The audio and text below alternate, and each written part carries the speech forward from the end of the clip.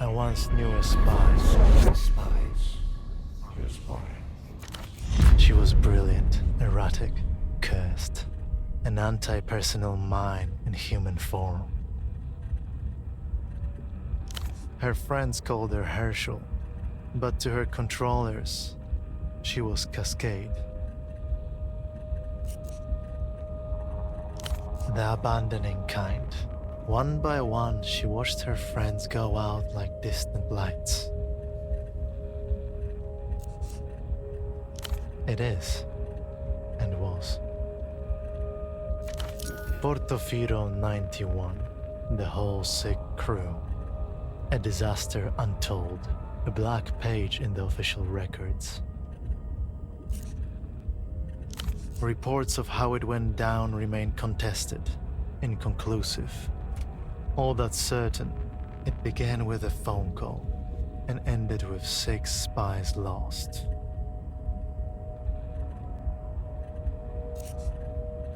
Some say she blew the network herself. Others blame structural factors or transnational capital. The rest just shake their heads as they look down on the smashed and leaking world. Some fool dropped it. One of ours, probably. She was recalled. They put her in the freezer. Forever. Most thought. 5 years passed. A little more of the world leaked out of itself. Cascade's controllers ordered her back to Porto.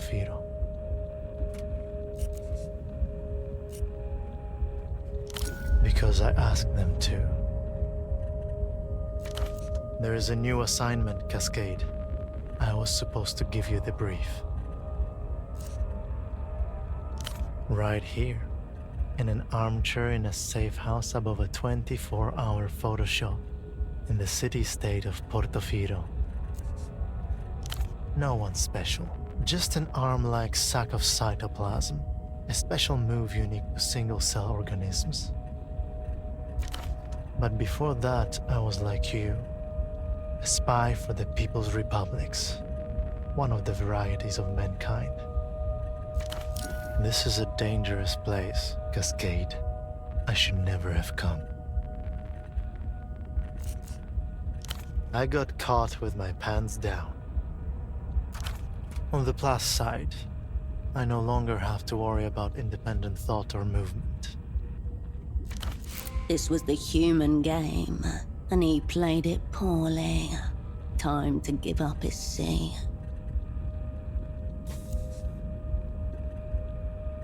We're not. This is all you. Conversing with your own mental projections, reconciling the dissonance inherent to your role, like you were trained to do. Just one of the neat tricks you've learned to keep yourself alive in theatre. There are many others still to come. Life is beautiful, cruel, full of hidden cues that I missed. Maybe next time. Don't blame yourself, Operant. Whatever happens has already happened.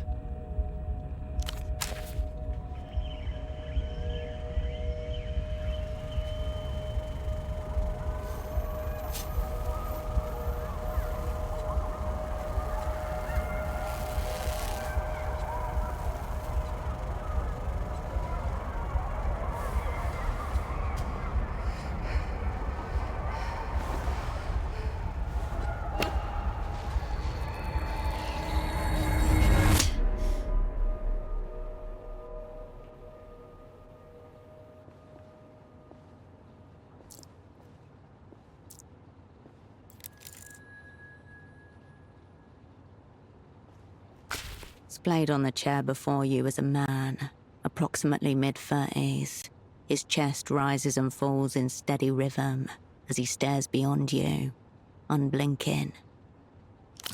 His eyes are fixed glassily on the ceiling. He's been like this since you walked in.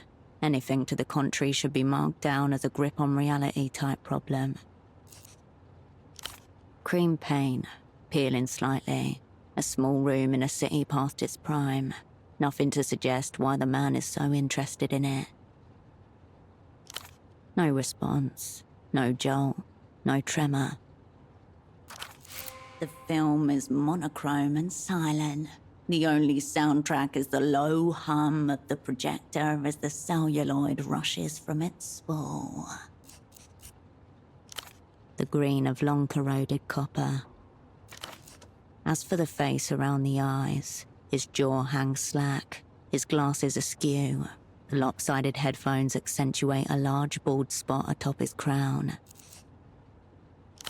Stiff-collared shirt, a snug brown jacket, and nothing below the waist but a pair of red briefs. As your eyes reach his feet, you notice that the man is also wearing 3 layers of socks, each slightly shorter than the one beneath it. There is no smell of alcohol, nor any open containers, no drug paraphernalia either, just a loose cord trailing to the stereo system. Like a cosmonaut's safety tether.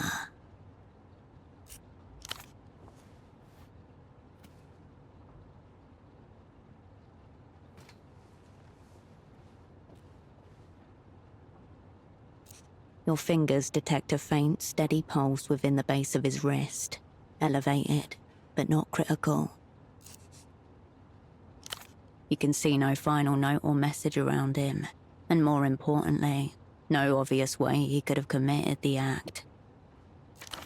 Maybe he learned he was to be paired with the storied operant Cascade, and took matters into his own hands.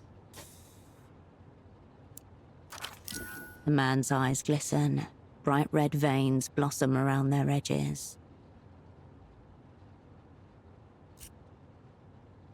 If so, you've walked right into it. Forces are in terrible motion, gliding like spirits across your plane of understanding. However he ended up like this, the result is the same. Operant lost. You wonder briefly how much or how little you owe him. A snail's trail of dried saliva glints on the side of his chin.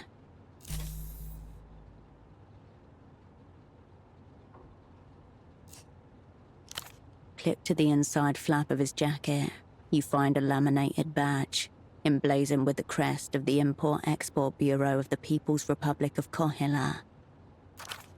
The name reads, Esteman T., Below that, a title, M.X. Lead Hosiery. Sock Merchant, one of the opera's most battle-tested covers. Wearing the wares for ease of display, an operant committed to his role. 3 other things of note: a slip of paper, a business card, and a rock-hard piece of candy.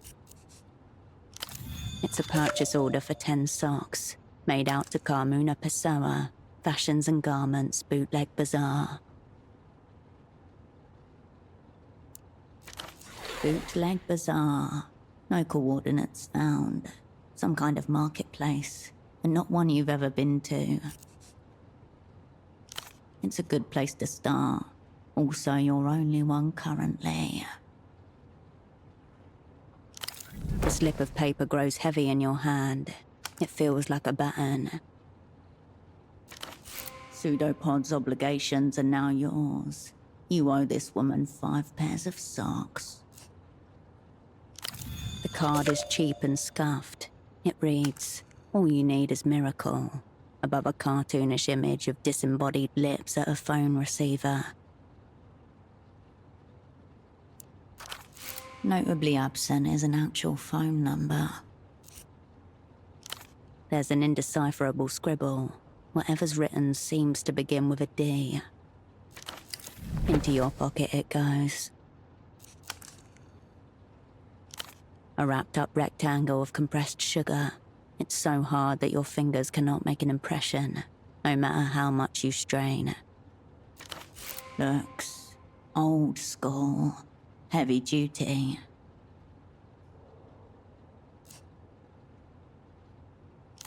The candy slips back into the pocket's depths.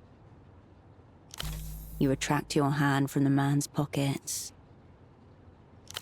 Your double didn't notice your arrival. He doesn't notice your departure either.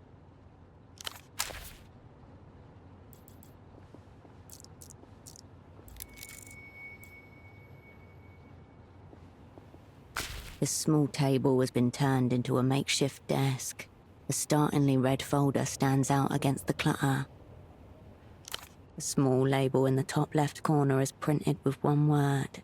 Your cryptonym, Cascade. The color reminds you of pomegranate.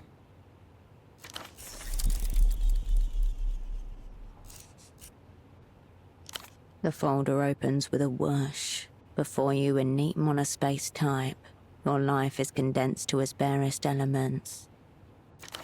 Name Will Kershaw, cryptonym Cascade, born Landau, former Republic of Mercia. Dependents none, pay class D2, years of service 14. All true, none of it useful just now. Childhood, bourgeois, typical. History of student radicalism led to persecution by monotheist reactionaries, fled to People's Republic of Kohila, embraced post-historical materialism. In short, born capitalist, reborn communist. Medical record, history of dissociative episodes and reckless action, gunshot, chest, retained bullet, 10mm pre-service. Sexuality, homosexual tendencies, unconfirmed. Suicide risk minimal, ideation only. End of list. According to this file, that's all there is to you. Appropriate to one whose entire existence is a forgery. There's another page behind this one. It's labeled Service History. A tingle in your fingers. Your head grows lighter as you approach the crash site.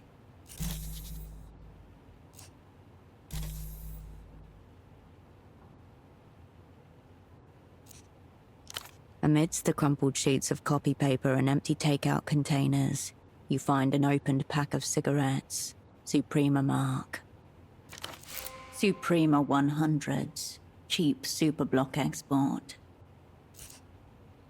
There are a few mangled filters in the ashtray. There's nothing outwardly noteworthy about this pack of Suprema 100s. It's like any other found in commissaries and corner stores across the People's Republics. You leave the cigarettes where you found them.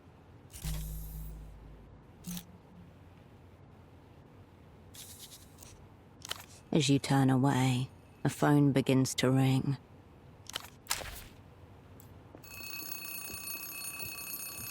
You pick up the phone. The handset vibrates in your palm. A peculiar species of static washes over your ear. The exquisite work of the magic box, one of the proudest achievements of the Opera's Technical Services Office. Half a world away, a familiar voice splits into 256,000 encrypted fragments before coalescing again by your ear. Please tell me you have good news. 5 years, 3 months, 10 days. That's how long it's been since her voice was in your ear. Operant Cascade, you made it. Your voice hasn't changed. We'll get to your problem in a moment. Put pseudopod on the line. You glance over at the man in the chair. You feel the receiver slipping from your sweaty palm.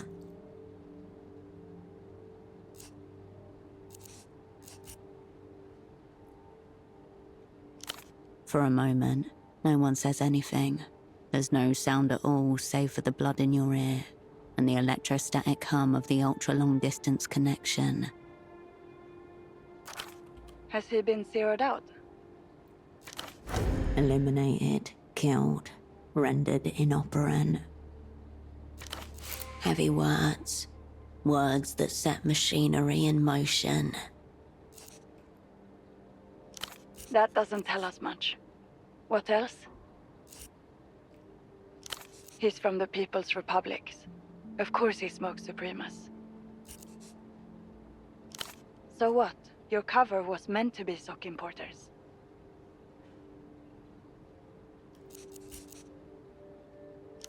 Okay, that is strange, but I don't see what it's got to do with his condition. Method espionage? Is that some sort of joke?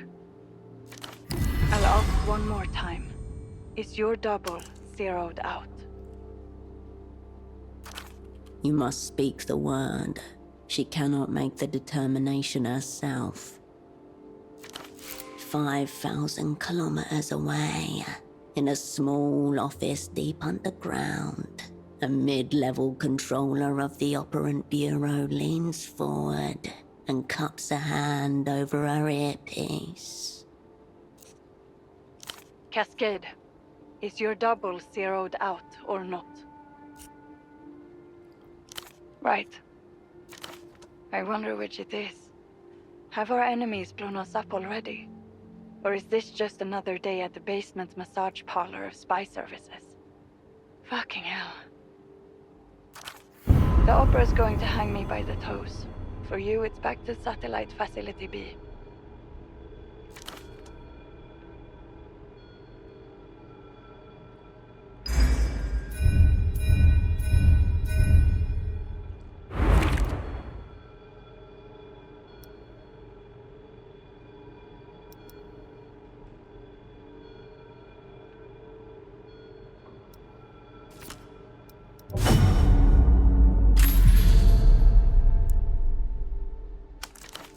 AKA the Freezer, the Opera's labyrinthine archival complex, where the old, useless and discredited are consigned until they're dismissed or die of despair.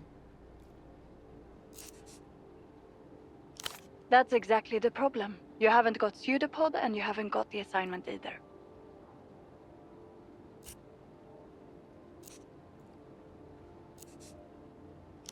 Listen to me. This assignment is over, effective immediately. The woman in the photo shop downstairs, Constance, she's one of ours. Let her deal with pseudopod.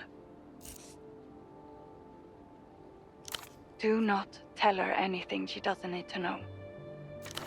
As for you, we need to get you on the next aero tram out of the city.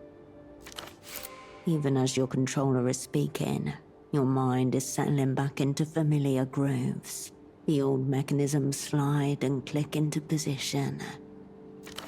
That numberless phone line may be worth investigating.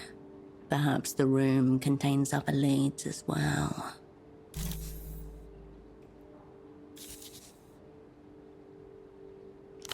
Let the photo lady deal with him. Your concern is getting out of Porto, understand? Cut the Mel stuff. We're talking about work now.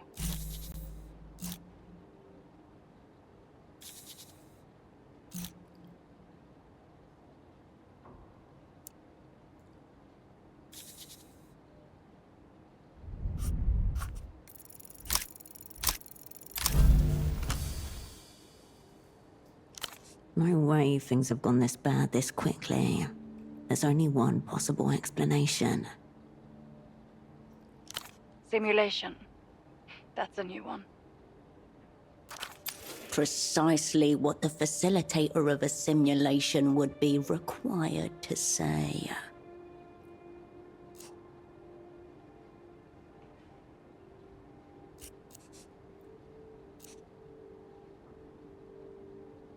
This must be some kind of maladapted trauma response.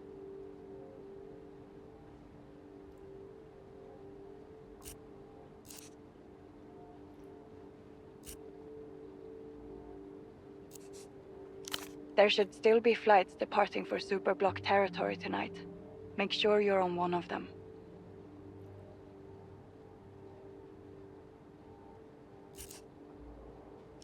That's great, because you're not actually supposed to do anything. This assignment is over. Get on the next tram. Then you're going to end up like Pseudopod. Zeroed out. Your choice. A click, and the line goes dead.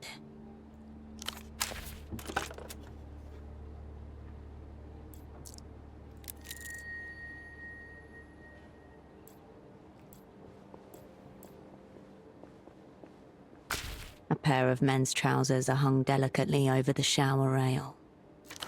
If Pseudopod's pants were attempting to flee the scene, they did not make it very far. Brown, shapeless, utterly unremarkable. The front and back pockets are completely empty, except for a few pieces of linen. One of the many mysteries concerning men's trousers. He was trying to smooth out creases with shower steam. As you turn away, a stray thought passes. They may never be worn again.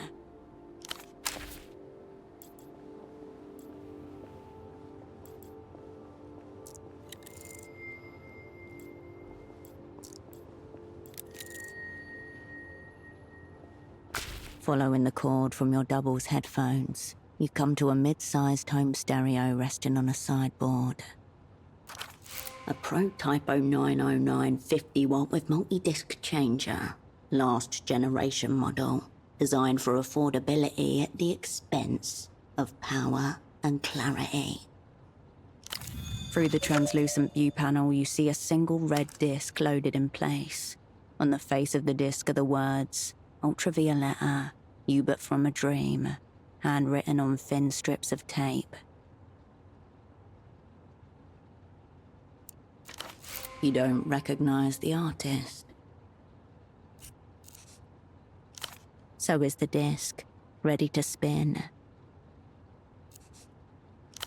The chunky button makes a satisfying little thunk as you push it in.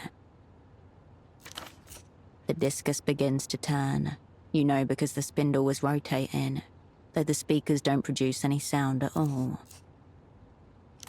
It doesn't appear to be. The disc is spinning the way it's meant to. An artifact of no substance onto which nothing of substance has been recorded.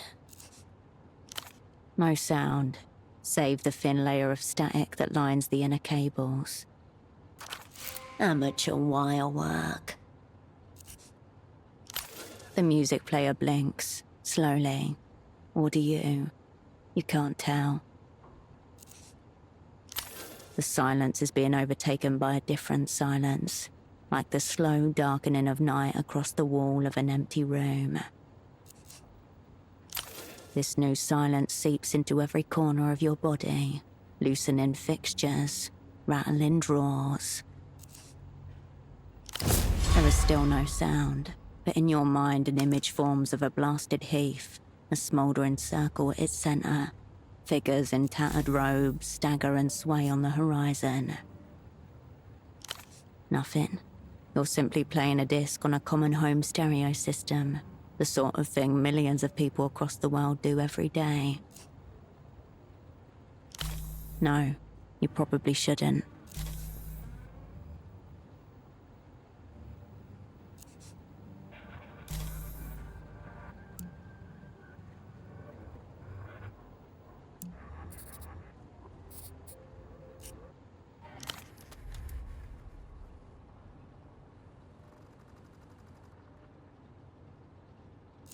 The static quiets as you reset the volume.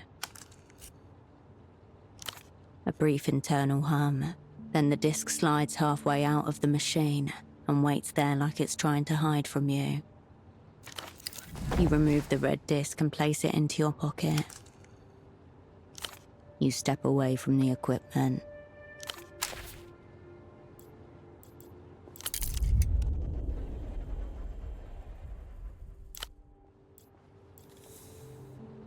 You return to your double's limp body. Breathing gently on his chair. He could be a sleeping child, but for the wide open, lightless eyes.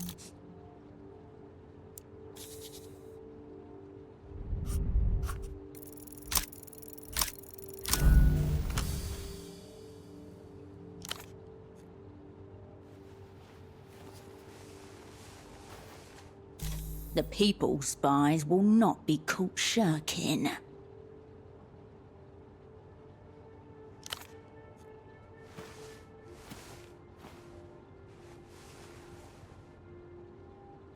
You grab him by his skinny shoulders and heave him upright, his head lolling backwards as he rises.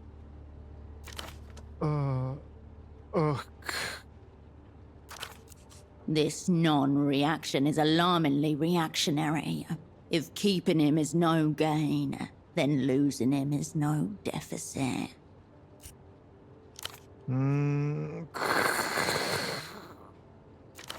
If there's any fucking going on around here, this man is instigating none of it.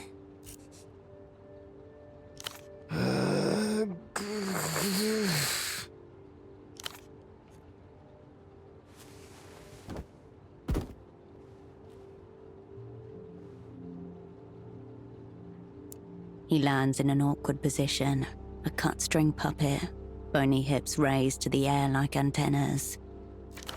There's your brief, operant. Flaunting a reactionary pose, further insult. Leave the brief hog where he lies. He does not respond, though if you didn't know any better, his deserted eyes seem to be urging you towards the bathroom. A drop of blood shines on his lip. He must have bitten his tongue on the way down. Out of his chair he looks smaller, more fragile, and deeply lost. Thousands of miles away, his mother flinches in her sleep.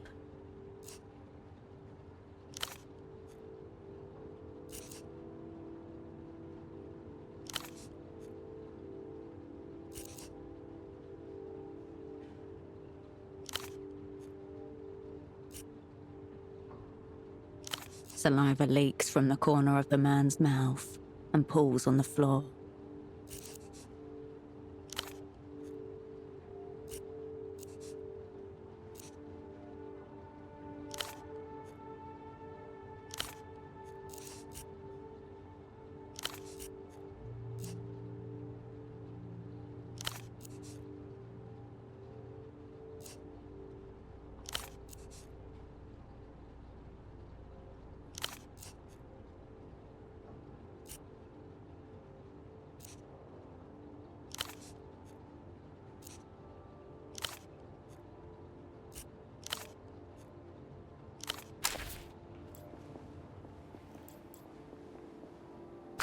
You return to the folded pants.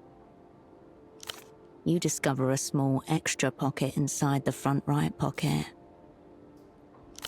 You slip 2 fingers inside and come away with a neatly folded sheet of paper. The page is notebook-sized and perforated along one edge. It reads, THA 7LES APR 032 WIFO 9W TBGFL W25. Half a cipher. The language of spies. You've carried papers like this, folded up and hidden away in secret pockets and compartments. Totally meaningless, yet no meaning can be made without it. Good to unlock a single enciphered message. You just need to locate the other half. The pack of cigarettes on the desk. You missed something about them. You leave the trousers as they were. You return to the desk.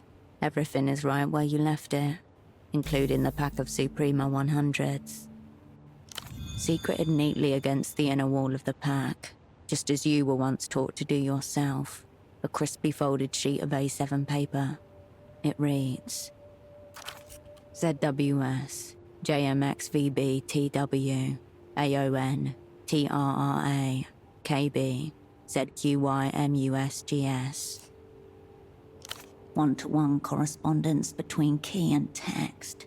This is a Rosetta cipher. Your heart skips a beat. The pack slides nicely into your pocket, as though it always belonged there.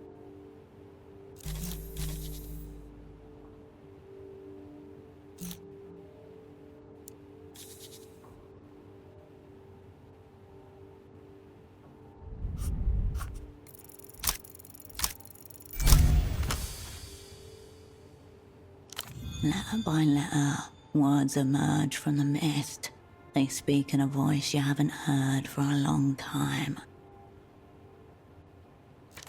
For Cascade, all will be forgiven. For Cascade, all will be forgiven.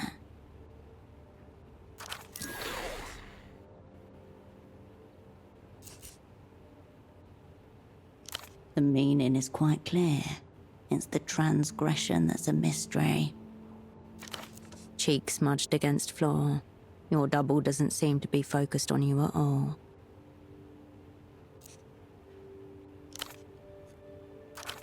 The day beyond the window beckons you outwards. There may yet be some forgiveness out there.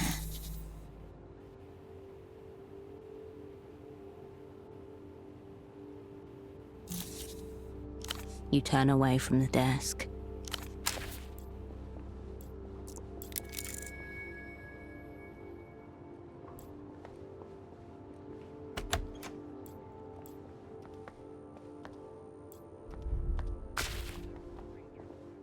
Enough! You're blacklisted. Take your sick little games elsewhere. Easy, lady. I just want to develop some photographs. I'm not trying to take your innocence. That's an interesting camera he's carrying. Professional class. No consumer model. Does that poor girl even know what you're up to? You have a wild imagination. A little photo should not count as a crime. It's not like it's a loaded gun or something. The woman casts a split-second glance in your direction. Requesting assistance. Whoa, whoa. Caught in a pincer by the art police. Not a good day for pursuing my interests. A crackle of recognition behind his eyes as they meet yours.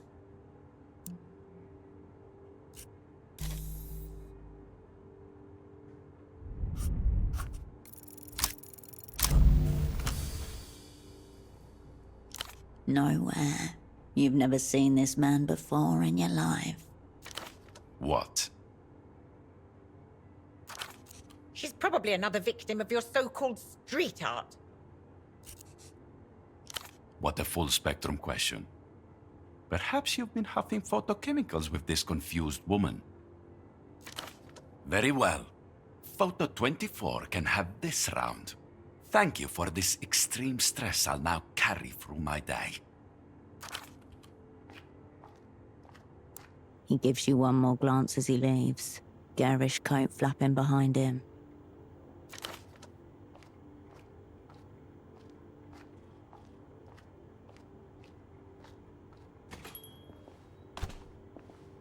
You get all walks in here. That was good of you to step in. Despite the flowy garments and artistic scarf around her neck, there is hardness to this woman's expression.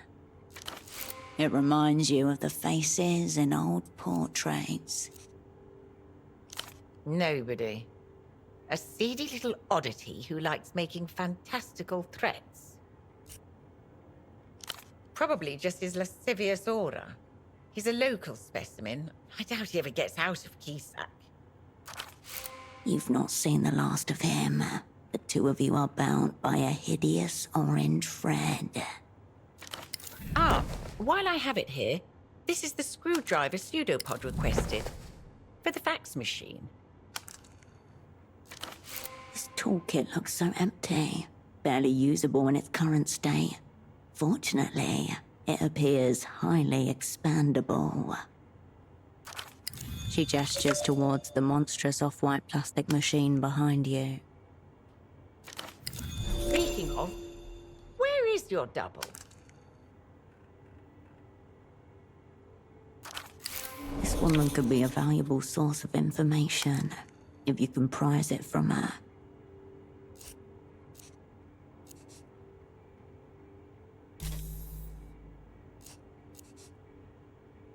No introductions necessary. You're operant Cascade. I'm Constance, of course. Special asset, liminal class. Making my debut with the Operant Bureau. She gives you a curt but respectful nod in return. Before we get into it, I want to make one thing clear. Just because I'm working for the opera does not make me some kind of communist. So don't even attempt to seduce me with your post-historical dialectics. Your double already tried his hardest. I'm here strictly for the espionage. No cause for worry. Pseudopod's been teaching me the basics of stagecraft. The only thing I haven't got up and working is this monstrous fax machine. She looks at you, awaiting instructions. It's that little amber light. It means out of order, and I haven't been able to get it to green, meaning in order. Pseudopod assured me this machine was a vital tool of communication, as precious to our work as the magic box we installed on your room phone. I'm telling you now, Operant. That's what's happening here. You've received all sorts of technical training, I presume. I would think getting a little light to turn green should be well within your powers. A dread beast humming with dormant power. A handless scribe. It just needs to be soothed.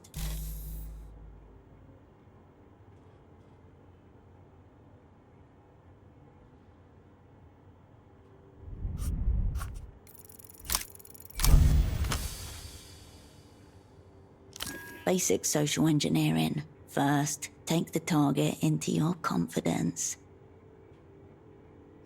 Her look is wary, but intrigued. 2, turn an admirable quality into a vulnerability. That's strange. No one said anything to me about a meta task.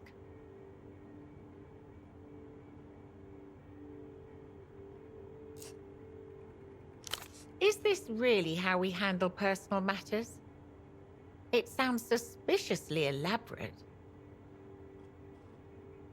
Ah, I understand. understand. This is a test to check our information security.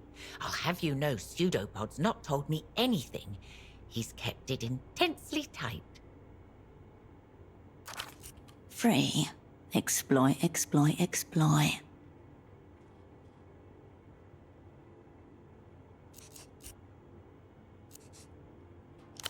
A wince. A knife prick she'll surely remember. Have you tried the bootleg bazaar? He was down there yesterday. The bootleg bazaar. That matches the purchase order you found on his body. It's where all the knockoffs and illegal imports come make their way into the city. It's only sprung up in the last few years. Part of the whole mania of all things Lusian. He said he intended to interview some of the vendors. I can't tell you what he was after, precisely. You can practically see it from the front door, due south, in the ruins of the old Essilk factory. Head west from the roundabout. If by some chance you find yourself in Party Alley, it means you've gone the wrong way. I hope you write Pseudopod a glowing report. From what I've seen so far, he certainly deserves it. Was there anything else?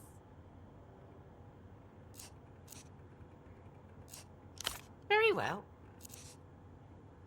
Forgive me, is this still part of the test? Shouldn't you be the one advancing thesis and so forth? A bit early for such a declaration, isn't it? You've only just arrived. She gives you a nod. I certainly don't. It looks flirtatious. Seedy business attracts itself. Try the Fogged Mirror. It's a bar just to the west, along Party Alley. Your old haunt, where you met with your former assets once upon an assignment. I try to avoid it, personally. What do you mean?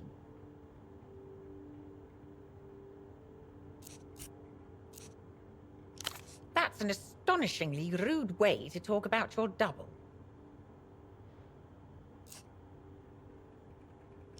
Oh. Oh, God. What do we do, Operant? It was yesterday, when he returned for the evening. He looked stressed, like he was shouldering a great burden. No, not depressed. Pseudopod was a very good teacher. He said it would fall on me to see after any operants who are incapacitated in theatre. I wonder, did he ever suspect he was talking about himself? Absolutely not. Nobody's been upstairs except yourself on Pseudopod. I can assure you, Operant. Oh dear, I could use a rag. I've never seen this before. What's on it? Meaning Pseudopod must have brought it here. No, I don't pay attention to all that. Music is very overrated in my opinion. Perhaps it's defective. I must say, it doesn't look like a regular disc like you buy at the shops. This looks more like a bootleg.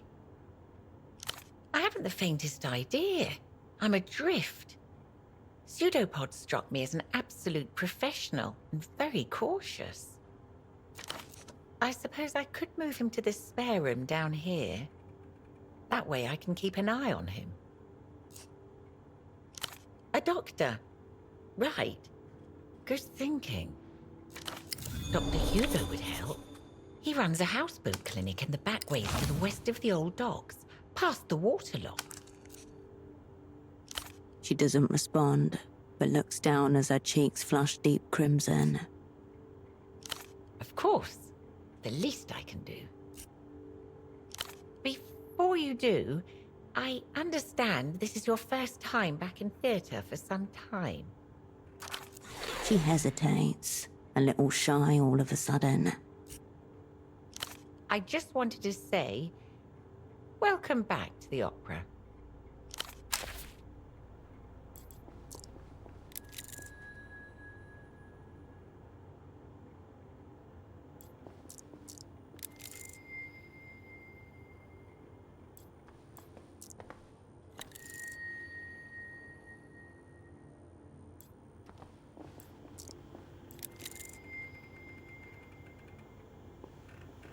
A humongous white block of office technology sits in front of you. It looks like a sacrificial altar made of plastic. Inside, mechanical parts are assembled in such a way that it can scream analog messages across huge distances. Image quality, and whatever remains of human patience. Your screwdriver makes short work of the starhead screws holding the side panel in place. You set them aside one by one and gently remove the plastic panel.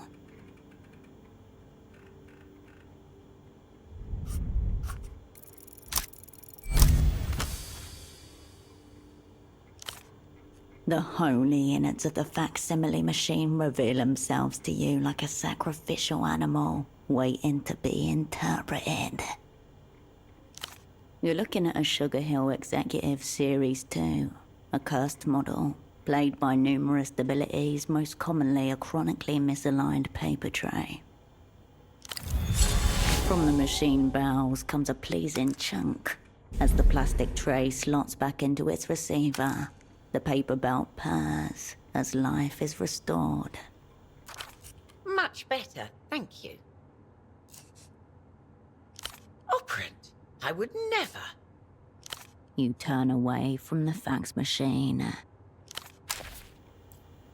The fax machine awaits orders. You turn away from the fax machine.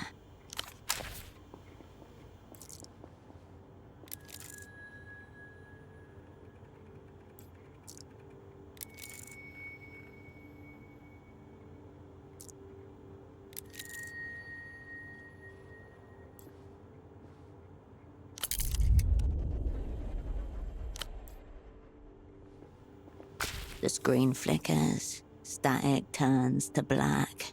A booming voice emerges.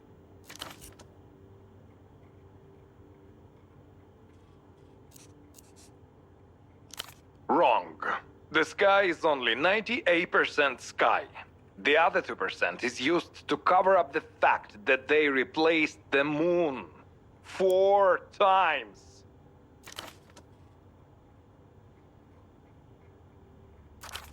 But they don't want you to know that. That's why they're coming for me. But not before I tell you the truth. The screen warps and color shifts. Between clips of the bagman talking, a phone number flashes urgently.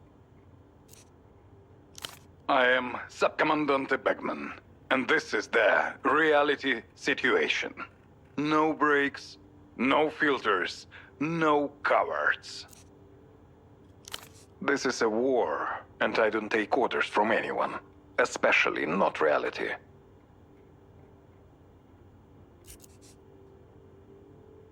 Above Bagman's head, the words psychic control grid scroll across the screen. I know about the Boers. I know about iodine. Laluze's invisible aircraft carriers, weaponized nostalgia, microbial microphones, lunar obfuscation programs.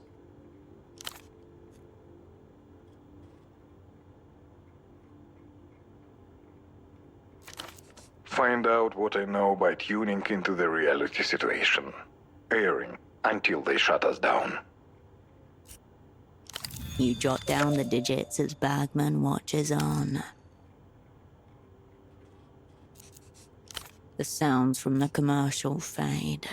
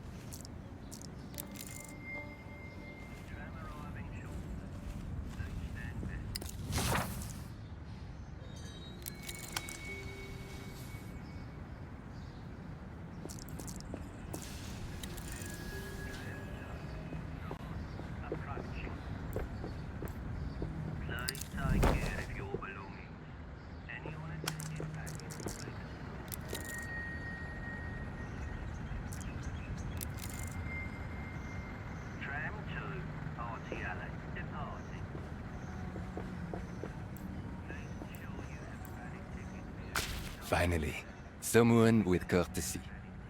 Do you know when the 9 is coming? A handsome man shifts in place, glancing over his shoulder towards the tram lines. Suitcases surround him. Simple. It's just over there.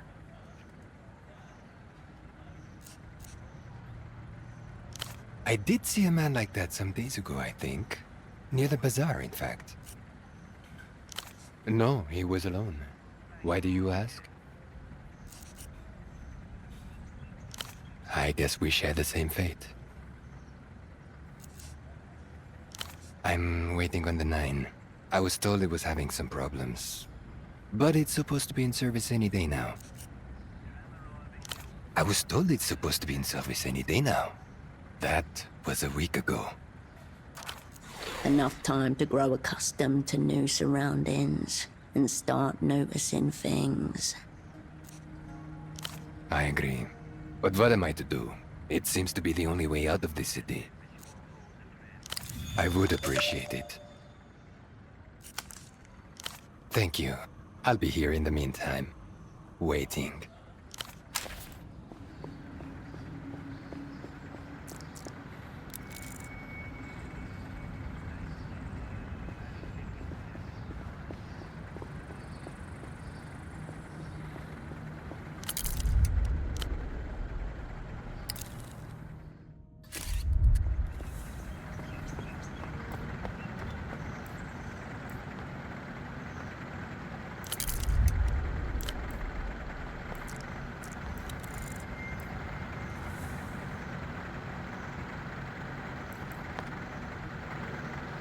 The young man leans back, his gaze slowly tracing your outline. Both of his eyes drift outwards, as if pulled by different horizons.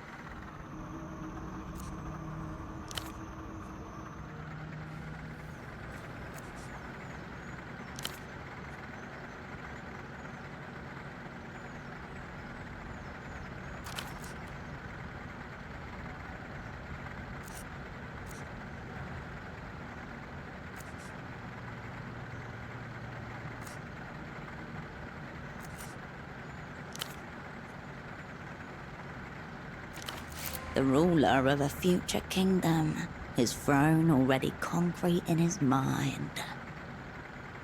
He stares right back, blinking slowly. A practiced calm, he knows how he looks and dares you to question the asymmetry.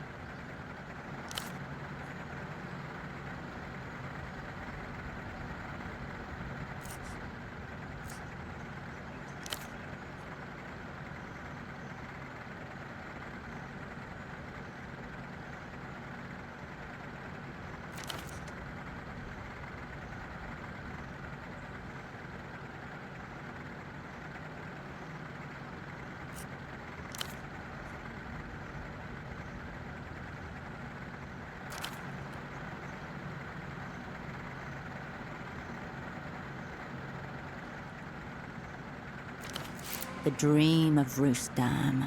For 80 years, there were no kings or bosses, only rotating councils, grain cooperatives and radio poets. As the developed world spread, the dream cracked.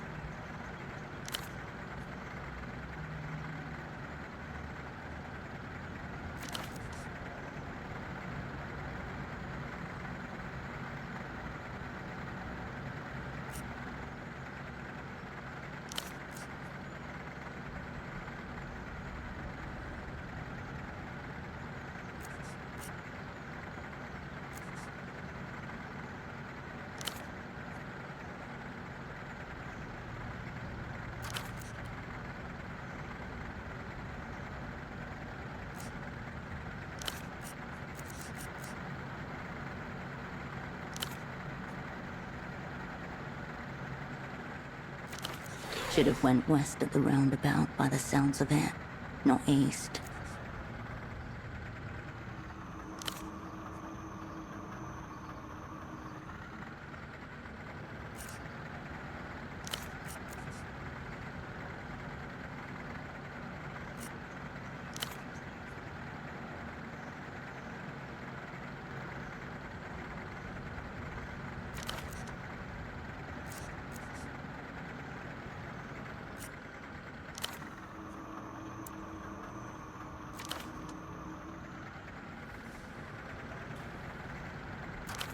Presented between his finger and thumb, a small but sturdy metal prong, a lockpick.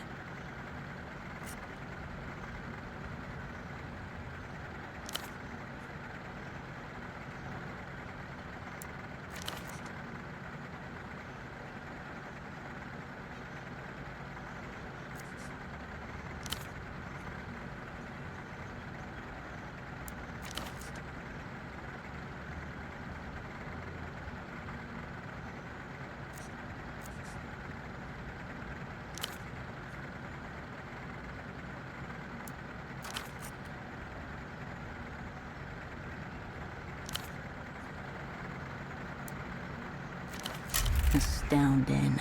Must have been harvested just a few days ago.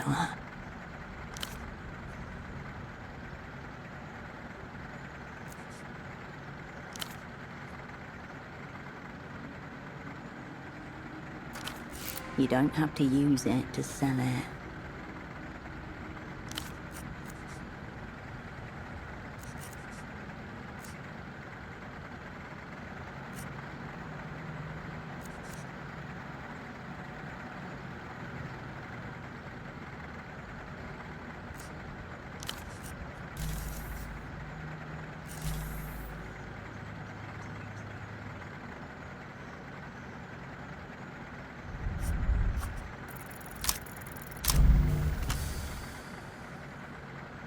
The only reason he stood here is to make money out of people like you. But what makes you so special?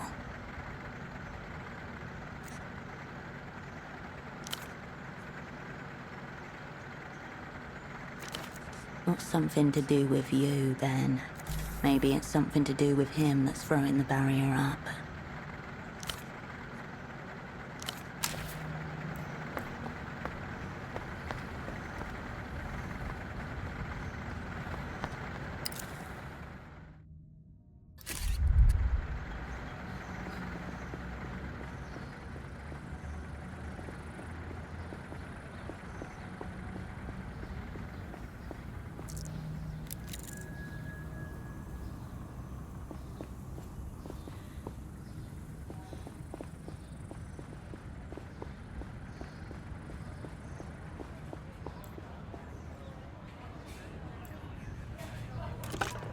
You pick up the payphone's handset. A dolphin emblem smiles at you, its eyes wide. The emblematic animal of Portofero's main phone company, Reno Tower. Your gaze wanders away. The dolphin doesn't seem to mind at all. Your finger depresses the yielding material. Up, down, up. Down. Sensual pleasure. You watch the dolphin pop back up, then squish again under the changing pressure of your finger. You lose track of time as you repeat the action. You do not yet have the number of anyone else in this city. There is only one, Melita, your controller. She'd only tell you to get on an aero tram back home again. A direct order which you have so far disobeyed. Whether you want it or not, the number is a lifeline to you. Always there if you need it. It's certainly possible, though any benefit to doing so is unclear. Don't start wasting your time with prank calls, Operant. The Reno Tail Dolphin eyes you expectantly. Hello and welcome to the reality situation. Before we begin, I just need to check. Is your line secure? That's a joke, obviously. No line is secure. Your thoughts, ladies and gentlemen, are not secure. Consciousness itself is tapped. The call is coming from inside the house.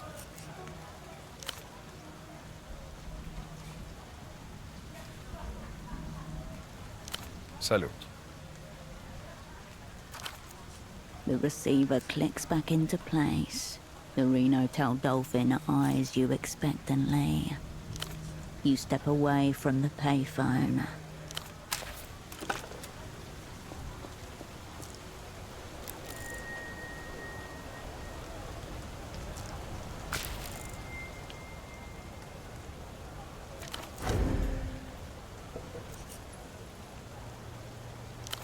A silk number 3, the old silk factory, once the pounding heart of the city.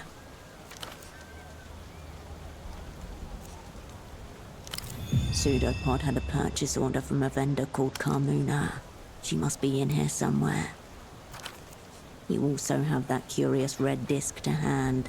A media specialist could likely tell you more.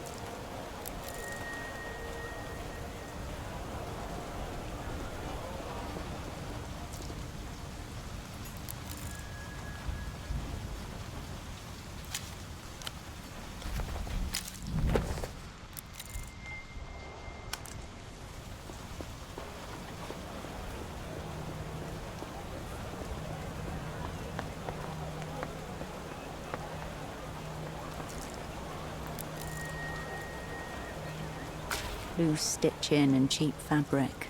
The odd cotton hemorrhoid erupting at the seams. Their pelts are damp and shiny with rain. You expect the smell of wet dog. There is none. Soft animals, mostly stylized blobs with little regard for real anatomy.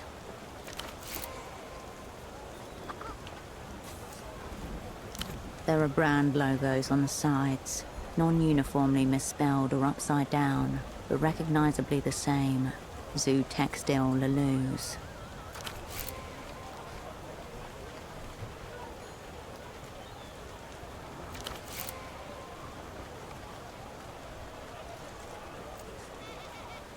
Boneless flesh bound in impossible colors, twisted into seductively pleasing shapes.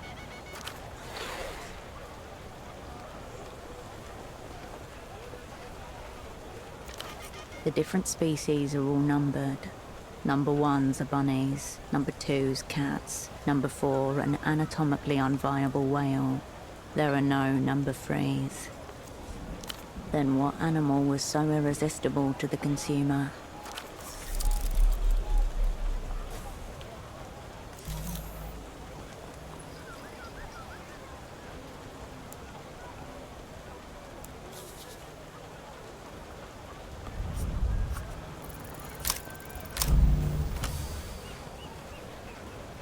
You look all over the flowing pile of animal humiliation. Not one of them is labeled number 3. Boring, uninspired, obvious.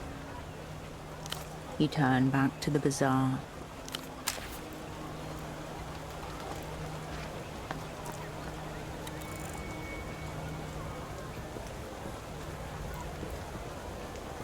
A cosmonaut suit, a relic of Project Autonomia.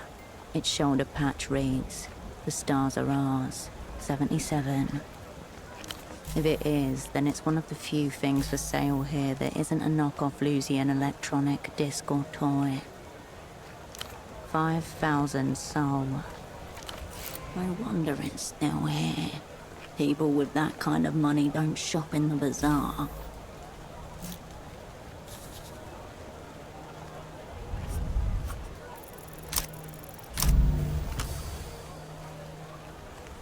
You try to remember something of astronomical significance happening in the year 77, but all that comes to mind is that was the year you were asked to leave ballet. You told your mother you left on your own. She said she was embarrassed to raise such a terrible liar. None of this has anything to do with space, though. Your focus widens back to the bazaar.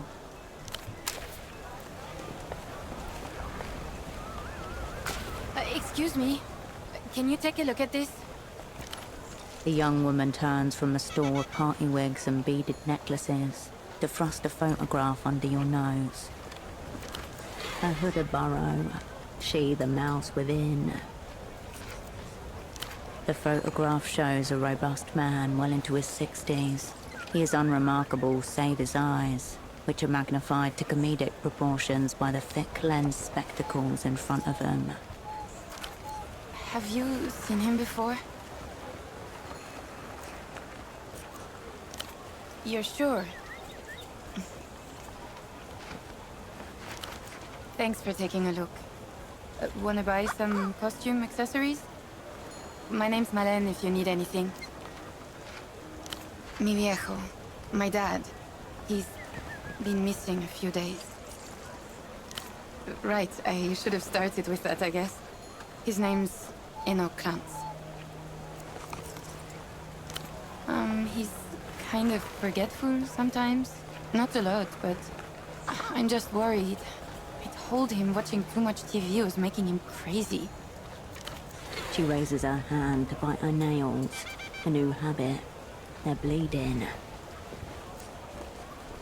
No, I mean, that's the most likely scenario, right?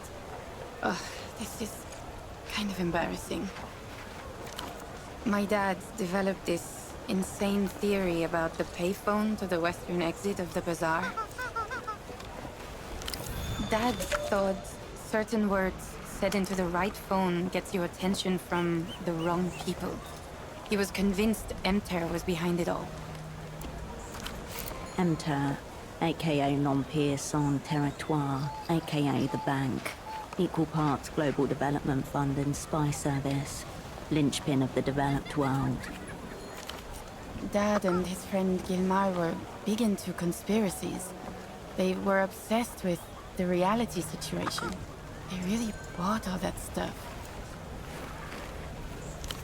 Bagman did an episode on them, and so Gilmar started following random people, thinking they were from the bank. Not long after, he roped my dad into it. Guys in expensive business suits, usually. Foreign accents, verbally abusive, and tight with their money. Except when it comes to treating a client. Normal rich guy stuff. Hitting up the bars and shouting abuse at the local drunks. And then they disappeared into penthouses where they couldn't be followed.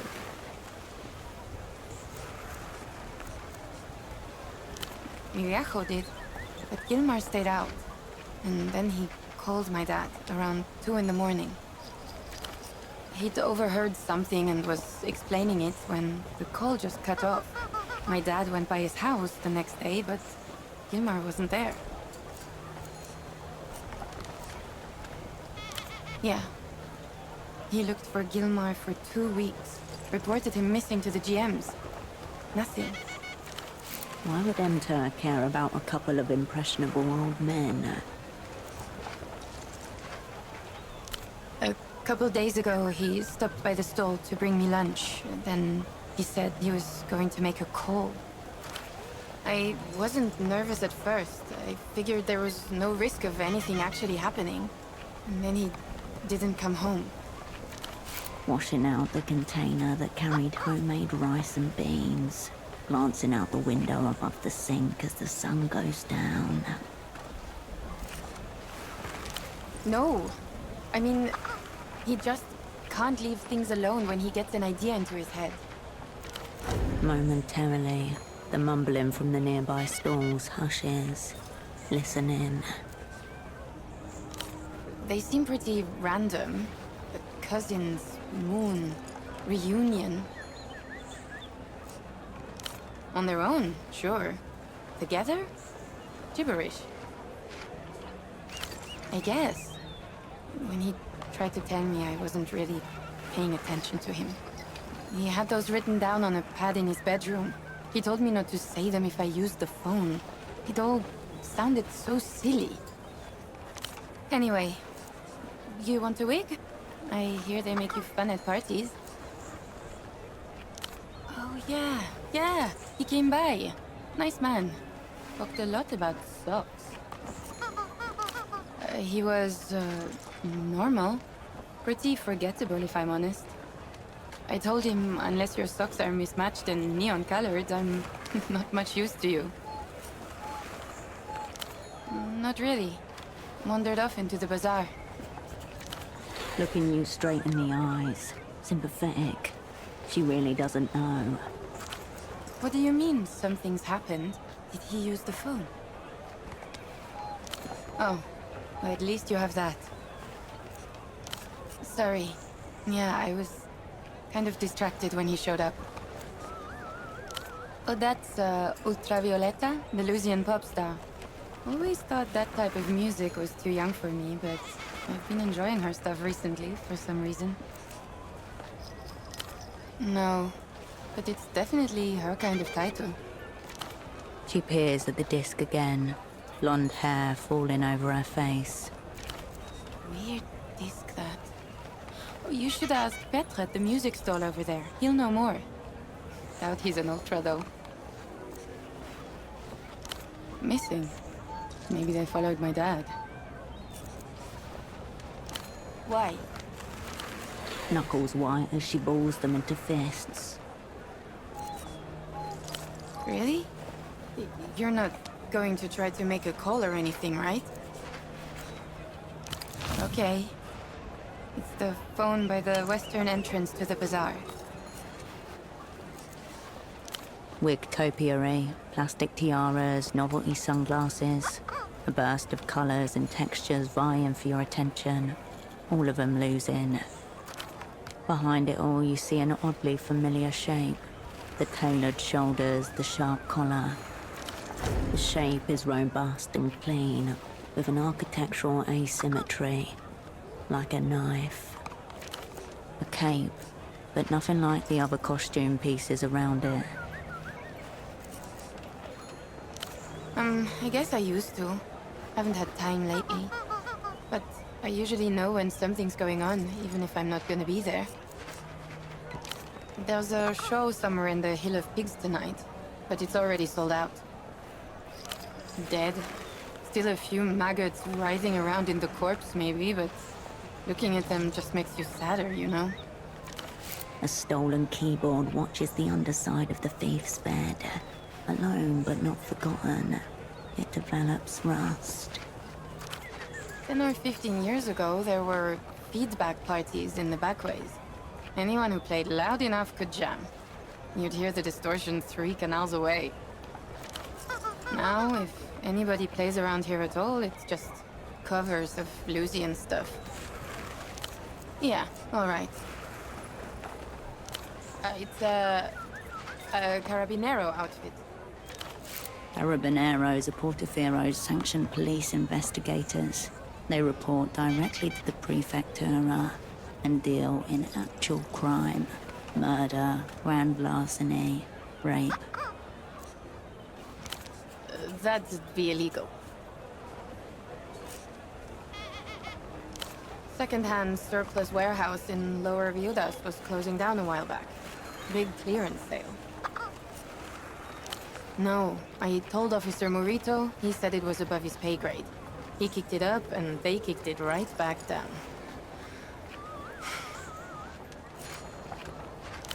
Yeah, it's for sale. The whole set's back here. Just let me know if you're interested.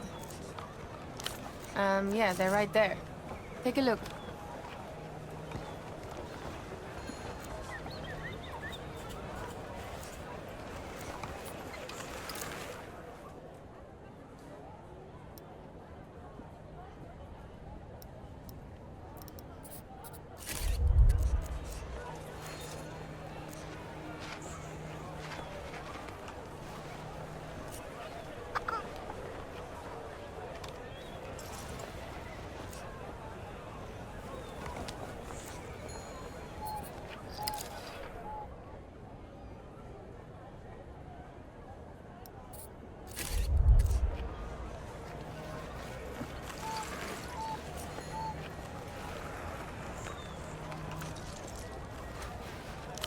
Fair warning, wear those too much and they'll give you a nasty headache.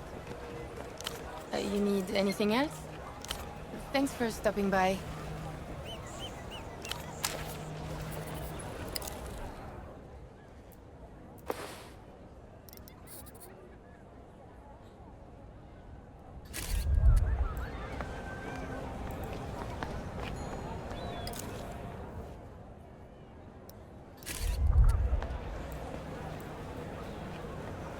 Bagman gestures wildly on the television screen. This is the ad for the reality situation you've seen before. The sounds from the commercial fade.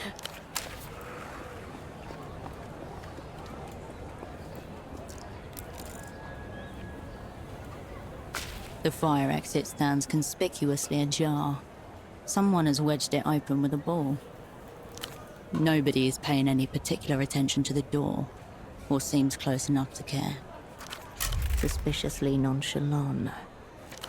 They're just going about their days. It's a pelota ball, the local variation of handball. Pelota balls are not designed for use as doorstops. Someone has elevated this ball to contraption status. It's just a ball in a door. A dark hallway. At the opposite end, you can just make out the bottom of a metal staircase.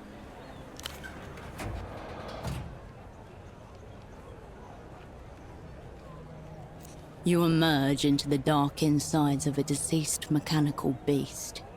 The only light comes from above a set of steel stairs, which you alight carefully, gripping the cold railing.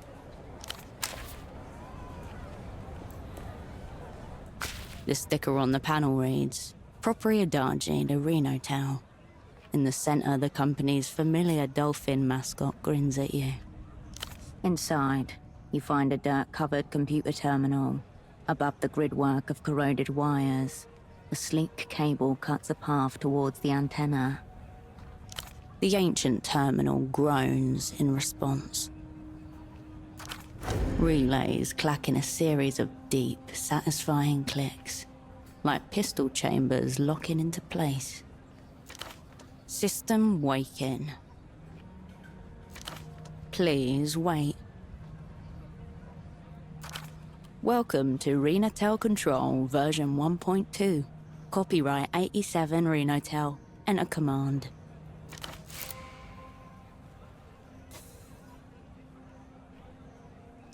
That's a text cursor, and it's waiting for your input. When you type in a sequence of characters it recognizes as a command, the machine will react. The artery before you connects to every device connected to the Renotel wireless network. The text cursor highlights the blank space where your command should go. Ask it. You step away from the distribution box.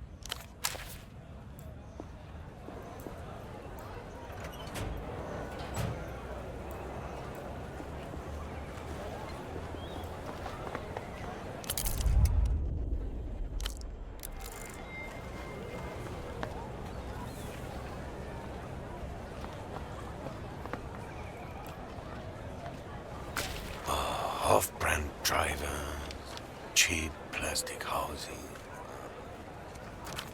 The man gazes down at a crate of cartridge discs, eyes narrowed, lips drawn. Veins rise like old roots beneath his thin skin. Mass-produced excrement. These animals pleasure themselves in it. Collectors, art students, tourists, tote bag owners, the whole dim herd. You see this? Each one guaranteed for 10,000 replays. Obscene. No one will ever get it the way he does. I'm talking about cultural ephemera. Speciality. But, as you can see, I spend my days backed into a corner, hopelessly outnumbered by the dead-eyed horde, dreaming of format-assisted auto-annihilation.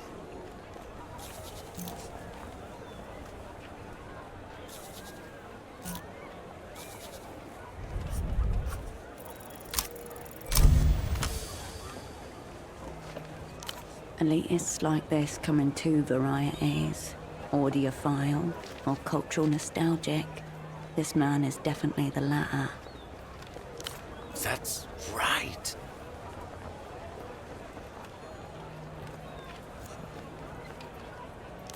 Most people can't tell the difference between a base pleasure and a higher one. Imaginative faculties dulled by senseless repetition. Forgive me, friend. I'd mistaken you for a common replayer. This is the highest compliment he's paid to anyone in months, maybe years. Too much to ask, I expect, that you're a fellow Einzeltone aficionado. Einzeltone, no entries found, and no point trying to pretend. One of a fast-fading few. Go ahead, browse away. My name's Petre. If you need anything, I'll be here, lamenting what's left of the culture. The vendor's eyes narrow behind his orange lenses. This is a media store, not the missing persons division. Bother one of the GMs with questions like that. The Guardia Municipal, street cops.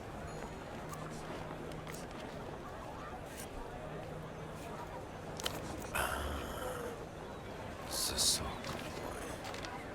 Dialectical-looking glasses, air of advanced virginity.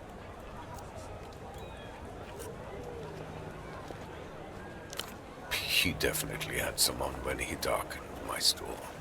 Small mercies. Yes, he came by here. Little communist lost. Adrift among the many wonders of the free market. You see him now, eyes wide, reward circuit shorted out by the cut and thrust of commerce. Well, viewed it might be a stretch. Let's just say the man was definitely mobile. Your dialectical friend mistook himself for some sort of big money businessman. He wanted the bazaar to import superblock hosiery. Socks to start with, but there was talk of cotton tights, even stockings if the venture took off. Making inroads with his persona, competent in theatre, at least for this period of play. No. And to be honest, I wouldn't have wasted the stock. He seemed immune to music.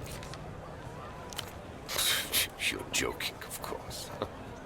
He didn't even know what a velo disc was, let alone an Einzeltone.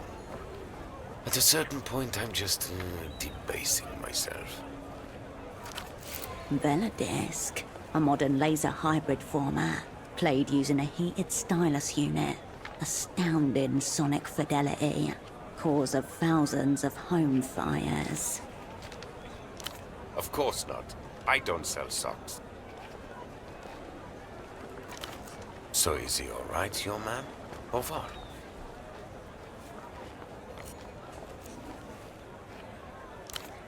Yes, yes. We are all so well intended. The vendor gauges you behind his colored lenses, tongue skimming teeth. All across the city of Petra, there is silence. People peer out fearfully from the slivers between curtains. I'll be blunt. Are you with the Weeping Eye? The techno-fascist secret police of Lelouch, dark subconscious of the state, specializing in old-school, ugly methods. Not immediately. Could be a cheap knockoff, though. The Weeping Eye sheds many tears, as they say.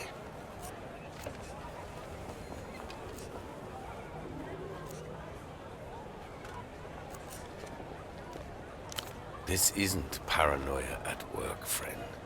It's terminal realism. My point is, your colleague was asking questions. Now, something's obviously happened, and here you are, also asking questions. Given the current climate, no one wants to answer these questions, least of all, me. I'll tell you what I told your sock friend. Speak to the boatman down by the vest docks. He's the one who knows the underground goings-on around here. We're just the vendors. The cool one.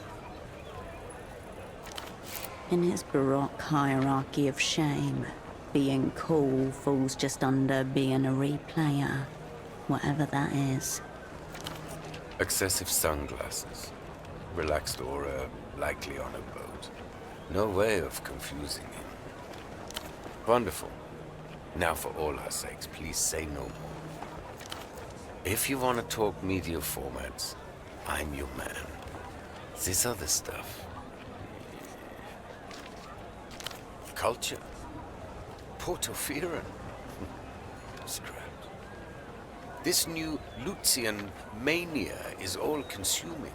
Nobody wants anything that isn't techno-fascist trash, including, apparently, their own souls. Yes, well, I'm sure it must seem that way to someone from the jungles of wherever you're from. Anything we once had has been consumed, overwritten, digested, and shat out by Luz. And the worst thing is, we know it. We just don't care. The culture blockade was designed to prevent this. But now anyone with the wits to create anything new just spends their time devising ways to get past the signal blockers and access Lucian drivel. Whole thing's a myth anyway. Failed project. Most of the crates I get from Luz come stamped by the Ministry of Mass Culture. They want it all out there. This merchandise isn't smuggled at all. They're government sanctioned from the Lusian Cultural Ministry. That would be preferable to the truth of things. There is no politics to it that they can see. They just want something they can idiotize themselves with. You'd think we had run out of brick walls. Provincial, but honest. Silk. Sad national poetry. Music, the same kinds they play in the so-called developed world, except a couple decades late and desperately effortful. Incapable of competing with Lusian media on the most basic neurological level. Yes, exactly. Nice. That's why I'll be here. Enjoying the front row seat to the downfall of culture. That is my punishment. Wonderful. We can share snacks. Financially tolerable. Morally abhorrent. Every day there's new format, category, each one more depraved than the last. Of course, I can't say that out loud. Customer, you know? He says it to everyone. Well, there was a certain period in the early years of Porto independence when everybody on this cursed island was holding their breath waiting for La Lutz to invade. But nothing happened. Instead, a few years later, the radio signals began coming in. Pop music, radio operas, later television shows. Accidentally? Oh, no. Those signals are pointed directly at us. I can't be sure, but I have reason to believe the media they let reach us isn't even the same one they broadcast to their own people. It's made for us.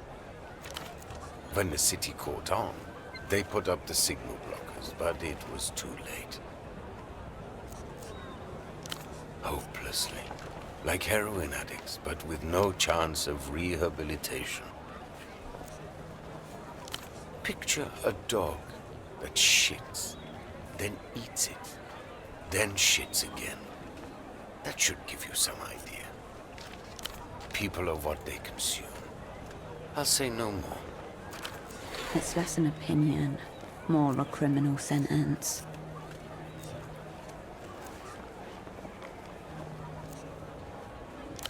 The world is what it is, my friend.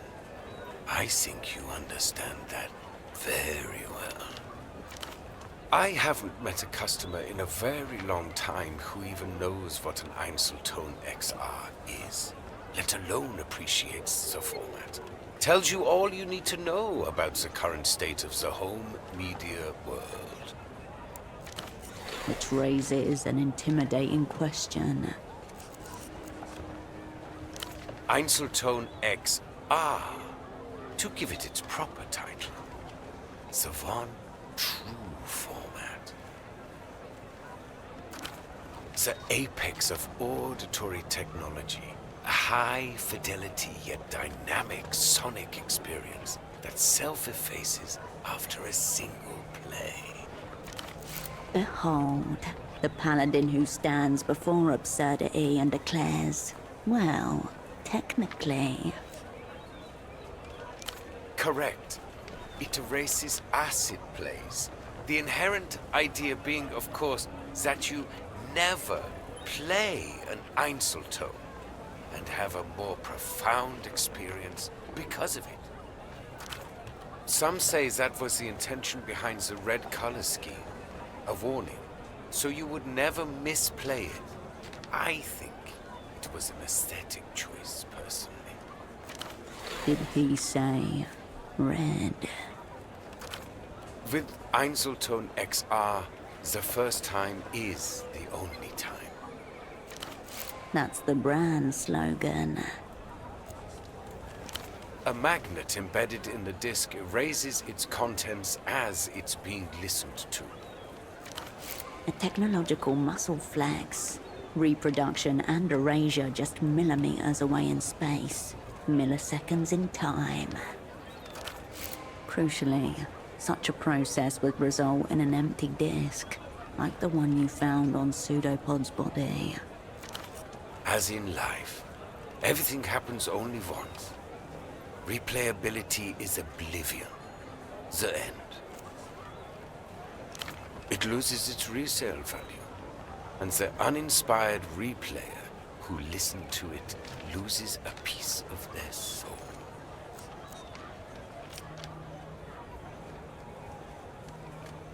Would propping your dead grandmother up and trying to have a conversation with her corpse cause psychic damage? Of course it would. Unless you were a monster. Irreparable.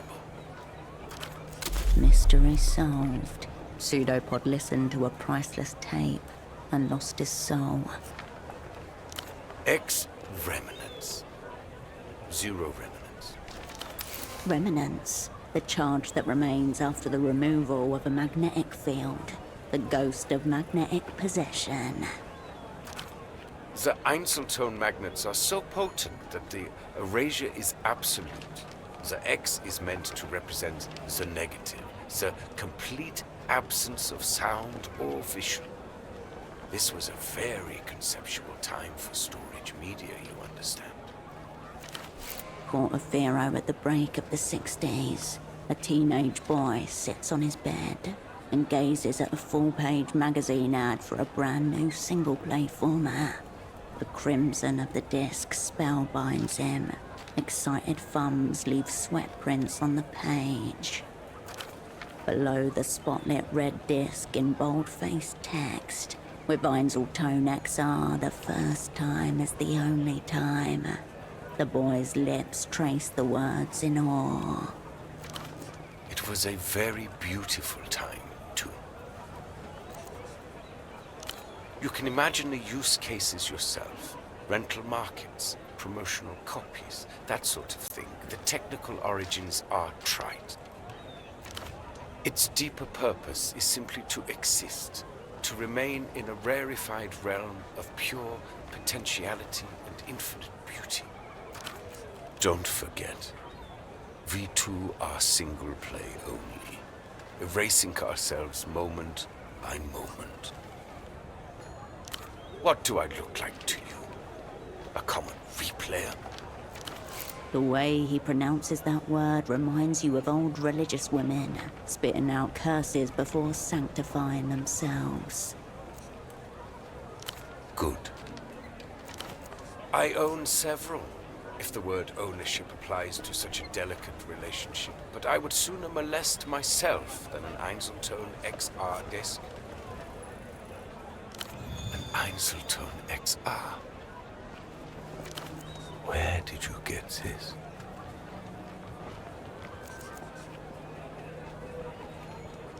Oh, you'll know when I kick off, friend. I might take a few of you with me. Einzeltone hasn't been available to consumers for a decade. A disc in good condition is worth thousands of sol to people who appreciate its wonders. You played it? And what? You thought to defile a corpse a little more just for fun? I expected better from you. Better they recalled them all years ago. Better a mass manufacturing fault than this, to save them from this humiliation from being passed around like... The vendor deflates before you. I'm sorry. Talking to the Einzeltone, not you.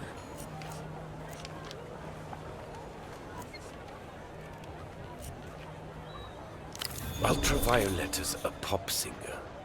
Degenerate, Lucian electro-dross. There's a new fabricated star every day, it seems, but she's the top of today's pile. As for the title, probably the works of a brain-dead marketing committee. The fact that it's committed to Einzeltone suggests it's some kind of promo copy. Some new advancement of degeneracy from across the Nos Corrientes. Of course it's real. You can't bootleg an Einzeltone. Another of its enduring qualities. This ultraviolet has gone missing at the moment. Kidnapped by counter-fascist radicals, whatever that means. Lucian marketing plot, if you ask me. Could be the work of the militia Ruben Rouge, extreme communist fringe group. They've ransomed public figures before.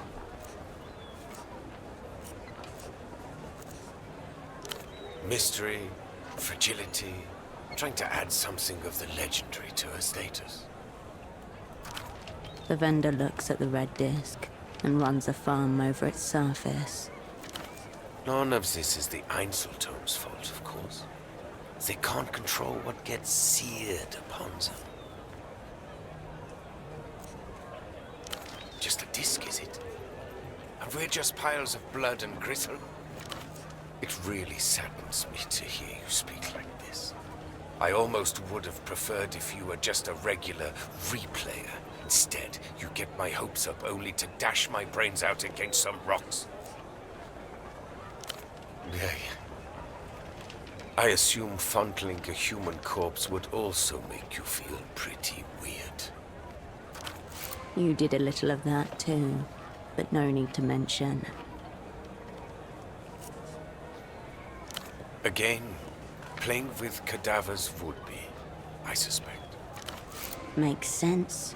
Forbidden media, desecration of a tomb, the broken seal. You seem to have misunderstood my soliloquy. It's done. No más. The beauty and the tragedy of the format. I hope you dispose of it with dignity. I think a private ceremony would be most appropriate.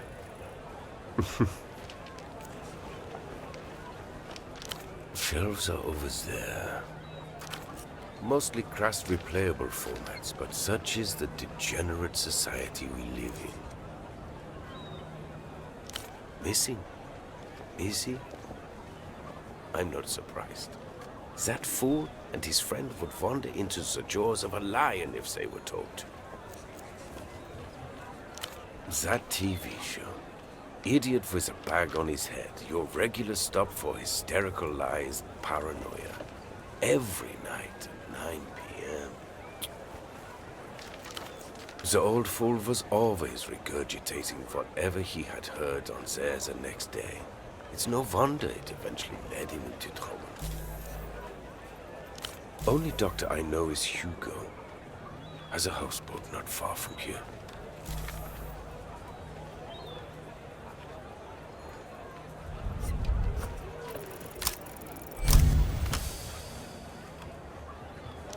Nothing is ever truly gone. Everything leaves a residue. Everything with a charge can be summoned back. I'm afraid not. The format is near obsolete. Einzeltone is the past, yet it contains the future. How exquisite. The vendor recoils, as if you just spat at his feet. So, your question is, Petre, how do I reanimate a corpse? You should speak plainly then. I'll be honest, the thought is so disturbing to me that I've never entertained it before. But theoretically... Breach warning. You are now hacking the firewall of techno-philosophy. You would have to repolarize, re-remnants processing, probably a concentrated magnetic flip, neodymium grader. It would involve some custom gear, no doubt, but my answer to your distressing question is yes. I think you could. Recapturing something that's already gone? Hopeless, I think. And grotesque. Don't ask me about this again. I feel unclean. You'd like to hear more?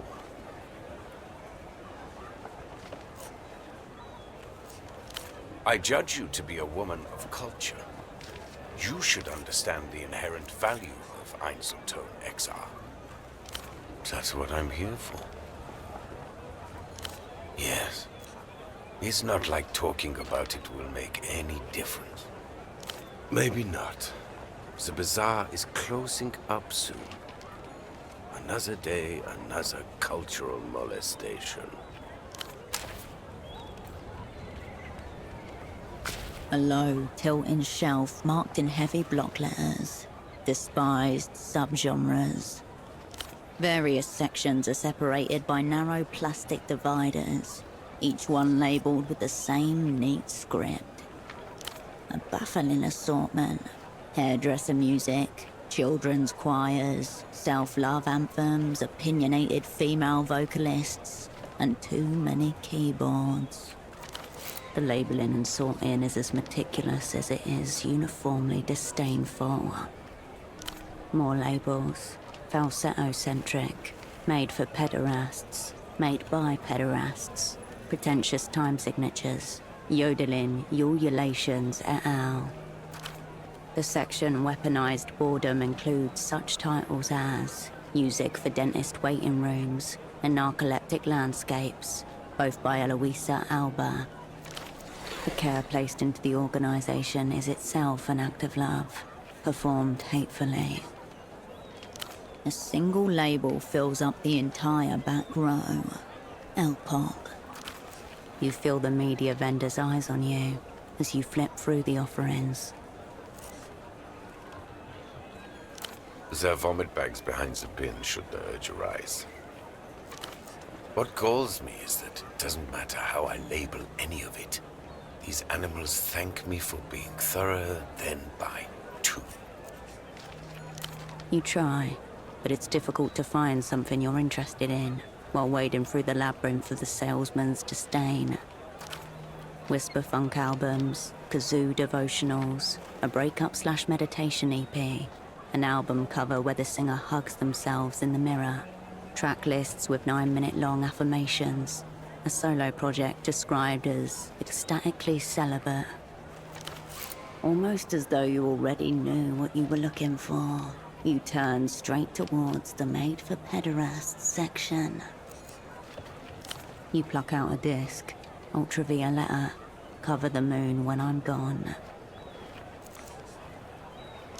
And what exactly would you call adults who fawn over dolled-up starlets too young to even own the rights to their own music, huh? Don't tell me you're one of them.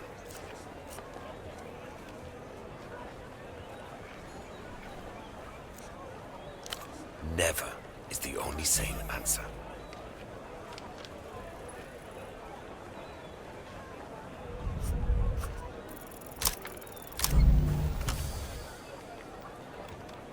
It's like there's lead rings weighing down your fingers. You can't even bring yourself to properly look through the bin. Derivative, inane shit. Made for nobody. What are you even doing here? Do you understand now?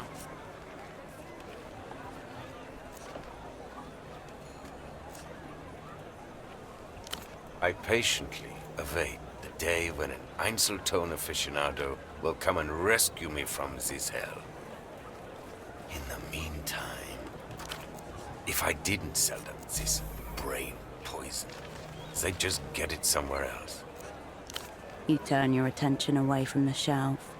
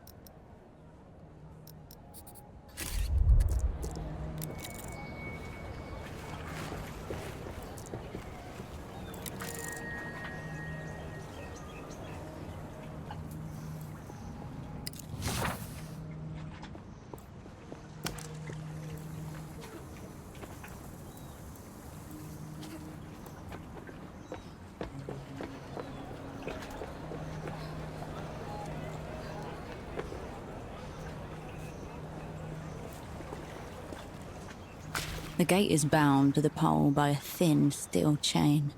The gap between leaves little room for passage. Only ghosts can pass freely between such crevices. Rust speckles your fingertips. A system compromised at the subatomic level. You push the gate. The metal creaks, but it doesn't move. It's held fast by a rusty chain.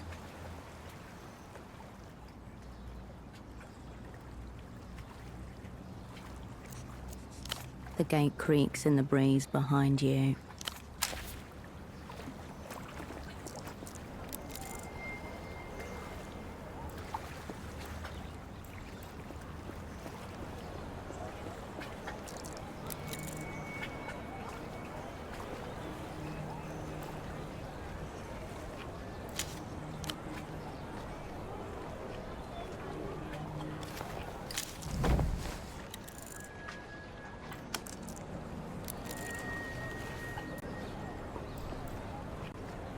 Especially good pieces today. Many wearable items.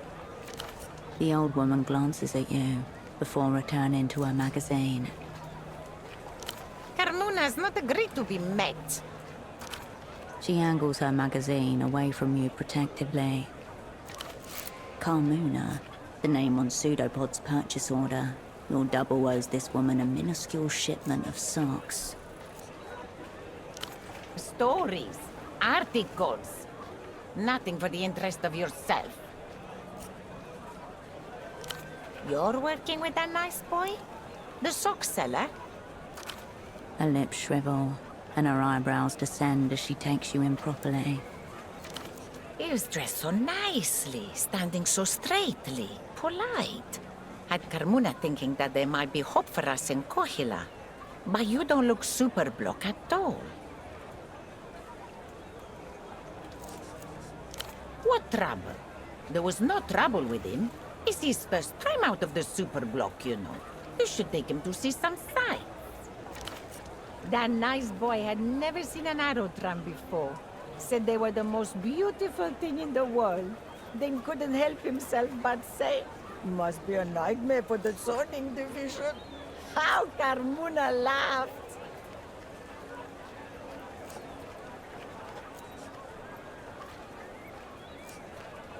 What nonsense are you talking? If you've lost him, he's probably just avoiding you. Doesn't want you arming his sails, yes? She focuses her attention back towards her magazine, careful not to let you see inside. Carmuna would help, but it's a busy day.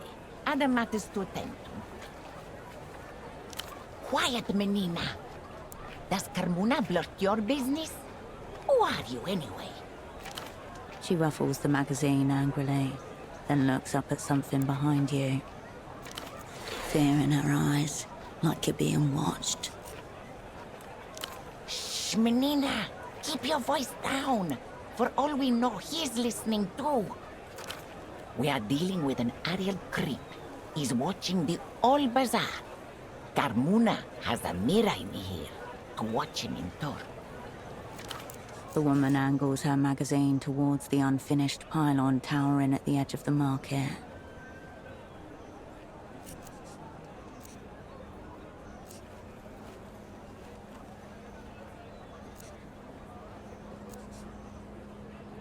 Let them come, Menina. Carmuna prefers soldiers to spies. Used to give him what for whenever we made eye contact, but he was unmoved. Very suspicious. He is creeping, keeping watch on behalf of Polaris knows who, monitoring our ways. He's spying our comings and goings. Carmuna will tell you all about your nice boy if you go find out why. Be careful, Menina. Don't mention Carmuna. Go through that gate just south of here and keep going down. You'll get to him. Carmuna sees this magazine. Locked? Well, go around. Up the stairs, then to your left, and down through the docks. No time for chitter-chat, Menina. She focuses on the mirror in her magazine, unperturbable. She looks sideways at the disc, shakes her head. It's a disc. Ask the stall owner with the disc, not the stall owner with the clothes. Yes? Take a look through the rack over there. No lice, no rips, no patches. Bazaar's closing soon, Menina. Don't forget to check the racks.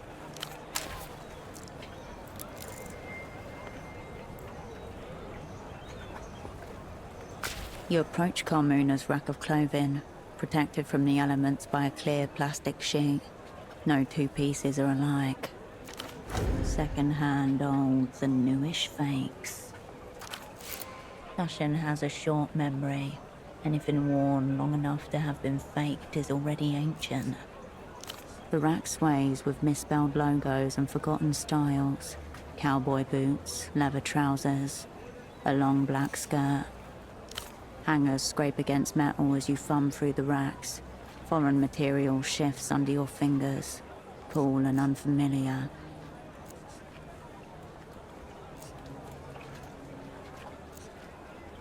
The rack sags a little in the middle. You turn away from the rack.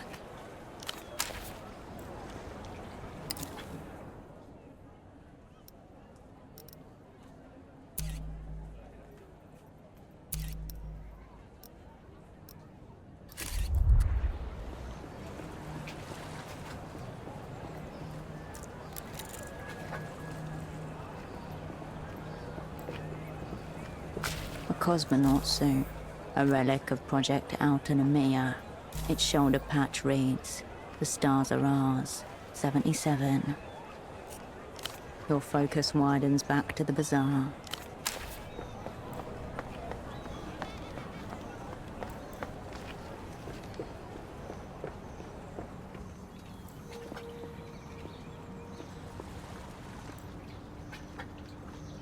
Refreshments are lined up like brightly colored soldiers, neatly regimented behind coiled springs.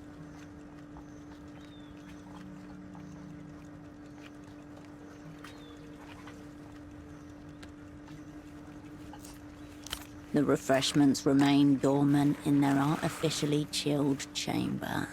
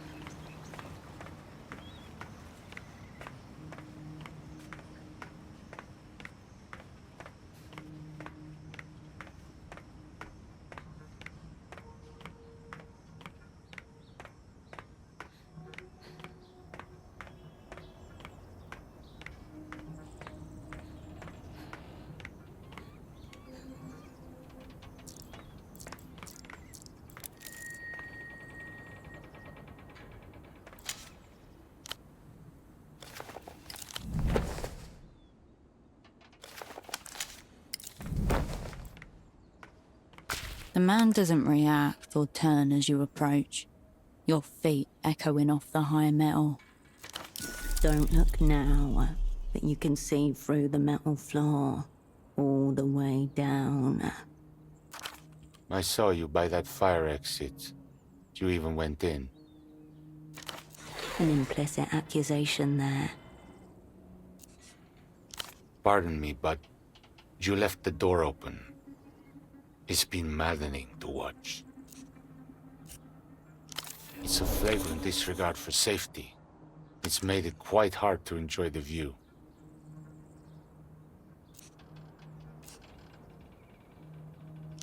I have to remain here.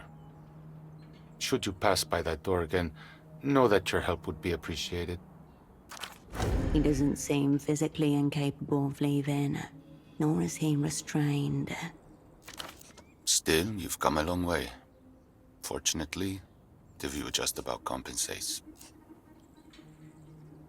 I'm being punished. My employer has placed me in an impossible position. You recognize the patch sewn into his trousers. It's the Carril de Portofero's logo, the oldest transit company in the city. I'm a safety inspector, watching the lines. As you might have noticed, this pylon is under construction, technically. Precisely. That's because this line, Line 9, will never be finished. Line 9. The same line the man by the aerotram station was told to wait for. Then they would be waiting a very long time. A cruel joke, most likely. Where to start? This pylon's angle deviated more than expected as the concrete set. Hazardous near water. Shouldn't have skimped on materials. Then there are the clearance issues. The party alley rooftops are higher than the building department's official records. These aerotrams would shear those right off. I'm the safety inspector on this segment. Construction can't proceed without my approval. Approval I cannot possibly give. Since the last round of enter stabilization, they've been trying to force us lifers out. We can be fired, not easily, but they can take away the work that made us stay in the first place. I have two options. I could falsify my reports and declare Line 9 safe for construction anyway, or I could quit. Either way, the company can lose.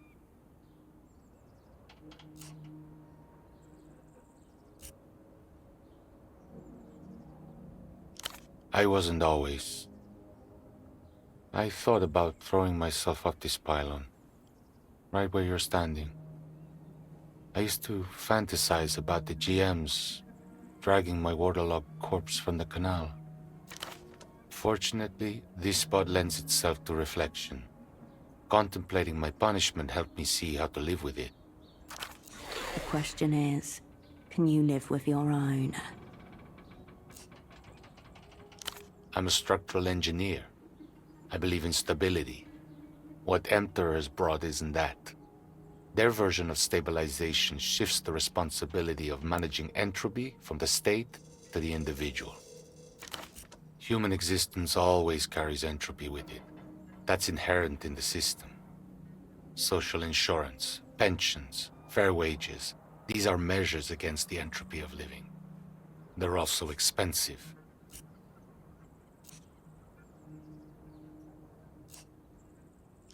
I've never lived anywhere else, so I can't say. I suppose there's the superblock, but they sign letter Wolker as well. He glances down. The world spins slowly. There's entropy in all systems. No living thing can avoid it entirely.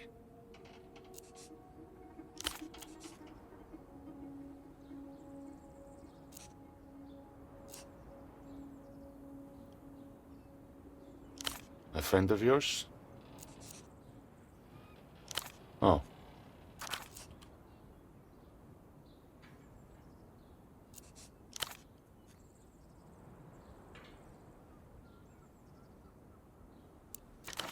And that fire exit door, still open.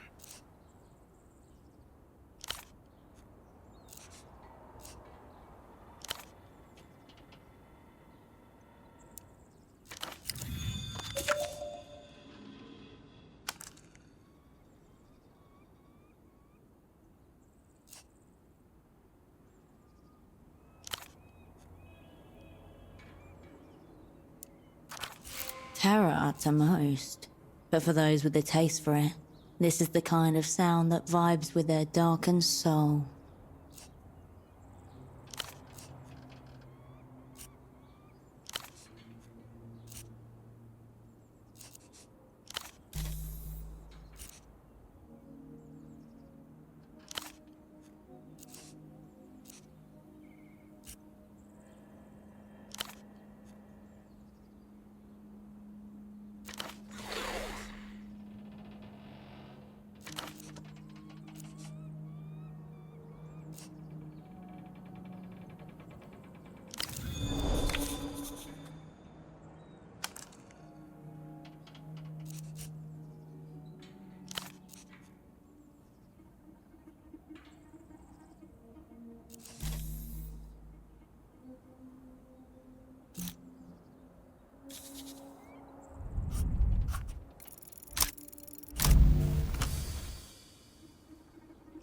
Whatever thoughts you tried to summon are carried away by the wind whistling through the metal. That's not how it works. But maybe next time. The crisp air sends a pleasant tingle through your abdomen.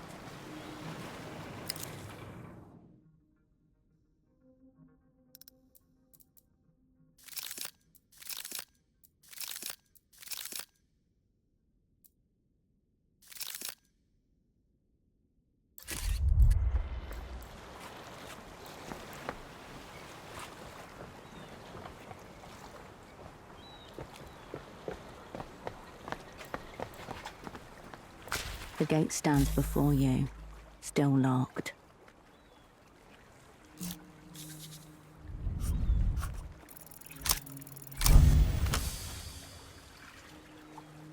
Take the chain between the beak of our tool and crunch it dead. The chain resists, trembles, and collapses in a jangling heap at your feet. Regards from the gang. The metal creaks and gives way. The chain lies bleeding out on the cobblestones. In another life, it would have been a serpent.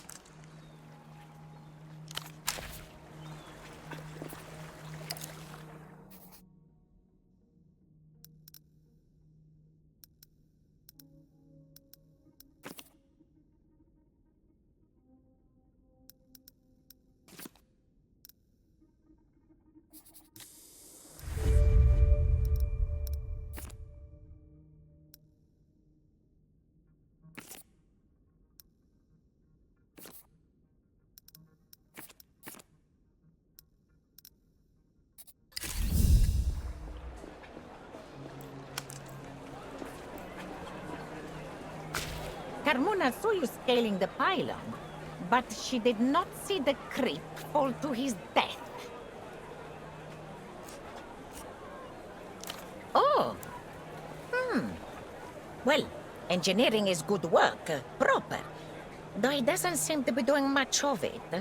Carmuna knew he was off, but just a slacker all along. Carmuna will not take comfort in that. Here. Some comfort in return. Not that Carmuna's forgotten you came here with questions. Ask away. Well... She lowers her voice, hunches forward. The dock workers suspected they found an agent of the Weeping Eye, working right here, in the bazaar. Found him taking Lucian money. Carmuna doesn't believe it, though, Menina. They got the wrong man.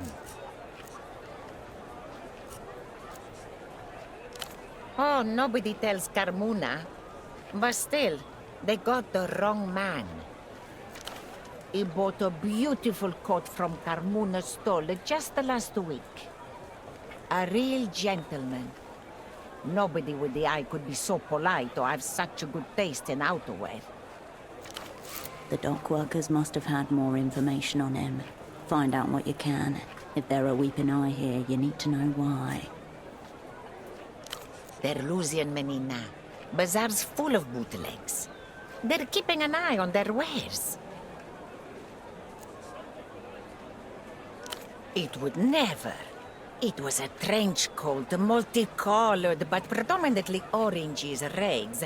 It recalled the carpet bag of the olden variety. The man in photo 24. Were the weeping eye that close to you already? He was at photo 24 and your double was incapacitated. This is now your prime suspect. And he always had a camera. Ask yourself, Menina. Would a weeping eye man walk around with a camera? Too obvious. Nonsense. He's a nice gentleman, just like your colleague is a nice boy. What do you possibly think he could have to do with any losing? First assignment off the shelf and you're being stalked by a suspected operant killer. Kill yourself to get it over with.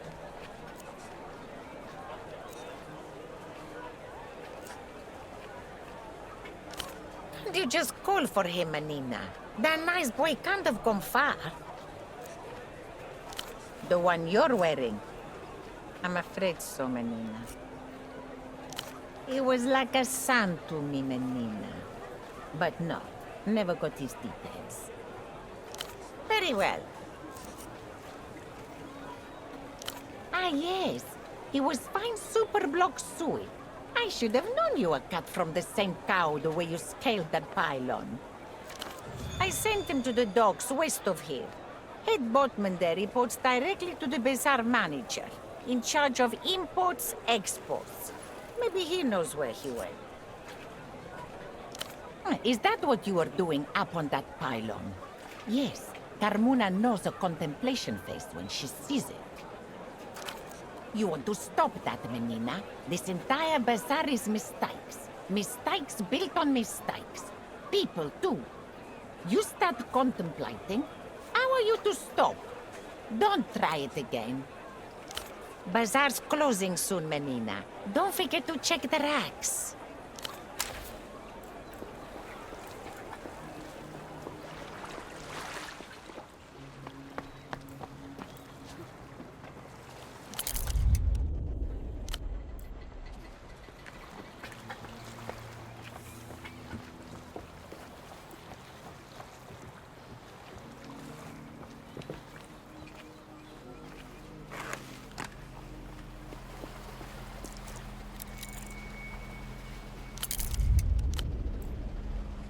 The man gives no indication of registering your presence. His mirrored sunglasses are turned skywards. But he's aware you're here.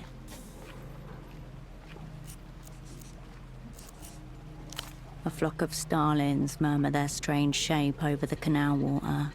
Above them, larger brown-plumed birds hover.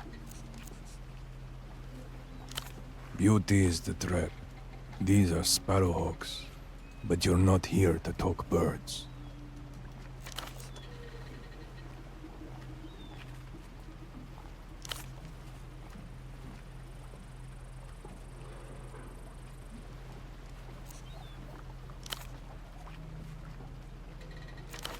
A decent performance, but you have notes.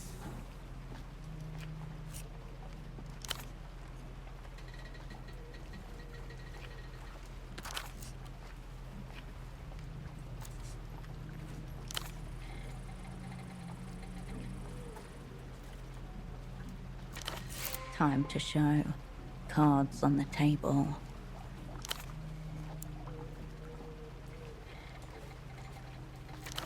A still moment. From a nearby rooftop, the sound of children playing.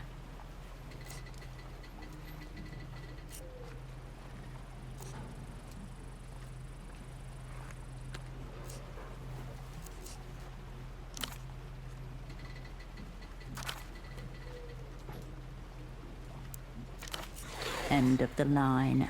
The pseudopod terminus. He bounced off this man and landed somewhere in oblivion.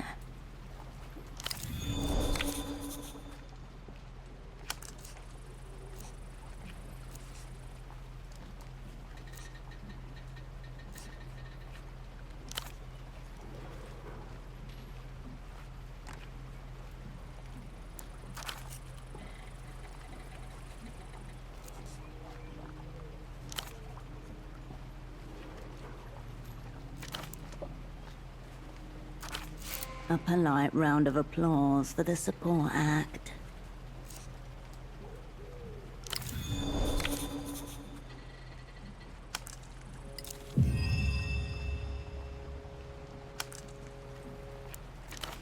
A face flashes in your mind, unbidden.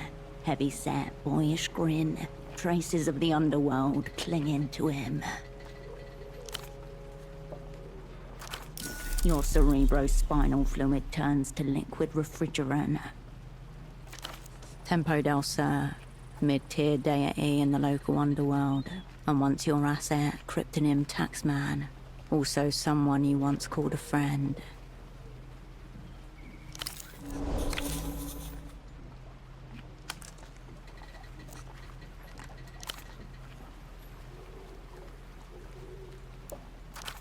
You know a stone wall when you smack off one.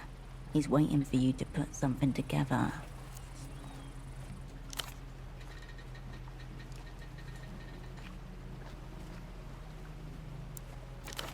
As the sun smears across rooftops, a man with a briefcase full of carefully folded socks sits on a metal bench. He sits there for a long time, considering the tangle of alleyways that surround him.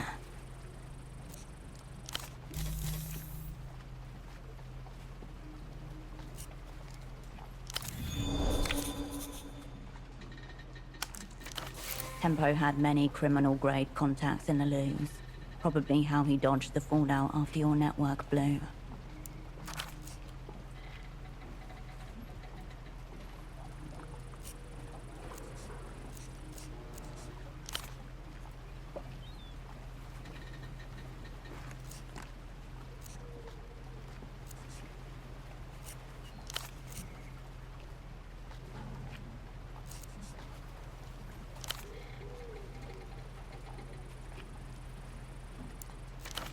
Maybe he bottomed his way to the bottom.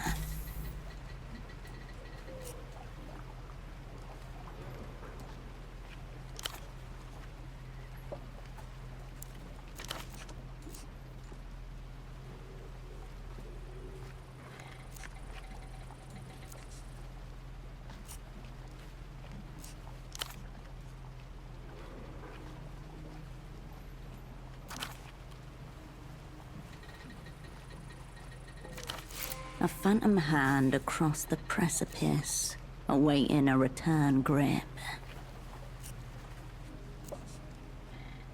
He nods slowly. You catch an impression of his eyes as the light hits his sunglasses.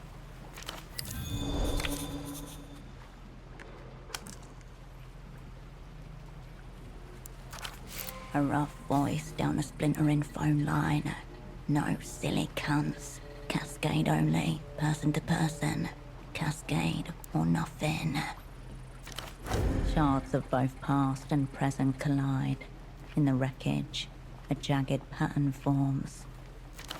1. Tempo, cryptonym Taxman, your dormant asset. Contacts the opera. Intent unknown. Information unknown. Request, meeting with operant Cascade. Only Cascade. 2. Cascade status frozen. Duration in perpetuum. Opera issues directive. Dispatch lead operant to Porto. 3. Pseudopod. Active in theatre. Assignment, meet with Taxman. Retrieve message. They wanted Pseudopod to become Tempo's new handler. You were just here to smooth the transition. 4. Pseudopod fails to meet with Taxman. Requests Cascade from Opera. 5. Timeline disrupted. Movements unknown. Pseudopod. Status changes to lost. 6. Cascade. Status changes to reanimated. Operant arrives in theatre. Unbriefed. Unassigned. And...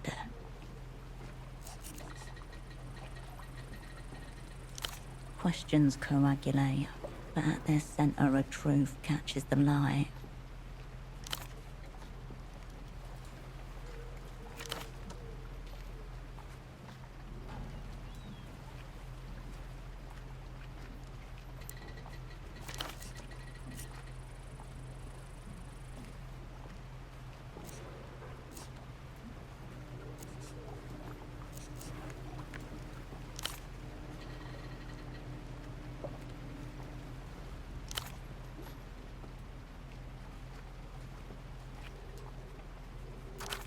Innocent use of past tense, but still, you don't care for it.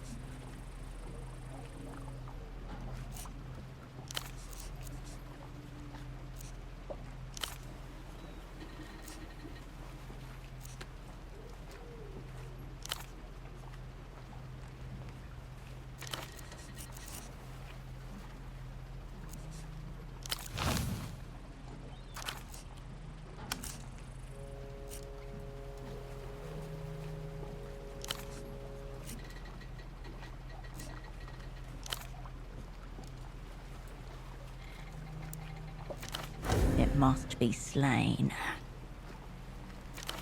A jolt of fear snaps through you, writing itself across your face. Unclear if he noticed. He sniffs idly, rolling the cigarette between his lips.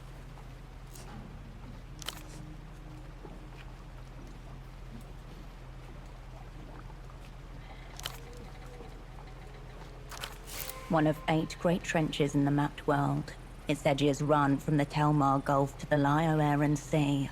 Conservative estimates suggest a depth of 12,000 meters.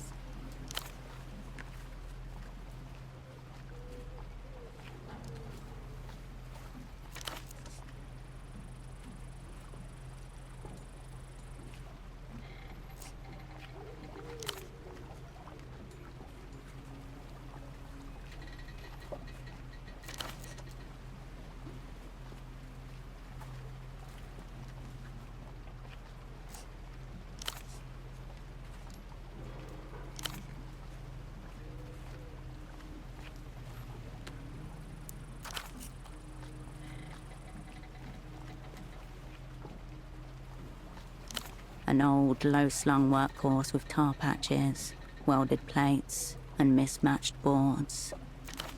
Marinia 32, early 70s issue, Porto manufacturing, built for municipal dredging, but this one's been heavily modded.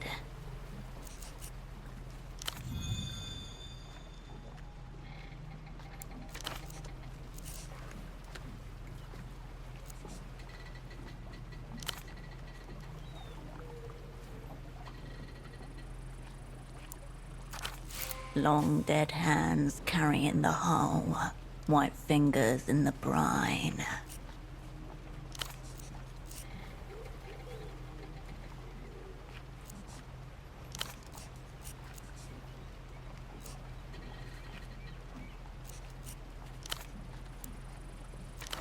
You know where this is going, right? You're not going to just walk into it. He stares at you. And keeps staring at you.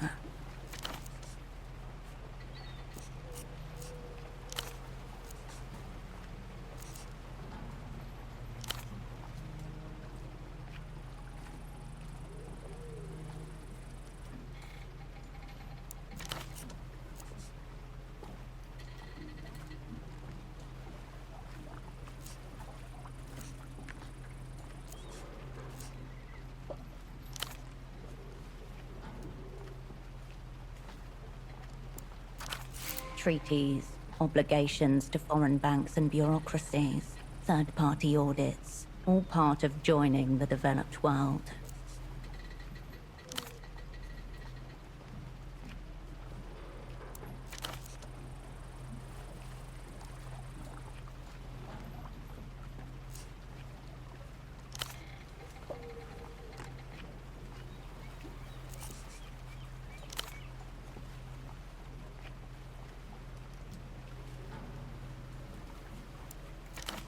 A tinge of grief flutters past his face.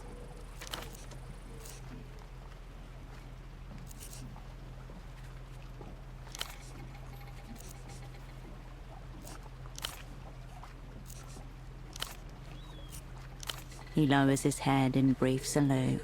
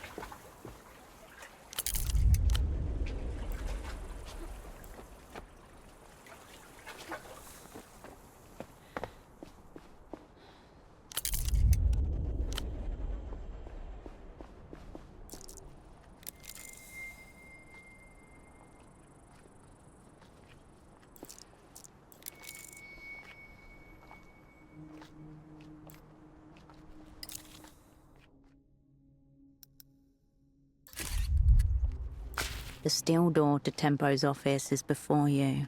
Faint oxidation halos bloom across it, like algae on a sunken wreck. No response. It's locked. Still locked, somewhat inevitably. Show it who's boss. Silence from the other side.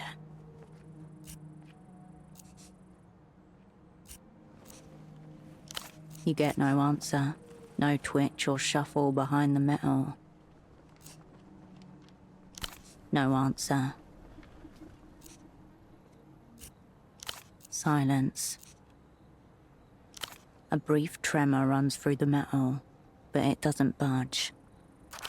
Stop. Don't enter. Don't break this seal. This doesn't have to be yours. It's a standard lock, pickable by the right hands. The right hands would be holding tools for lockpicking. You press the screwdriver tip against the keyhole. It doesn't seem to fit at all. 6 tri-wing screws, wrong fit, Wrong size. Your driver is impotent. You step back from the door.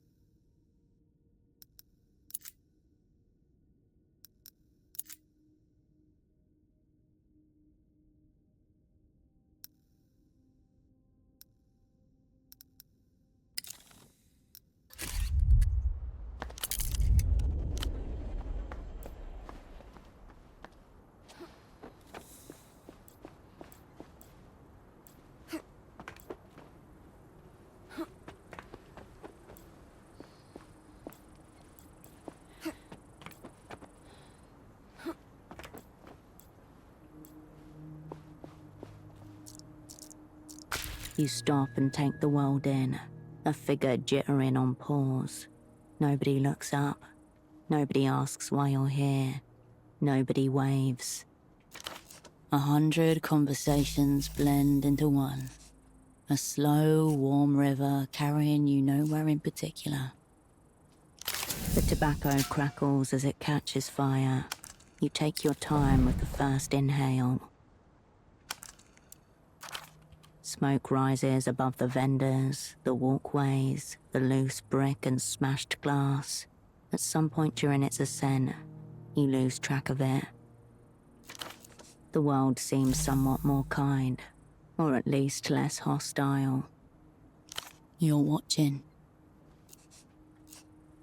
Taking a breather, casing the joint, looking for love. Feels good, doesn't it? With enough time, you could put down roots, grow moss, scare the tourists, sure. But are you really built for that?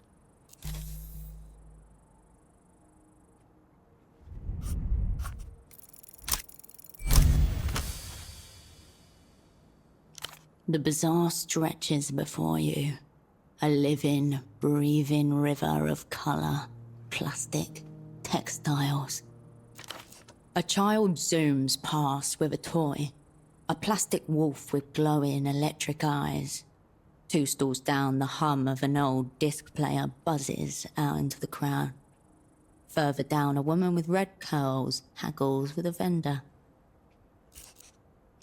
A handful of kids crowd the stall, faces lit by the multicolored glare of Lusian electronics. Shouts of glee follow the report of a toy gun.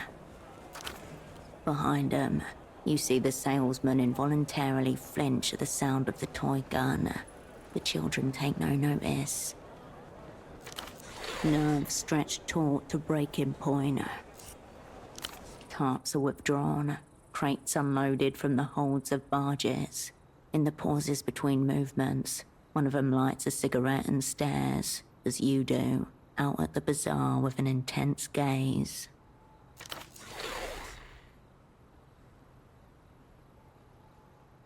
One of the vendors wearily reorganizes her wares. It seems like a hopeless endeavor amid the chaos of piled goods.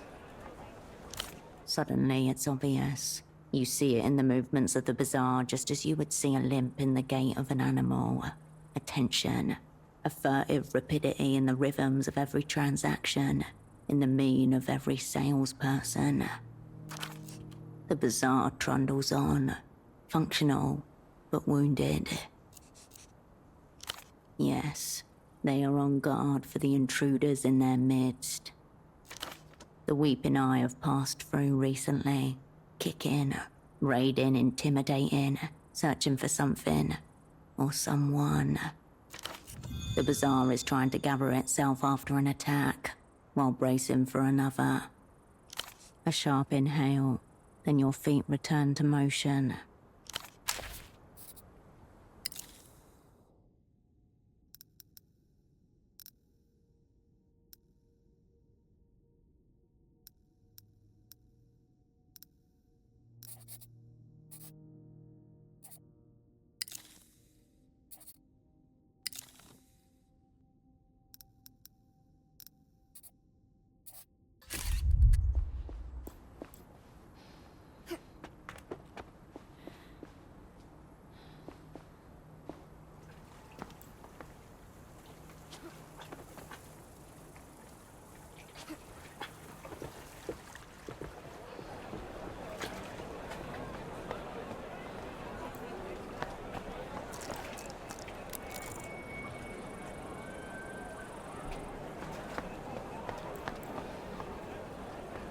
Bagman gestures wildly on the television screen.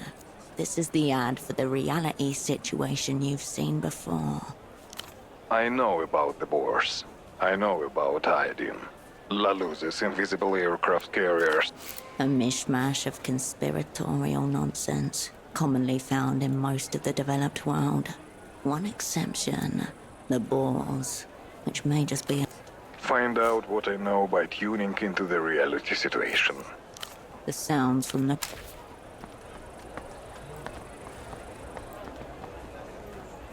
You step back to the Tower of Plushies.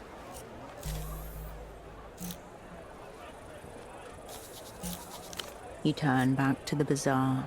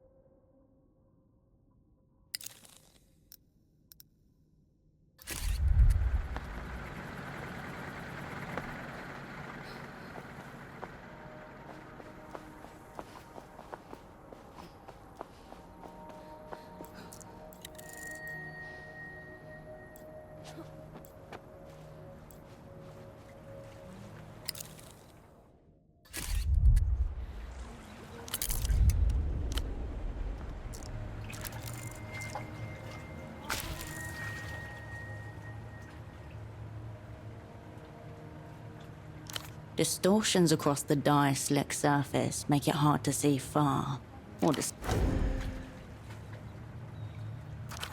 tiny silhouettes drift beneath the surface, darting in irregular arcs.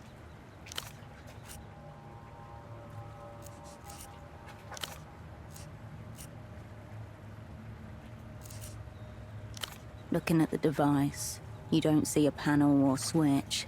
That would suggest a control room nearby.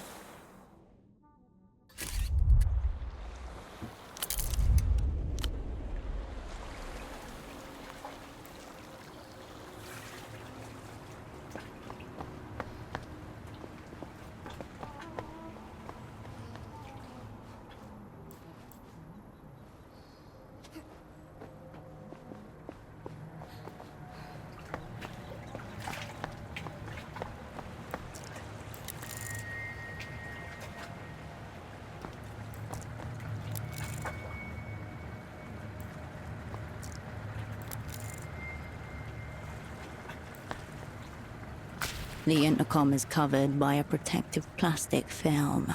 A button embossed in the shape of a cheerful dolphin shines at the bottom. Yet another device bearing the Renotel emblem, only recently installed too. It curls under the edge of your fingernail and slides off in a single, unbroken piece. You can see your reflection, flipped in the unblemished metal.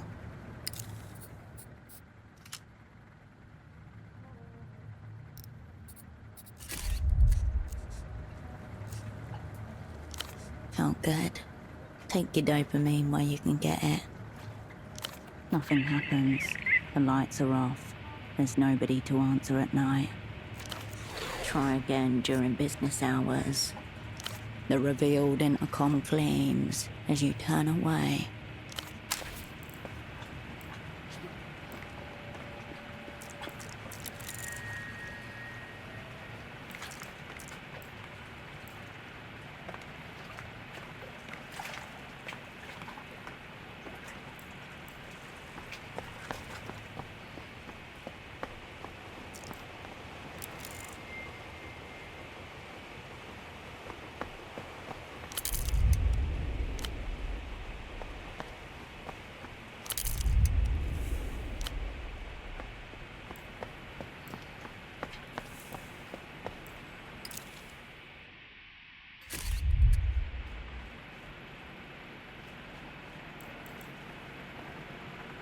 Rubbish is piled so high it overflows the rim of the metal container.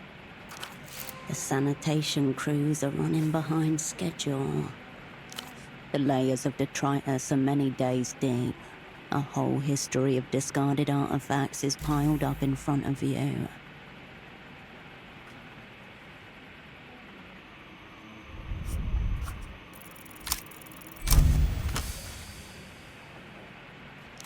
The archives demand bravery and diligence. The mass before you is divided into 3 distinct strata. A thorough analysis will require you to explore each. Your choice. Nothing of note yet. False teeth, a broken bottle. Oh, there's some salve on it. You pluck a few coins from the fetid heap. A couple of them are covered in an unknown greasy substance. This is how you imagine the insides of an eyeball would feel. Various slimy textures slide up your hand as you dip into the dregs. Your fingers graze something sharp. Paper, maybe. Before you can grab it, it dissolves back into the warm muck, never to be glimpsed by human eyes again. You pick carefully through the warm middle strata until you bump against a papery wad. Expired coffee, greasy condiment residue, typewriter ink, chemically processed wood pulp. 2 for yes, 1 for no. The echo in the room. A gasp without breath. Chin up, gaze fixed on the radiant tomorrow. The dead man's parade marches past and I am left behind. A decent imitation of Genghis Balek's style of free verse, but they could have gone harder with the adverbs. A scrawl of red ink above the typed words. We thank you for your submission. Unfortunately, at this time the Nos Correntes review will not be moving forward. This rejected submission would imply that their offices are nearby. Perhaps the building next to you. You've now penetrated to the darkest and wettest layer. A metallic thud tells you that you've reached the bottom of the bin. Your fingers get to work. However, the rancid smell threatens to suffocate you. Bile lurches at the back of your throat, burning. Luckily, your diligence is not in vain. Your fingers catch on something hard in the furthest corner of the sludge pile. Rounded for the most part, there are some sharper lines at the extremities as well as some flat surfaces. It's a pair of grimy glasses, large black frames, and what must be the thickest prescription lenses available. The missing vendor. These are the glasses he was wearing in the photo Merlin showed you. A dread certainty sinks in. The rubbish container and all its spoils continue to rot through time.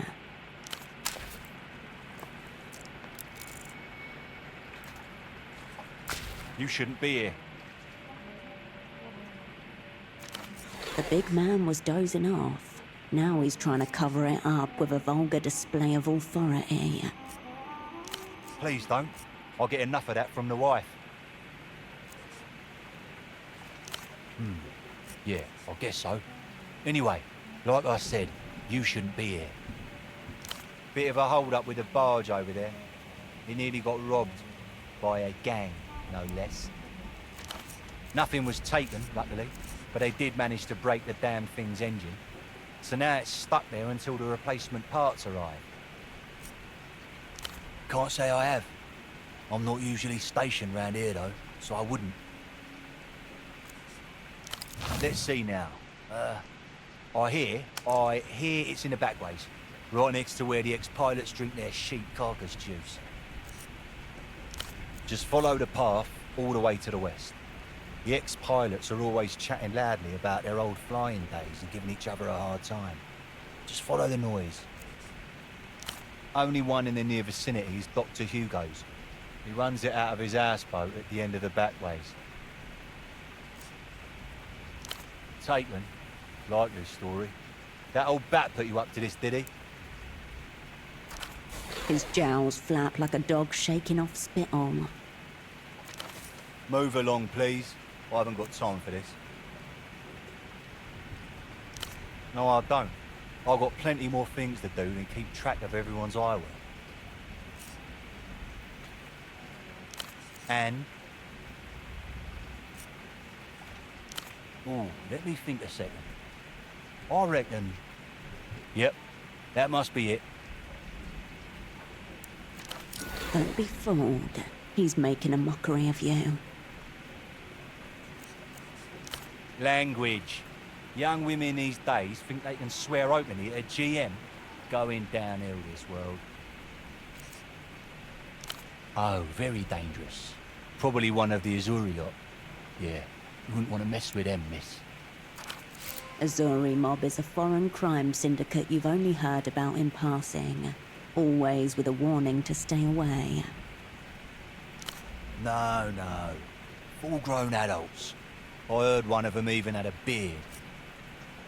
The parts may take a while as the trade route slowed up recently. Used to be a lot quicker a couple of weeks ago. The rest of the developed world. Must be something at the docks by the bazaar, but I wouldn't know more specifically, outside of my jurisdiction.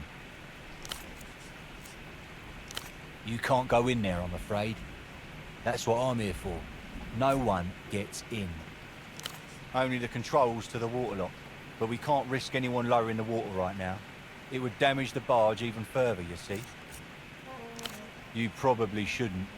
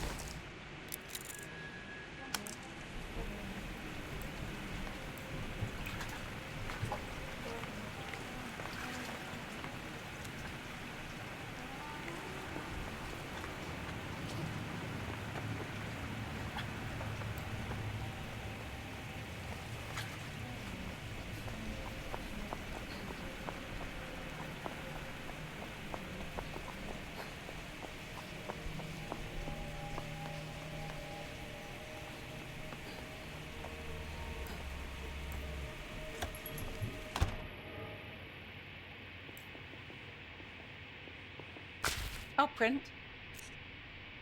Nothing, I'm afraid. That's understandable. It's been a while since you were last in Porto, hasn't it? Hardly. It's just around the corner. Walk west a ways, and you'll find yourself right in the plaza. Leave the bootleg bazaar from the west entrance, then just keep going. Eventually you'll hit water. You'll want to stop then. Of course, Operant. I'll be here if you require anything.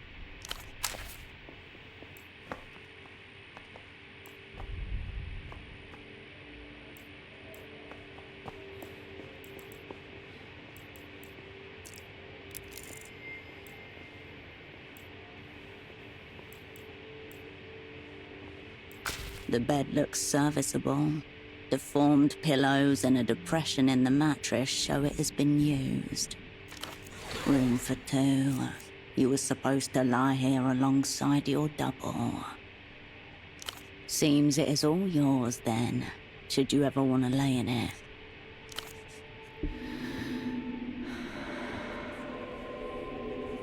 The anticipation of a decent rest pulls you towards the pillow.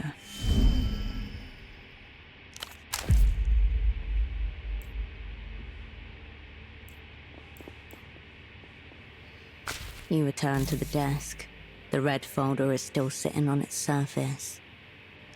ZWS, JMXVB TW, AON, TRRA, KB, ZQY MUSGS.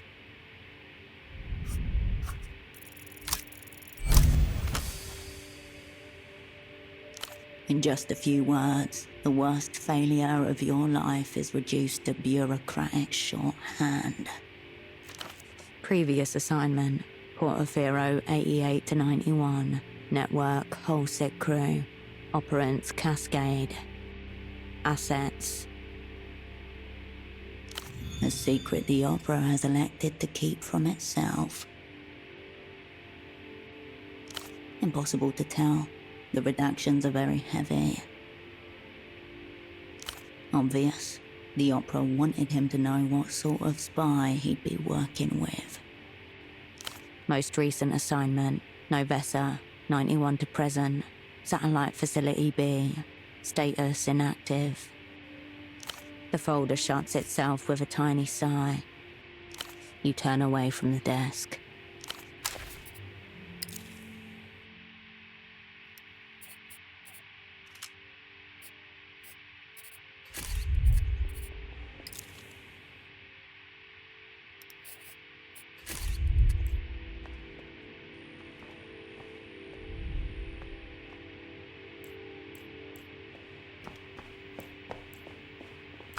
Operant? Nothing, I'm afraid. I'll be here if you require anything.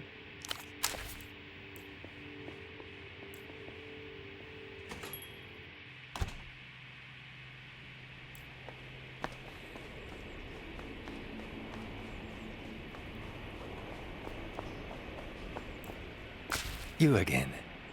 Any updates on the 9? But how can that be? A gentleman from the Carabineros said it would be in service any day now. A handsome foreigner. The Carabineros were playing a trick on him.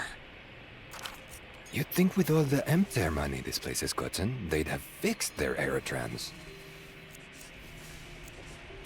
I can't believe this. Where I'm from, the gendarmerie are upright and civic-oriented. What am I supposed to do now? I was simply passing through on my way back home to Sundark. I had been working in Copablanco, but the work dried up. That was more than a week ago, and, well, here I am.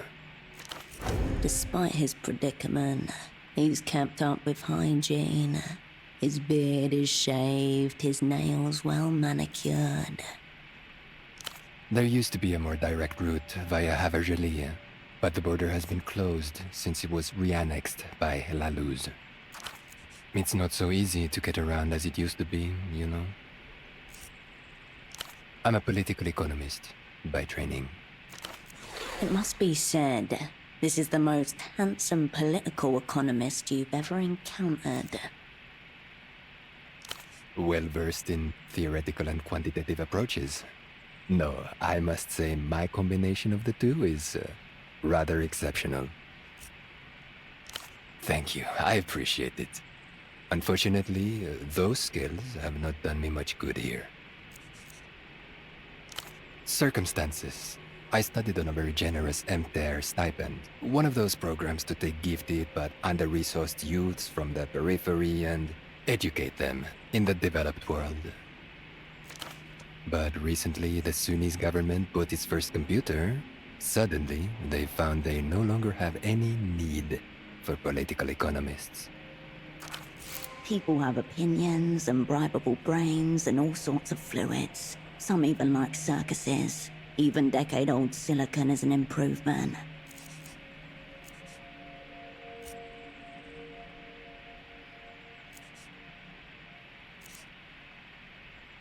Well, technically, the national computer belongs to everyone. In reality, it answers to no one. Long story short, reality forced me to make alternative arrangements. How to put this? You're surely familiar with the concept. A somewhat rich, older lady wants a nice exotic husband without the lifelong commitment, yes? Meanwhile, a clean, well-behaved man from the periphery wants to see the world but lacks the necessary capital. The woman pays for his relocation and gains a valuable commodity. A high-quality Sunnis husband. If a woman of means wants him over other options, that makes him a luxury. He likes that. A man by mail, a direct order dick. There are many names for it, some more vulgar than others. I offer companionship and a fair trade. If you consider it as a set of transactions, love's really no more than an economic problem. Where else can one find men so clean, attentive, strong, and conversant in political economy? He seems slightly offended that you're not already familiar with the reputation of Sunnis men. In other circumstances, I believe it could have worked out brilliantly, but alas, in my case, endogenous factors conspired to thwart my domestic bliss. I disagree, madame. What's dehumanizing is to be poor, and to do nothing about it. I will tell you, madame. It was the lapdogs. All 6 of them. My betrothed. She wanted them to watch our lovemaking, my cleaning and housework, my lectures on recent advances in microfinance. Wherever I turned, there was a creature the size of a throw pillow, its black, wet eyes staring at me. At one moment, I wondered whether I was there for her pleasure or theirs. That's when I realized I need to escape Copa Blanco as soon as possible. Back to Zunzak, very far from here. Maybe I'll go to work for my brother, or maybe I'll sign up for a term on the lunar mines. Really, I just want to escape the developed world. Being sent to organize among the lunar cadmium miners is a common punishment for political offenses in the People's Republics. A man turns back to his suitcases. You keep walking.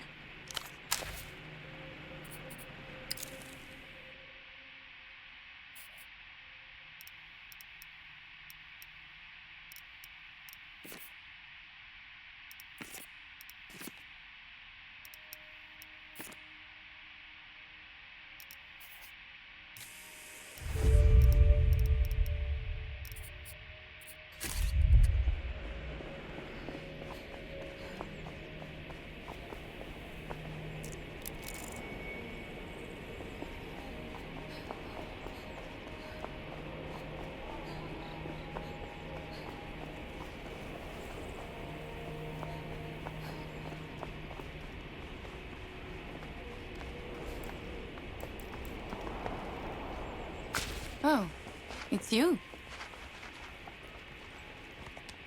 Oh yeah, she's cool. Intimidating too, despite the size. We hang out sometimes in the back of the stall. She's been good about this thing with my dad. Old soul. What?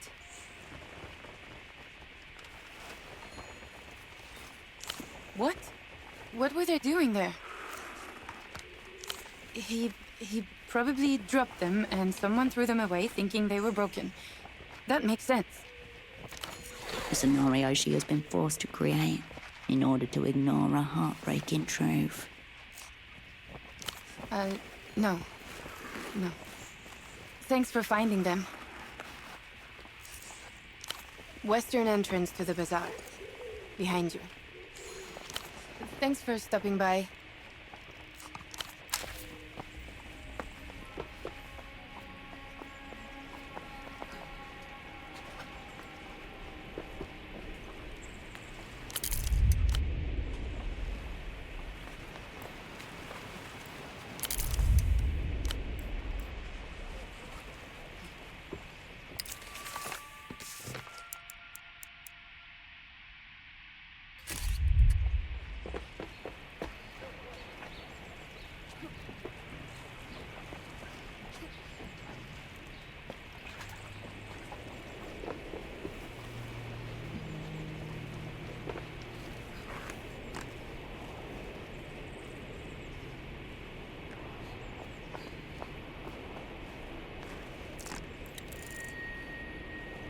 An assortment of cargo crates sits in waiting, adorned with faint chalk marks and bright yellow labels.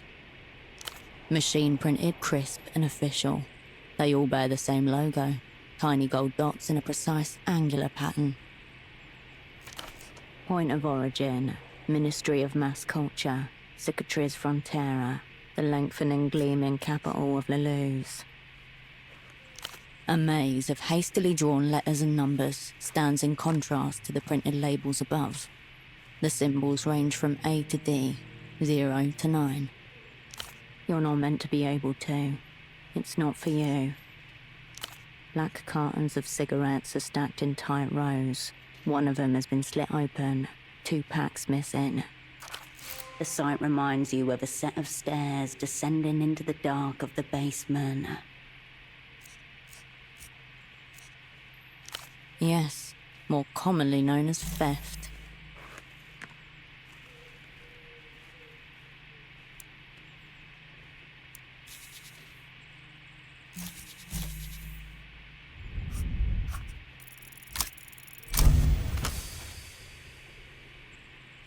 Around you, dock workers move in predictable patterns.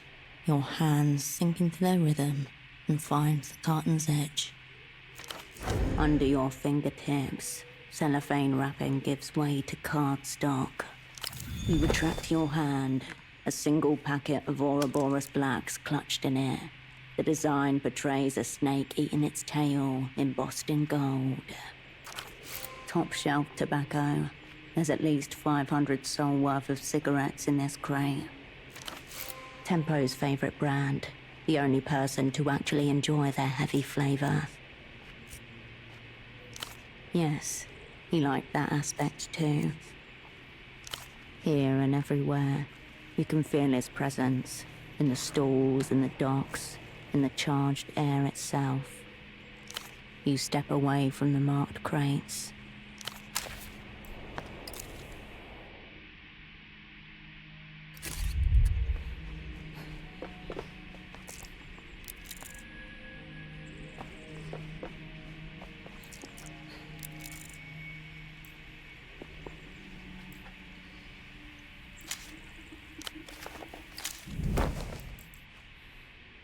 The storefront is closed firm with a metal shutter. Plant life sprouts from cracks in the brickwork, growing over the aluminium. It must not have been open for some time. You lift the shutter gently. It resists, locked. Around you, scattered pairs of eyes watch as you jiggle the shutter. Too many people around for a break-in. Come back at night. Or find another entrance. Carl was here. M plus Y, heart. Unstoppable trade forever. Marito is a dog rapist. You turn away from the storefront.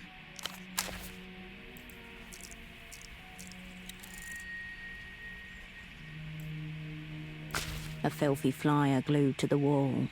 A row of bespectacled men stare into the middle distance, while in their midst a lone figure looks towards the viewer. A man with a brown paper bag on his head. Above him in bold letters, the reality situation. Yellow text in black and white. Tune in, everyday coverage, and in all caps, they did it again. The Subcommandante salutes you. Pride radiates from behind the bag. Bright yellow letters highlight a time slot. Every day from 13 to 22, channel 117. His stare seems to say, so you think. He promises myriad truths.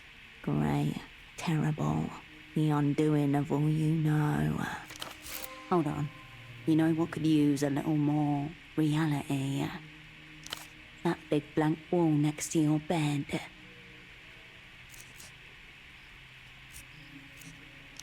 It's been adhered to the wall with blue reusable adhesive. Sticky, easy for quick installation and removal. You're able to get it down and rolled up without any difficulty. The Guardian Municipal officer is intensely scratching at his neck. As you approach, he wipes his hand on his trouser leg. Hola, miss. Hope there's a reason you've stopped an officer while he's on duty. Socks are the one thing I don't need. Too many elderly relatives for that. Officer Morito, agente coordinador for the Guardia Municipal. Do you need help with anything? I can tell you Petra the music vendor's a major arsehole. I asked him about an old Blood Golem disc, and he told me he'd rather tie polystyrene blocks to his feet and jump in the canal than look for it. Doesn't make sense. Why not go for something that sinks? I told him as much. He said that was the point. His demise should be slow, so that I'd hear him scream for hours.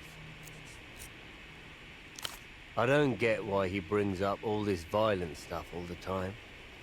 If he ever goes through with it, there won't be any shock value. It'll just be sad. Blood Golem is a band. Blood Golem heals all wounds. It's the sound that raised us from shit-crusted upright apes into humans. Blood Golem might have been banned where you're from. Their post-sludge is too revolutionary for most places. Primal, filthy, slow, all ending. Like an army of giants growling underwater while smashing cliffs together. As a matter of fact, too powerful for most Portoferans. It's like nobody cares about our own music anymore. Or art, really. Can't say I'm familiar with the name. No part of him is even trying to actually pretend.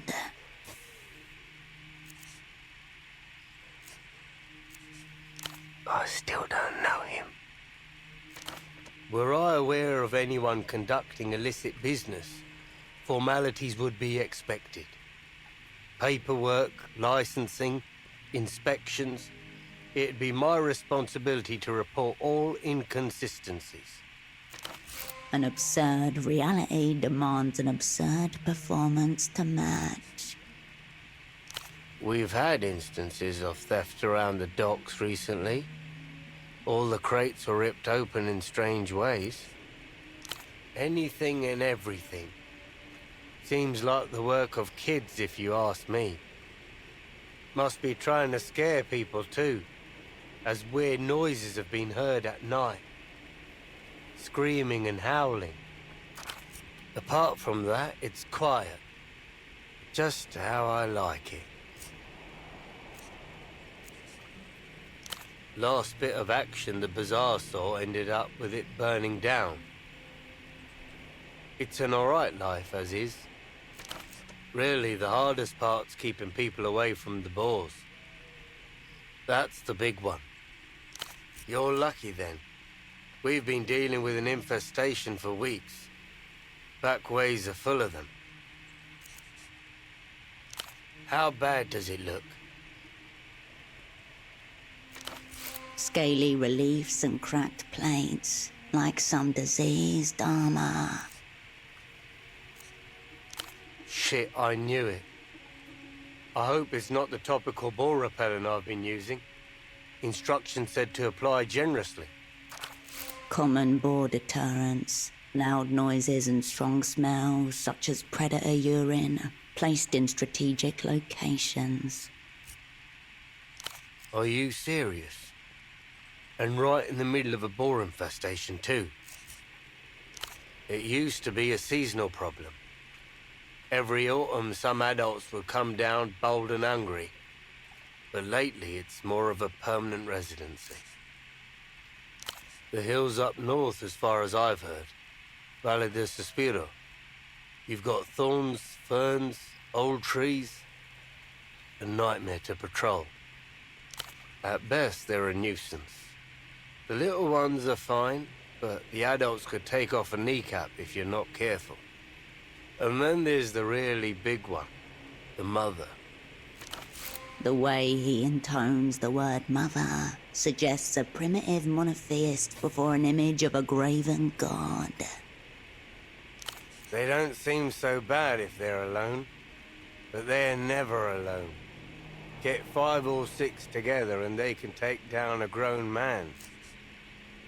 Oh, 100, 150 kilos? Easy. Enough to stop a tuk-tuk going full speed. But even they got nothing on the mother. Massive. Furs all matted, covered in scars, territorial too. Preys on drunks, stumbling back from party alleys. Well, if she did my job, there'll be no one left in Porto. But seriously, half of my time is spent dealing with the mother. Tusks, claws, knives, bullets. Take your pick. Every few years, some brave moron tries to take her down, but she stands undefeated. You got a weird glint in your eyes. Let's not do anything stupid, all right? You back away, slowly. If you get a whiff of it charging, find something to climb if you can. And then, come find me. Not this again. Did Aunt Carmuna put you up to this?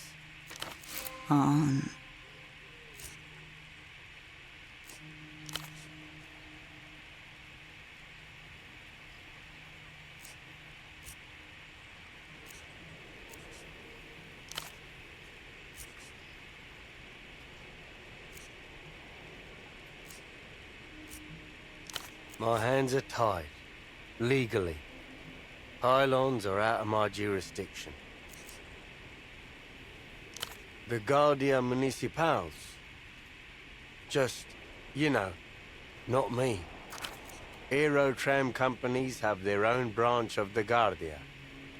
Anything higher than 6 meters up in this city is their purview. Good question. Really good question. We have a form for such inquiries. You'll find it at the central station in the sunset.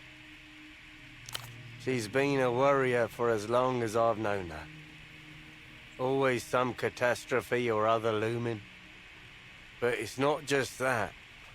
But it's not just that. Carmuna and most of the older folks, they can't accept that things overall are all right. Some people struggle with that.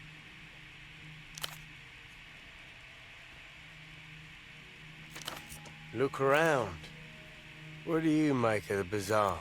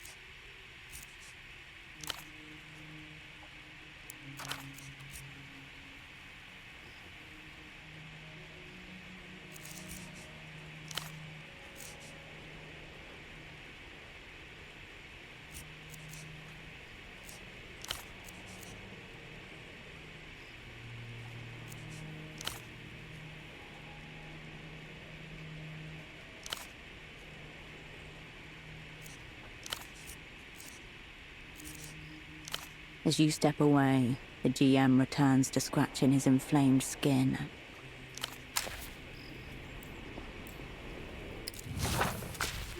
This is the one. The payphone that makes people disappear. There's only one way to find out. You hear only the reverberation of your own voice, amplified by the phone. Still half hoping for something to happen, you put the receiver down. Nothing happens. You hang up the phone, undisappeared.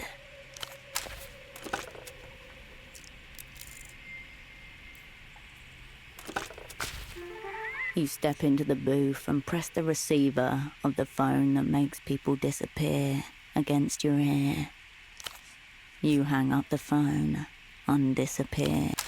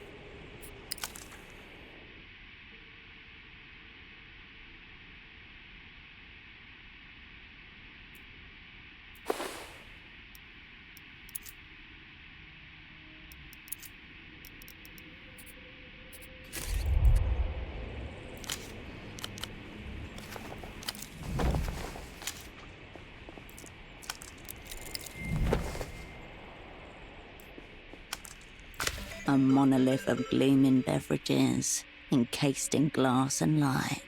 Strange patterns and vivid colours abound.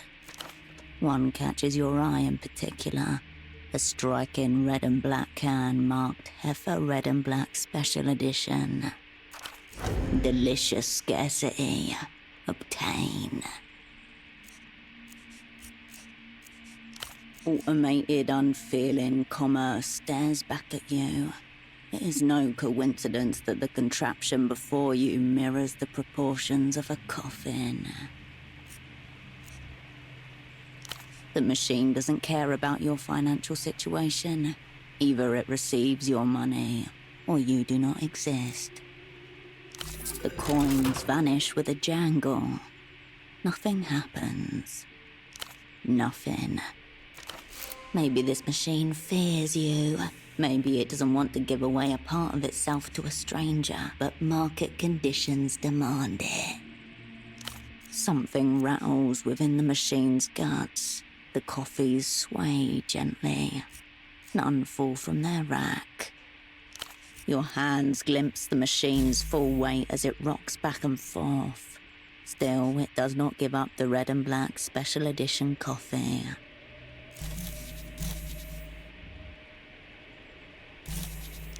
And possibly every round.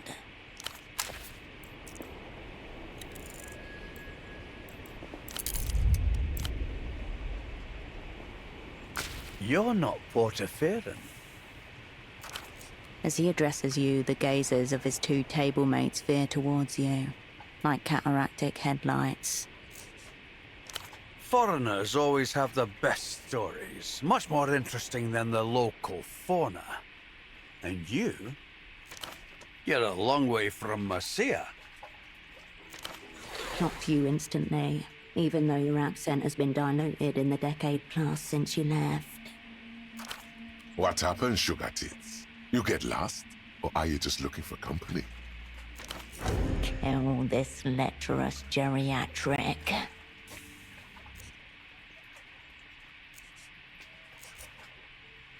Ah, come on.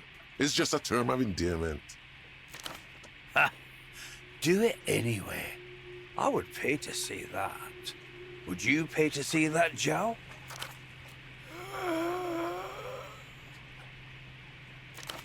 Animals. That's how it is with most pilots, though. Here. More than a courtesy, he's establishing hierarchies. You and him, human. His companions, subhuman. Schnaps. It washes stinging down your throat, followed by a kind of anesthetic vapor that rises all the way into your sinuses. We're all strangers in this city. Why don't you join us? We've got nothing better to do. At least until the phone hugger over there fucks off or dies. Not 10 meters away, a young man clutches the payphone to his ear, whispering urgently. Ex-pilots. Does Joe there look like he could get anything up, let alone a plane?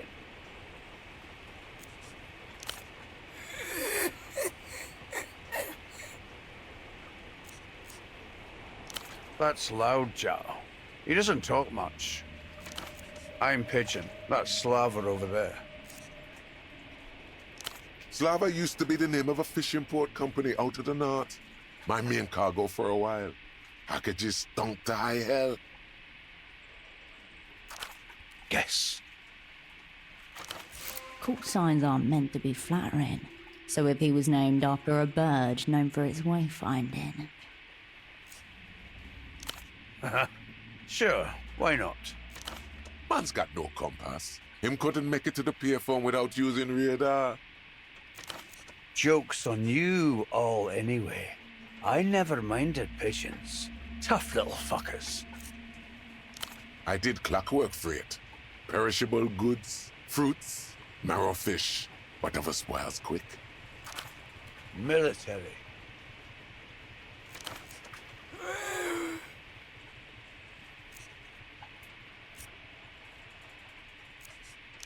Loudjow was what they call a lamprey, people smuggler.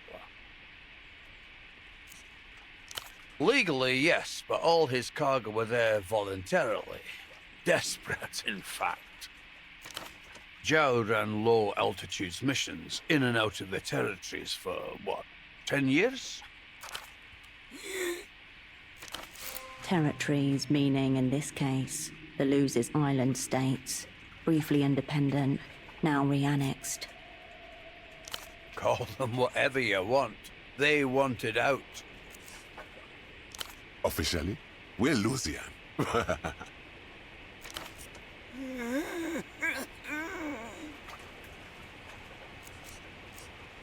We're exiles. The reunion came for us. We came here.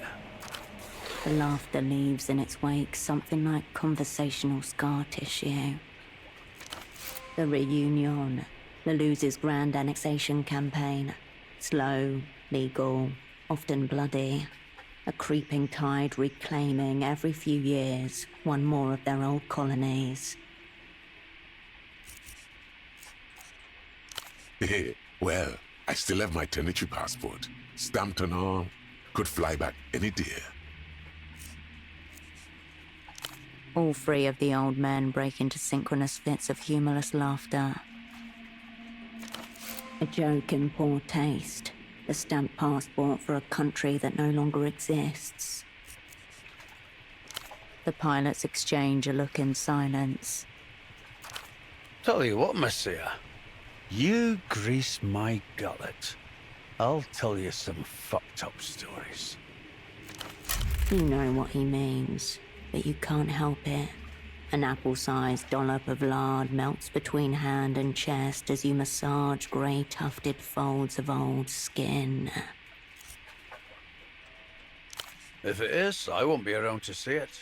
Liver's on its way out. Cancer will get me before the illusions do.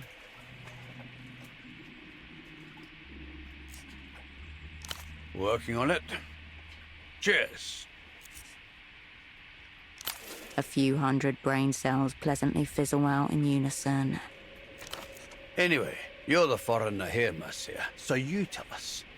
The Lucians. Think they'll be here anytime soon? Hear that? Smart and good looking. Either way, that's for you lot to worry about. I'm out the door. Wish I could say the same, sweet lips. It's got a couple things to recommend it, eh? It's a bit shit, but it's fine. You picture the words in bold on the cover of the world's least enthusiastic travel brochure. Oh, you know, got some real friendly locals. Skilled, too. You'd be happy to live on a trash heap as long as you got to keep your phone sex, wouldn't you? You're obviously new. Everyone knows the miracle line in this city. The miracle line. You immediately recognize it as the card you found in Pseudopod's pocket. Just another foreign money, man. City's been full of them lately. Stuck-up little shit. Strolled in one evening, couple of nights back, picked up the phone and hasn't let go of it since. That was a growl, not an attempt to speak. He would be making the same noise if he could talk. Who cares, sugar? No one in a suit ever did any real work. Come on, foreign money men in this city? Empty, obviously. We all want our turn, sugar. He's here every damn day. Stays on the line for hours. Doesn't care one bit if anyone else has had a turn or not. Only shuffles off once the sun sets.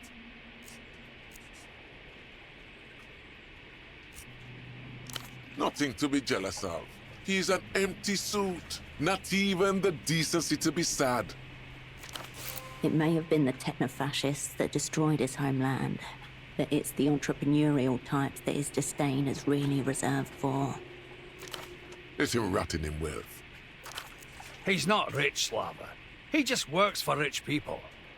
Ignore them, Mercier. They have no idea how money works. From the superblock, eh? Interesting. But no. I would say ask the Duchess herself, but she doesn't talk about clients with other clients. She's professional like that. He knows because he's tried. Can't say anyone like that struck me, but a lot of people use the phone line. The only reason why we rarely notice the hugger is because he refuses to leave. Sure do, sweetheart. The good Dr. Hugo's on his houseboat right there. The one called Zhao points to the path behind him, along the water's edge. Reassuring to know that no matter how hot and heavy it gets, we're only 10 feet away from resuscitation. He nods gruffly. Wish I could say the same, sweet lips. Please, sugar. We can't deal with any more competition. The money man has us down to quickies. It's always connected, that's what. No dialing, no choice to call anyone else. You pick up that phone over there, done. She's there. Duchess. Coin got stuck in there sideways. Devil knows when. Phone call's been going on ever since. One big session, sugar. At least 5 years long and half the city wide. Duchess versus the world.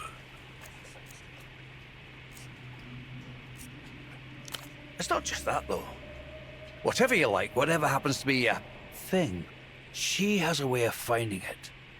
People just open up to her. A tremendous honeypot, in other words, waiting to be tapped.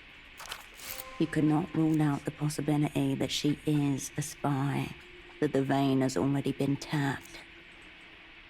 Why does everything have to be about money these days?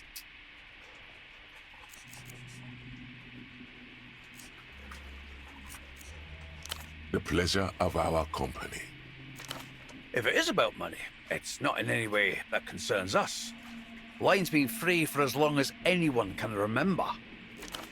They act like the issue of money is secondary to the existence of the miracle line. It's not. This is the issue itself. Will you look at that?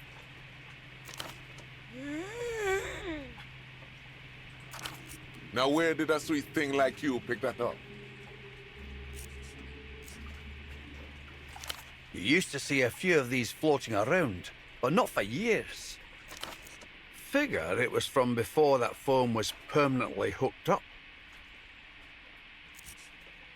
I got nothing to hide. Can't speak for Pigeon though. Pigeon rolls his eyes and feigns indifference. I used to ask for some kinky stuff, but it's not like that anymore. Duchess and I are friends now.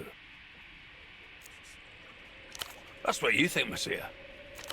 Talk to a person for long enough, it's inevitable you end up becoming close.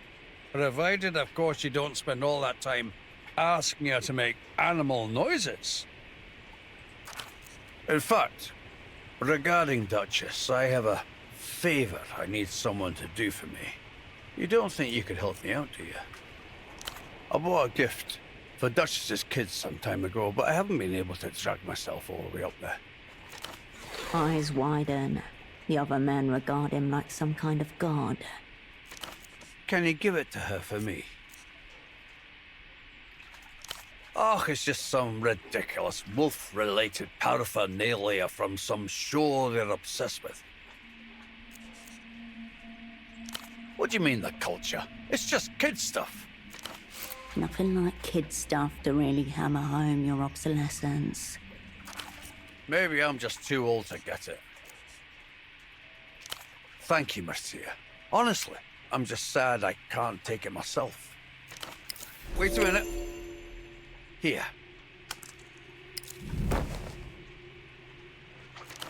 Tell them, Grandpa Sam sent it. Remember that. Ah, it's just an inside joke we have going. A pet name, if you will.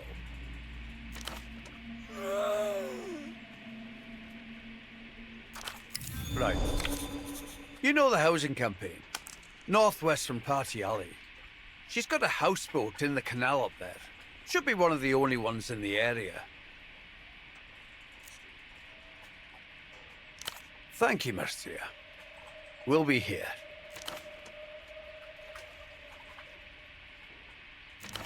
Some sort of novelty merchandise. The wall figurine atop the cup is cartoonish. A style you've never seen before. Alien. Lusian. There must be some kids around this city who are obsessed with these cups. They're clearly designed for young eyes. You put Critical Wolf away and look back up to face the ex-pilots. I never tire of it. Gross misrepresentation is what that is. Back in the Tenetries, we have a folk tale about a kind of mermaid, Dennis Cadin they called, that's half woman and half sea cow, that would lure sailors to their death. And pilots, of course. The thing about Dennis Cadin is that they're not 50-50 like the mermaids they talk about here. Anyone can have any part human and any part animal. So there's women with big fat tails, women with flippers and no arms, women that look perfectly normal, except for the hairs, which are just like two little belly buttons on the side of their heads. A permutative beastery unfolds. Not bad. Those are dolphins, not sea cows, but still, not bad. Oh, here we go. There's this one story about a Dennis Cadin that some fishermen pulled onto their boat, thinking she was just a sea cow. Then they rowed her over and discovered she had just one thing different. The wrinkled vulva of an old woman, tuft of gray hair.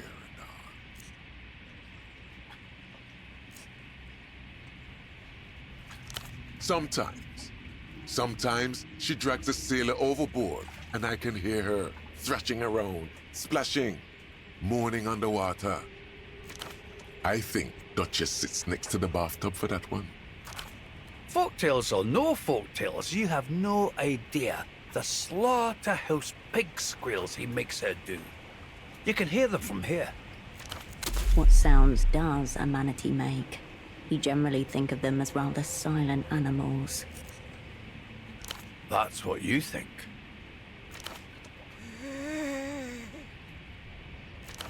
You thought just because it was phone sex, it was verbal. Think again.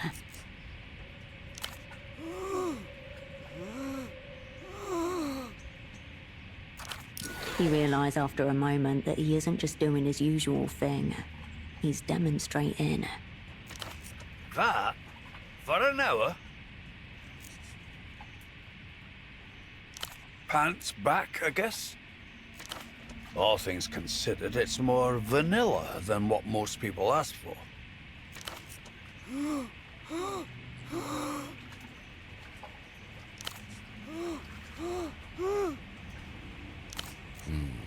Never enough, as far as I'm concerned.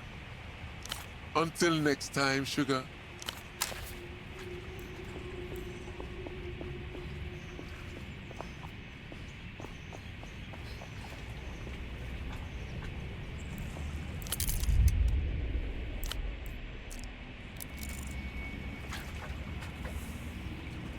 Unwise to your presence, a lanky young man presses the handset against his flushed cheek. It practically clings to it, like a shipwrecked survivor holding onto a piece of driftwood. I don't know how much time we have. You have to help me fill it in. Whatever the person on the other end of the line has to say to that, it makes the man's eyes squeeze shut and his mouth slacken in a guttural groan. The line appears to be occupied. I can't possibly perform under these conditions. You have to make me. The gap. I'm not even worthy to approach it on hands and knees. My little heart wouldn't be able to take it.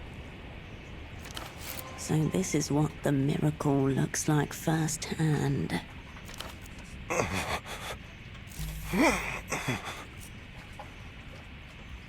No response. He's too deep in his own world. Oh my God! You can't do that to me. But you really, really should. A prisoner of his own desire. He leans away from you, resting his forehead against the metal shell. This rocket is close to liftoff. No room for a co-pilot in that command capsule. You know so much, and I so little. The power differential is grotesque, highly problematic. Don't change it. I'm your faithful dog. I know nothing. I question less. With a jolt and a sharp glance, the young man pulls his shoulder away. This is a private phone call. Please excuse yourself. I saw her talking to the old pilots earlier. They must have sent her to listen in. Do I want her to watch? Oh, maybe, in theory, but you should see the way she's dressed. Her coat, it's see-through like a grocery bag.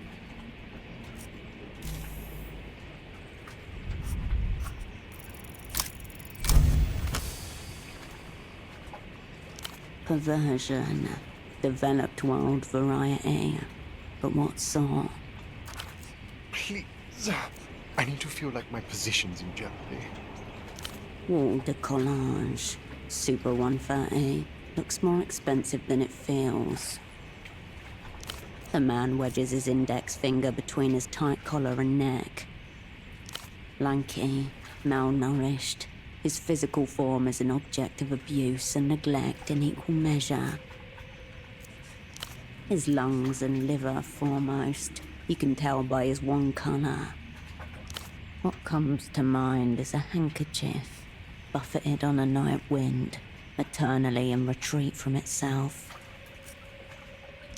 From the most expensive private universities in the world, they churn them out by the barrel.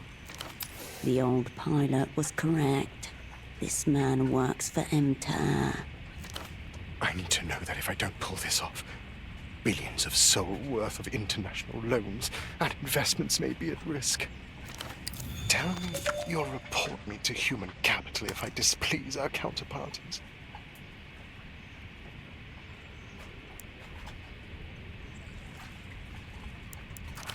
Now if you could just get his attention. Uh-oh.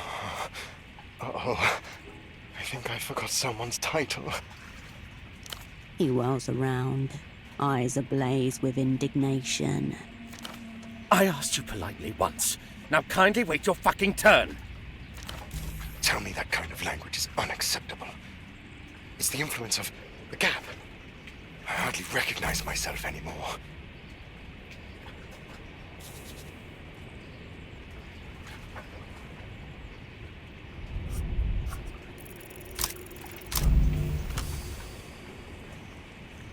No, not her.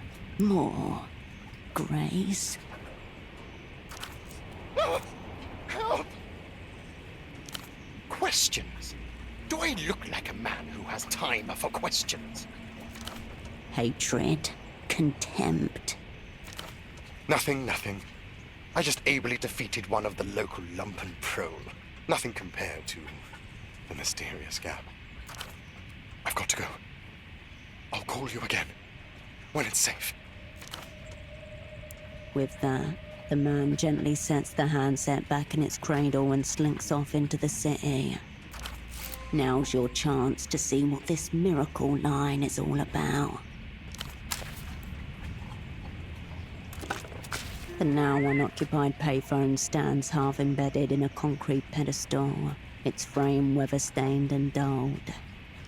You can talk privately, as long as you keep your voice down.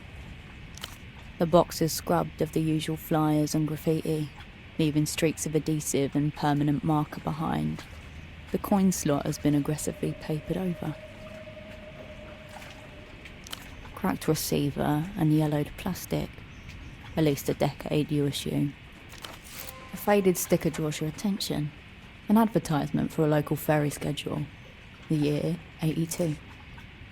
Stretched too many times.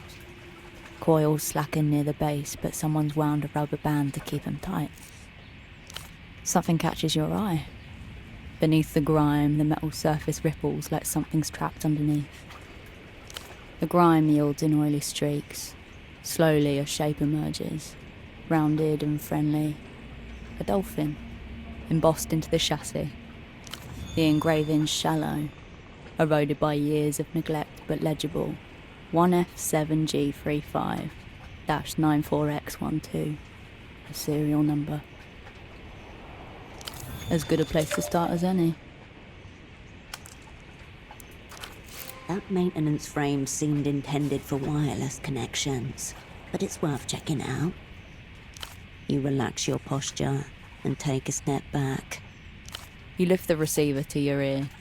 No dial tone, only a crackling silence. Now there's a voice I've never heard before. Hello, darling. I like how you sound. A soft, excited laughter folds into each word, like sugar melting into warm cream. Oh, then I can tell already that this is going to be good. Lovers call me Duchess, and this is the miracle line. I'm glad you called. I feel like I've been waiting for you. A sock importer? Is he a friend of yours? An enemy? Do you want to hear about him fucking me? Do you want to hear about how he kept his socks on the whole time? My card? Like a business card? I don't have those, darling. Maybe one of my lovers printed it for fun. I can't discuss my other lovers, baby. Please don't be disappointed with me. I told you, I'm Duchess. My name is the answer to whatever your heart desires. Now let's fall in love.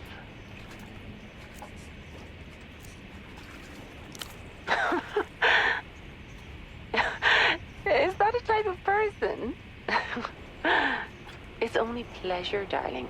I'm here to serve you however you'd like.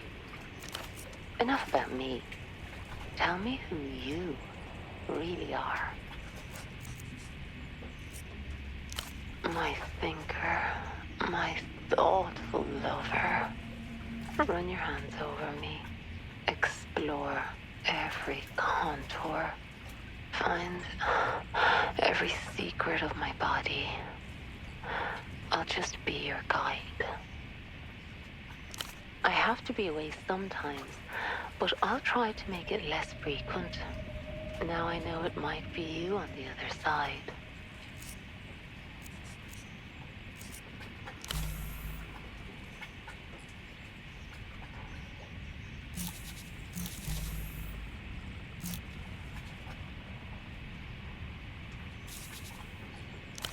Anything, darling. Let me inside your head.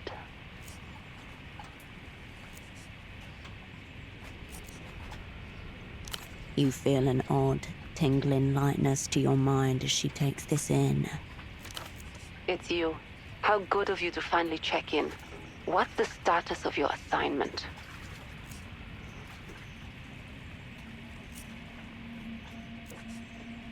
Focus. I asked about your assignment. You should have listened. You fucked up. Everything's gone to shit again. But it's okay. Everything's going to be okay. I'm here. I'll guide you.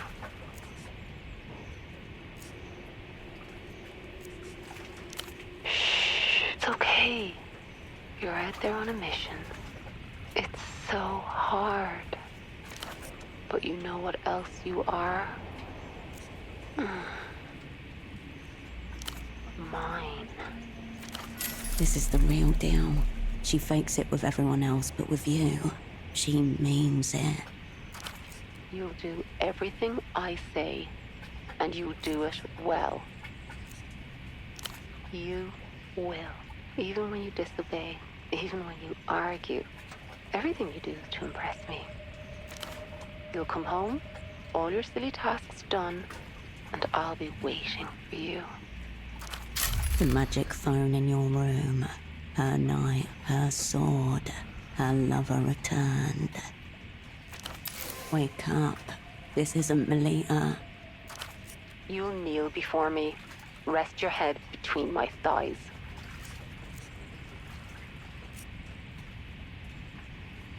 You kneel for me, Operant. But this isn't what you want.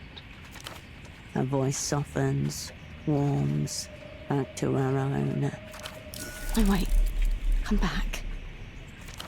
This is the wrong phone, hon. You should call her. It's my job to see desires, and I can see that yours is a real person. Go to her. She's the one you need. Line's always open. I'll miss you. You turn your attention back to the city.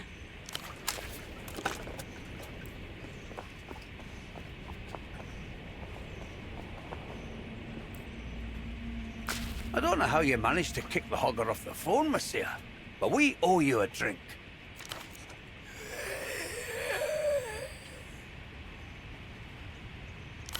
The characteristic taste of Portofero's local schnapps is as foul as ever. Its effect as soothing. What brings you back here? Until next time, sugar.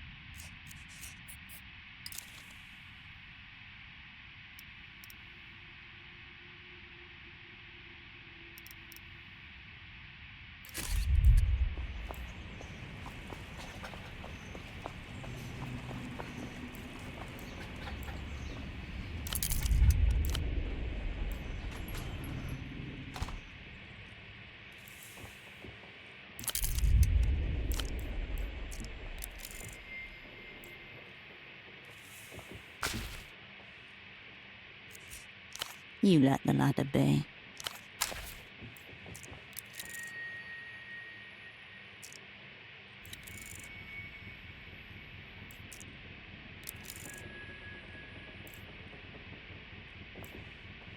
The one personal touch in the otherwise sterile, blank clinic. The wall has been decorated with photographs, documents, evidence of Dr. Hugo's existence. Lights glint off the glass as you read what's under them. Multiple medical school degrees and a City of Portofino license to practice, issued by the Portofino Board of Medicine to a Hugo Hayato.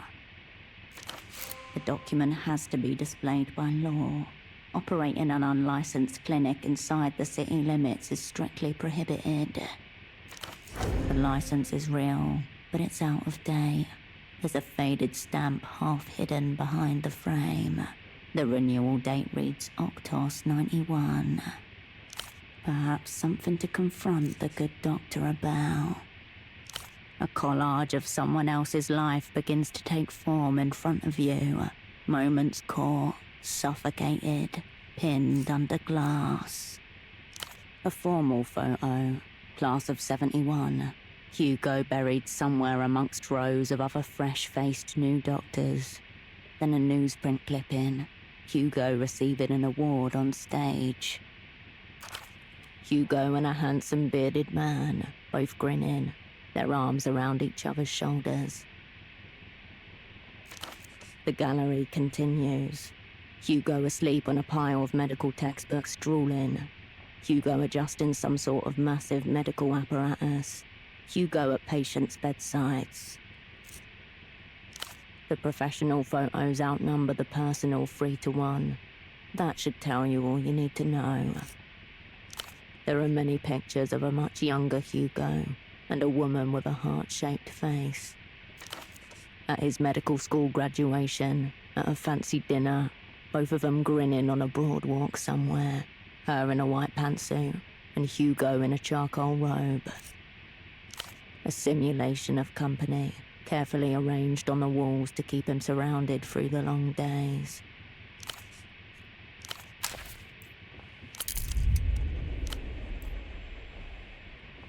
Welcome to the clinic. My name is Dr. Hugo. How can I help you? The man takes a measured sip of water from a clay cup as he eyes you carefully. Behind him, shelves heaving with medical textbooks. Yes, it's different, isn't it? I find that it is much easier to connect with my patients than it was at my old practice in Sunset.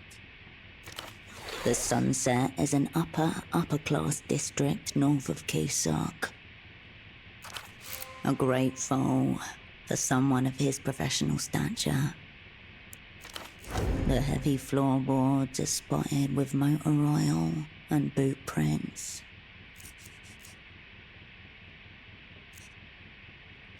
Yes, well, it suits my purposes well enough. The floorboards groan. The hole scrapes the side of the canal. Family medicine.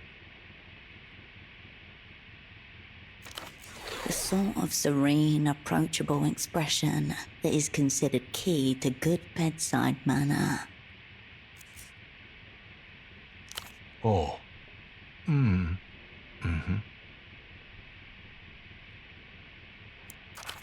A man stands in front of the payphone, clutching the receiver. No. I don't even know what the phone sex injury would entail.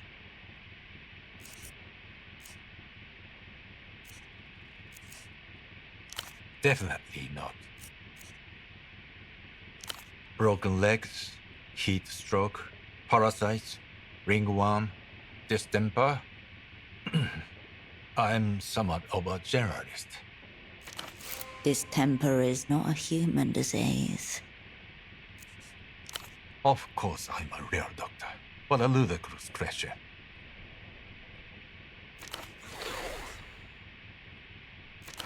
A real human doctor would have a real human medical license. You should give his a look if you get the chance. Of course. Yes. Of course.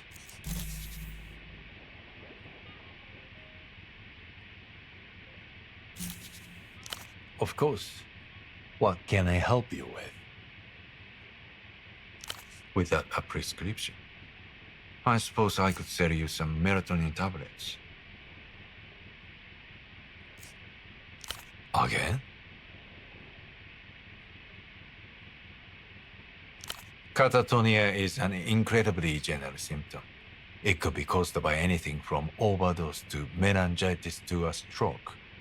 I'd need to see the patient to venture a guess. Pseudopod will not be exposed, nor will you.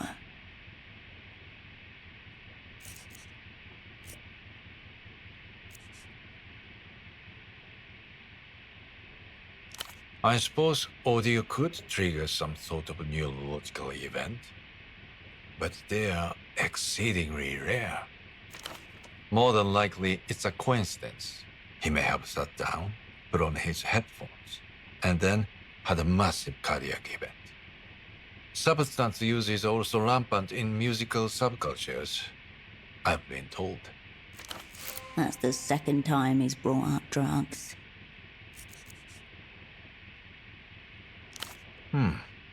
I still couldn't hazard a guess.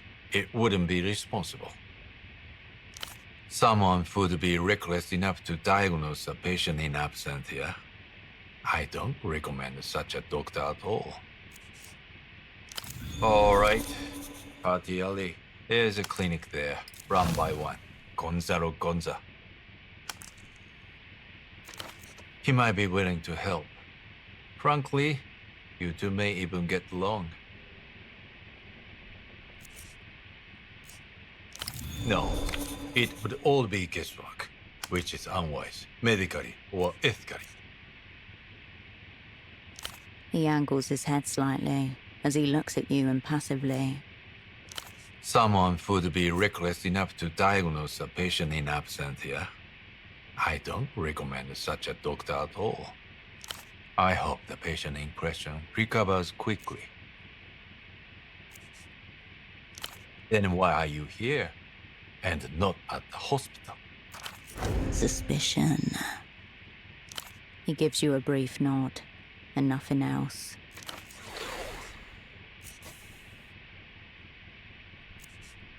Yes? He gives you a brief nod, and nothing else.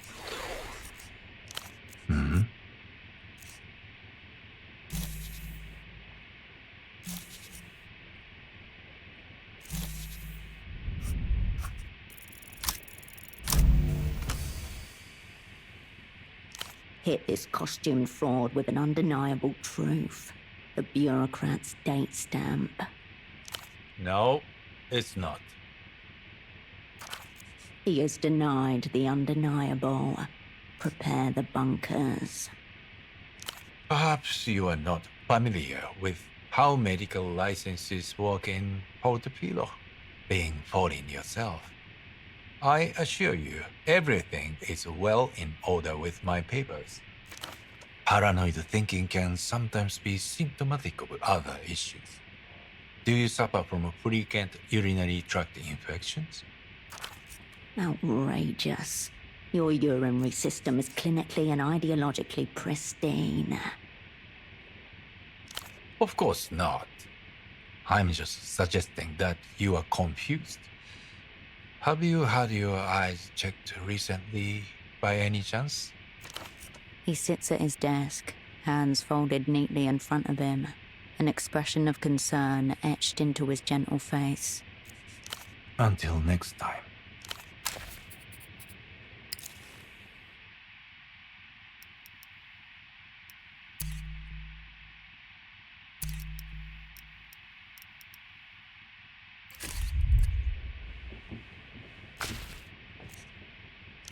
Excuse me, the upstairs room is private.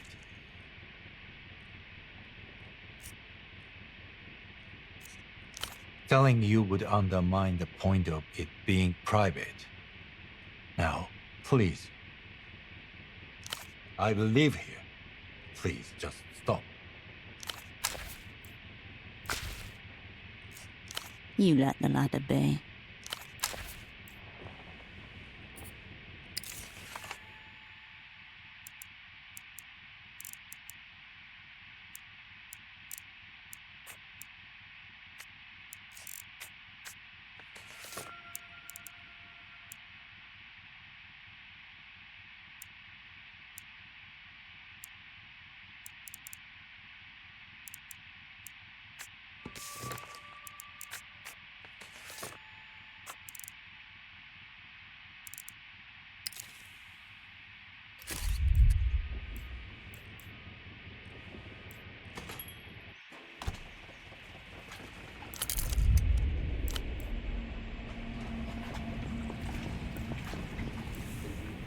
Shh.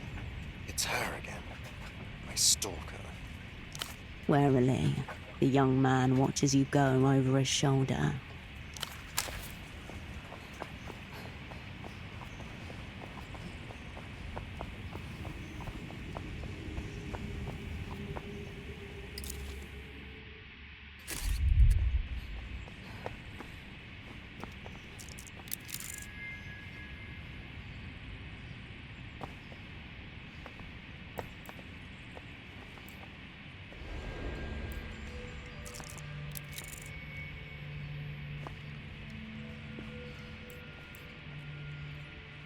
An altar to Belarus, the bazaar's unofficial patron star. It is cluttered and precarious with offerings. The shrine lacks the sacred air of Mercian churches you knew as a child. It is an organic thing, maintained by locals of their own volition.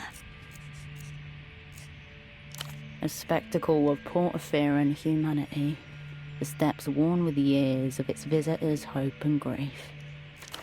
Whatever their meaning, they were enough to summon you here, now to this shrine rammed into the side of the city. Ink stains and knife scratches adorn the shrine, jagged words cast toward the flickering skies. In your guiding, we learn. Do you envy our brief, searing lives? Marco loves Puss. As you fade, we follow. A collection of cheap plastic photo frames, haphazardly arranged on a red checkered tablecloth. An improvised welcoming party, here to greet the distinguished visitor from the People's Republics. Between them lie offerings and totems, a necklace, some out-of-circulation coins, an old packet of smokes. There's no sign of the missing vendor. Ouroboros Black, an imported brand. As soon as you pick it up, you feel that whatever is inside is not cigarettes. As soon as you pick it up, you feel that whatever's inside it is not cigarettes. Outslide a few staple pages folded neatly into a little cuboid, almost exactly the dimensions of the package. Rite of passage. It's an exit visa. Permission to travel freely out of Porto. A hush falls over the shrine. A wisp of smoke tendrils into the air. An elderly man stares back at you from a printed headshot at the document's apex. Long black and grey hair swept back in a wave. Augustino Dante, according to the name on the pages. Born in the year 27 in La Luz. The name, who knows? The document, yes. City issued. Holographic stamp and all. You refold the pages along their elaborate creases and slip them in your pocket.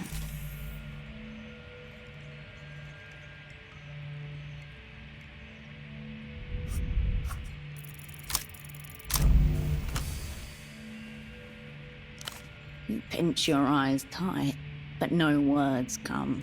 And why would they? Remnants of a more primitive phase of consciousness. Nothing you should concern yourself with.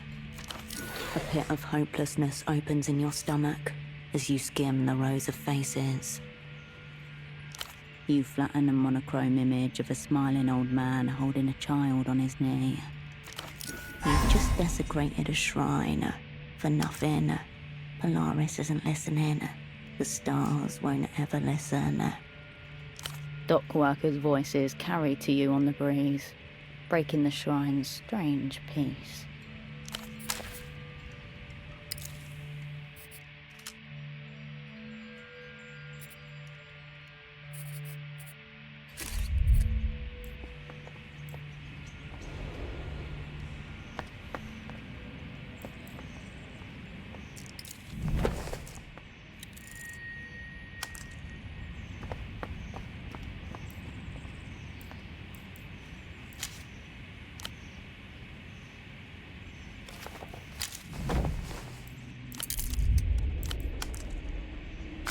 Wild boar piglets snuffle through the city's trash, still wearing the stripes of babyhood like halitosis humbugs.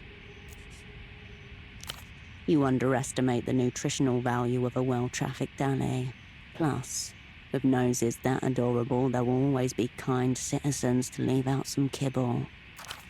But where there are boarlets, there are boars. An adult can be up to 500 pounds of bristled, pitiless hog. With tusks. Yes. You scan from left to right, checking the alley's tangled contours for a hint of hairy maternal rage. There is none. No interest from the hogolescents.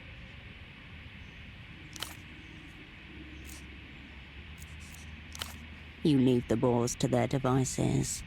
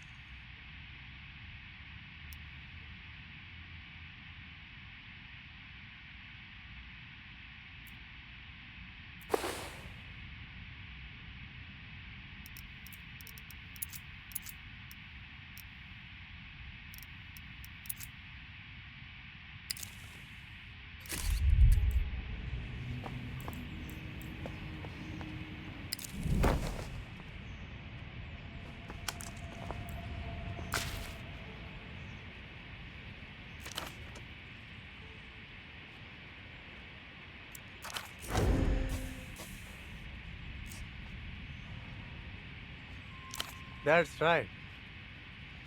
I'm a Renotel man. A certified Renotel repair technician.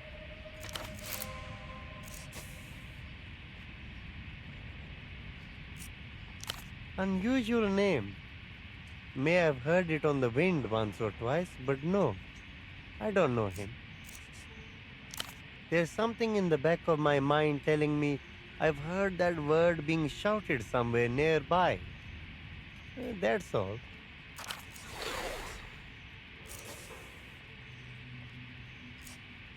None that I know of. Which reminds me, I really should get around to registering for a GP. You'll have to be more specific. Seen a couple of guys who match that description. Not that I pay much attention to them. I don't think I'm tall enough to see other men's bald spots. They're quite common as well, you know. The uniform of all those type of men. You'll have to give me something else. Good point. It's been a while since I saw them. Long enough that I don't remember where. Right you are. I can tell you that it's Renotel's longest running and top performing fixed line.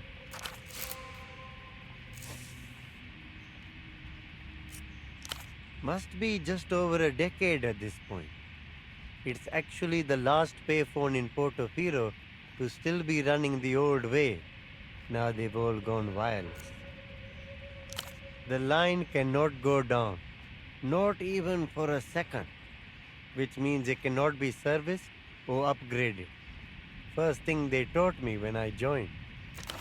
The reason being, or so I've heard, is that Renotel would incur a bill of such whopping proportions that it could risk the whole company going under.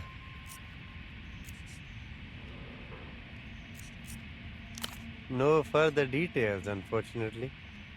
It's just one of those stories that gets circulated among the staff. The unrealized loss, they call it. The company's big secret. Gnawing away at its foundation like a rat in the shadows. No, that kind of thing isn't for me. It's just part of the job to know about it. Make sure it stays operational. You know why now. Not a clue. The address has been scrubbed from all records, even for us staff.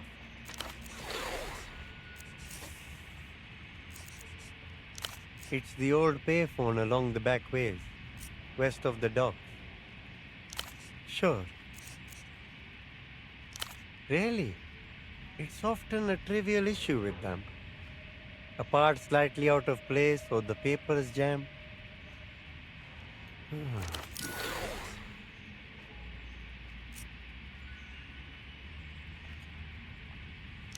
The wireless phone network is routed through electronic boxes called arteries. They work like the old terminal boxes, except there are no cables or wires. What he says doesn't add up. The logic is broken.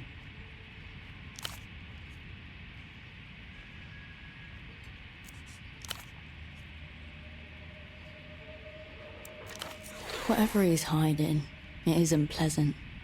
It destroyed something in him.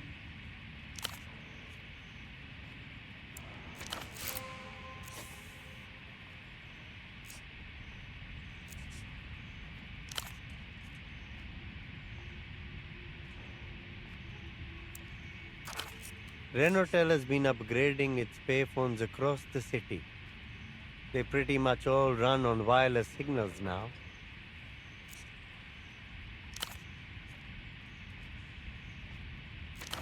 Renotel is developing a range of products with this technology, including portable phones, intercoms, headsets, and codeless scanners.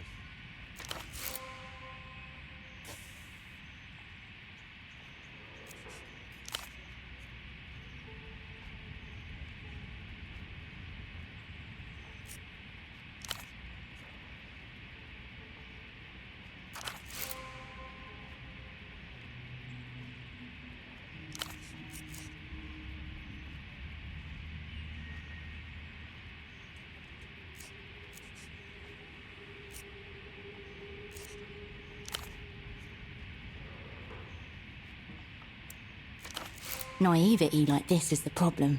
Healthy competition is what pushes technology forward, and society along with it.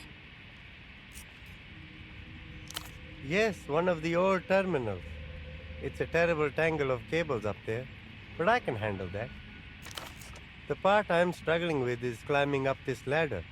I'm acrophobic, one of my many fears. Oh no, you really shouldn't. Not only is it dangerous, but qualified Renotel technicians are the only persons permitted up there. No, but that's not a reason for you to do it.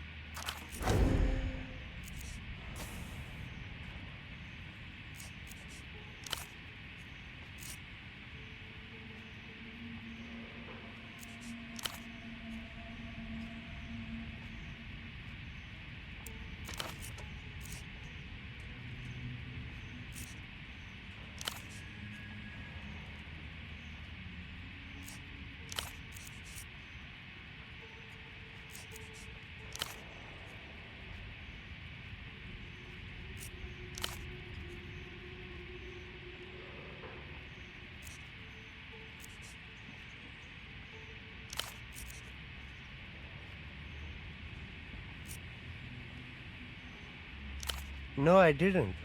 Fascinating. I wish a magnet would erase parts of my life.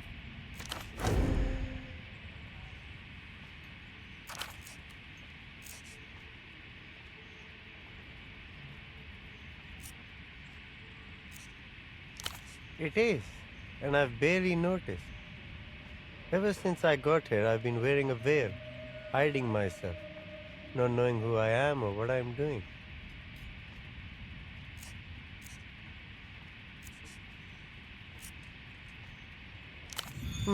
I don't know about that. There's still time to figure that out, at least for me. Anyway, enough doom and gloom.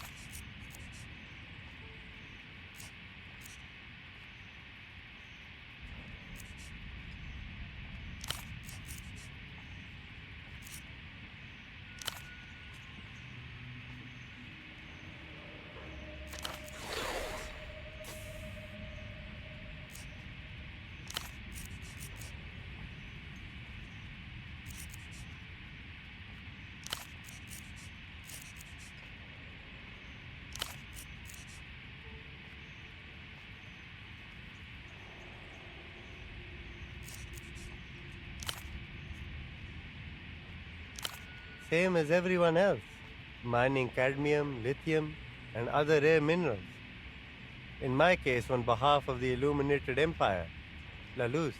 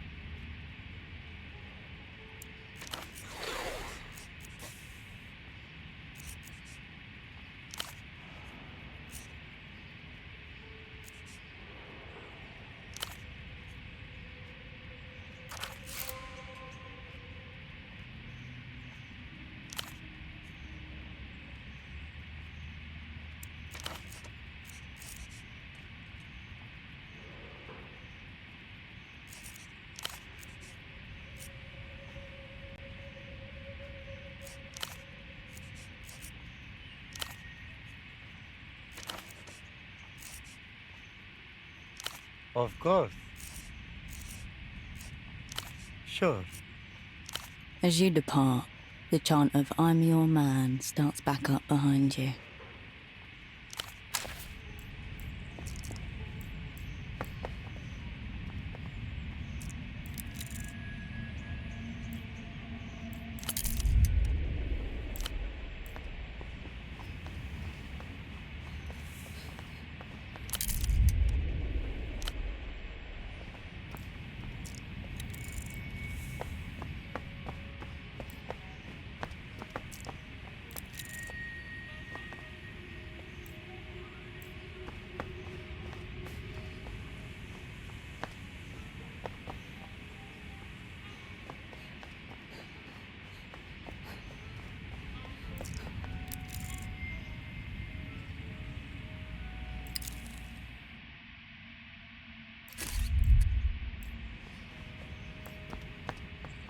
The sour scent of urine surrounds the vending machine.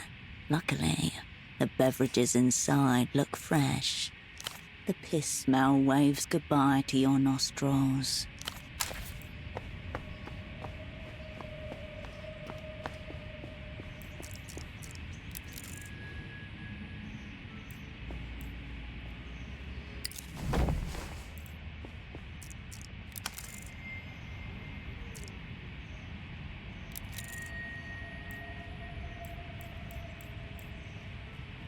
The clinic's metal door is scabbed with rust and surrounded by graffiti. An official-looking sign hangs to the right of it. Open nights, no knocking. Next animal who bleeds on this door gets sedated through the eye. Scrawled badly in horrific fonts. Fraud, butcher. Gonza owes me a tooth. Charged me for screaming. A vulgar drawing of a doctor seemingly fornicating with a leg.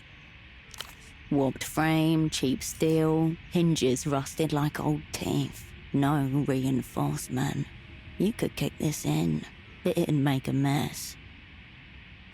Flimsy, much like the door. Would be easy if you had a lockpick.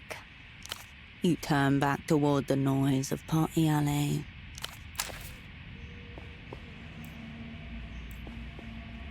The clinic's metal door. You turn back toward the noise of Party Alley.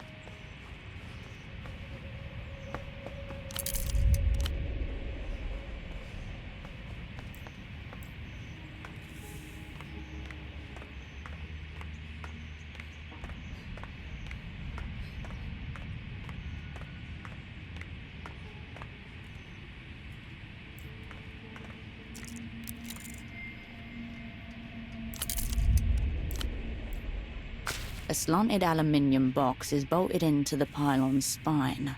The word Renotel is etched into the metal. A familiar dolphin grins at you. Cold and hard, but the playful smile remains.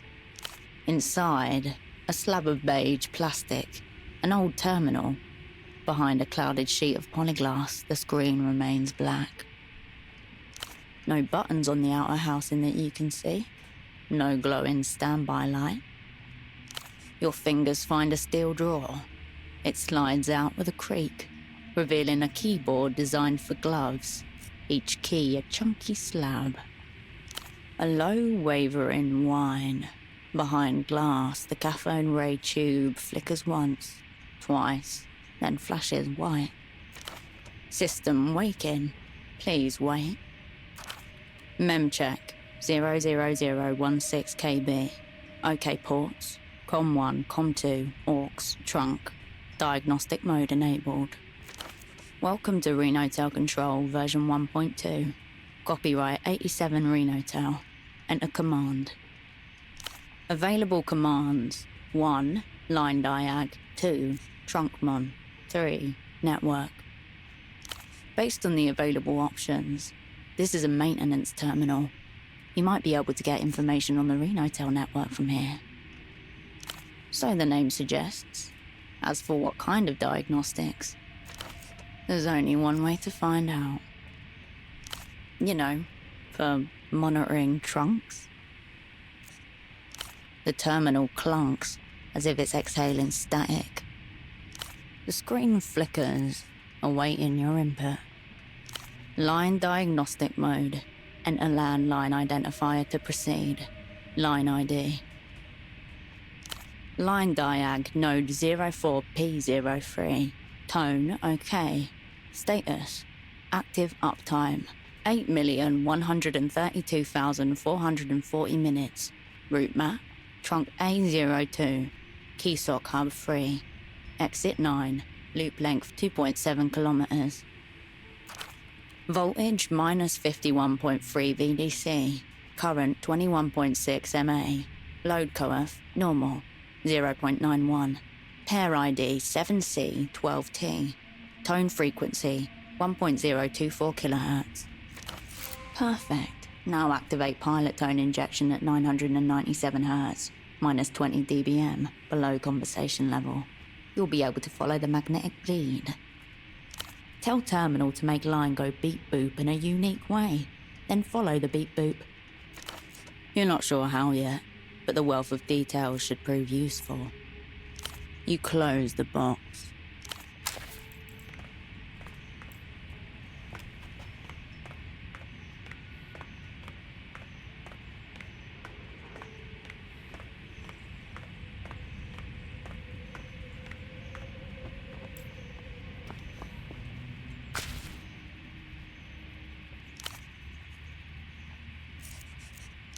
As you depart, the chant of "I'm your man" starts back up behind you.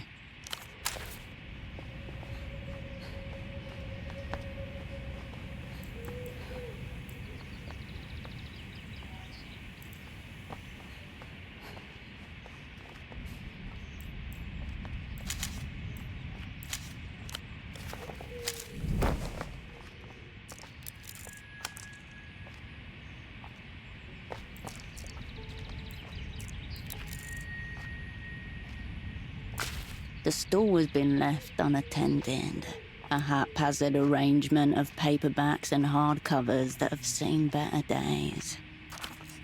A handwritten sign teeters on top of one of the stacks of books. Books 10 sol, magazines 5 sol. Place money in the box. Viva la comunidad.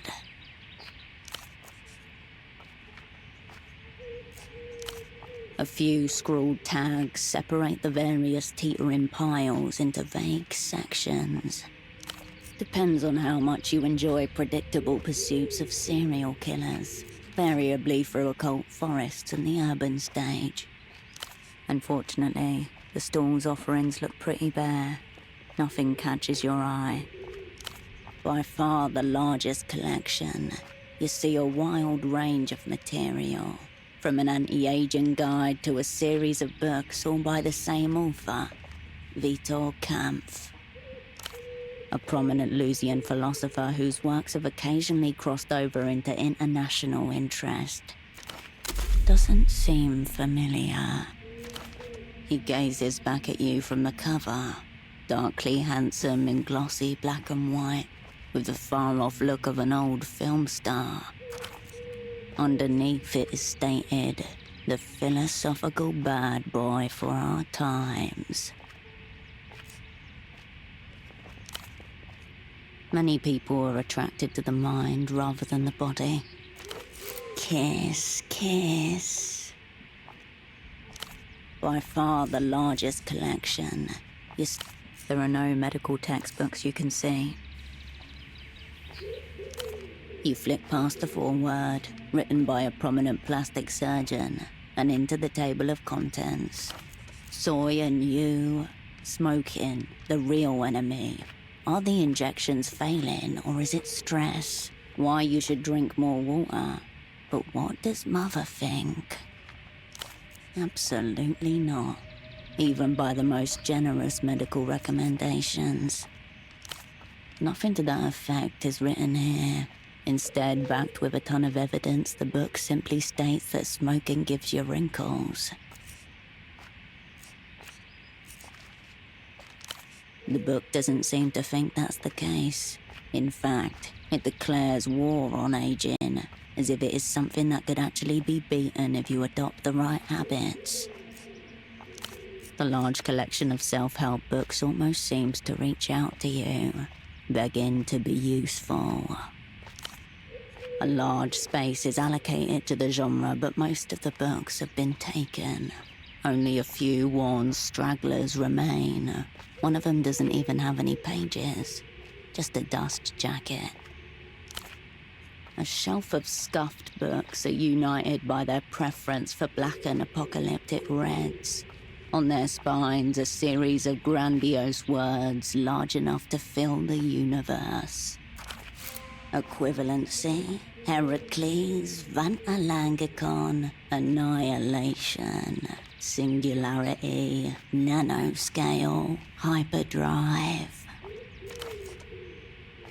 Two of the titles stand out to you above the others, like March of the Chosen and Greed in the Interzone. Pulpy space opera, not at its finest. The characters are heavily stereotypical, the plot is erratic, and there are spelling errors on nearly every page. A bunch of religious cultists travel through out of space in search of what they believe to be their god, but end up being swallowed by a planet. No, it turns out the planet is their god. They end up inside the belly of paradise and live there forever. According to the back of the book, there are more than 3 million copies in print. Despite its dull cover, it seems to be an outright attack on the current state of reality, realized as an adventure through a futuristic city that thrives on depravity. A notorious Lusian novelist and heroin addict. After her work attracted the attention of the Ministry of Mass Culture, Barseed was forced to flee for the relative protection of the Eastern Republics. The author photo shows her sat on a disheveled bed, about to jab a needle into her arm, biting a tourniquet wrapped tightly around the target limb. Between all the gay sex, violence, and drug-taking, there's a serious point about how we're being held back by the unfettered impulses of the ruling class. It's not much different to a modern-day city, except the laws are much more lax, and what would be considered immoral now has become fairly normal.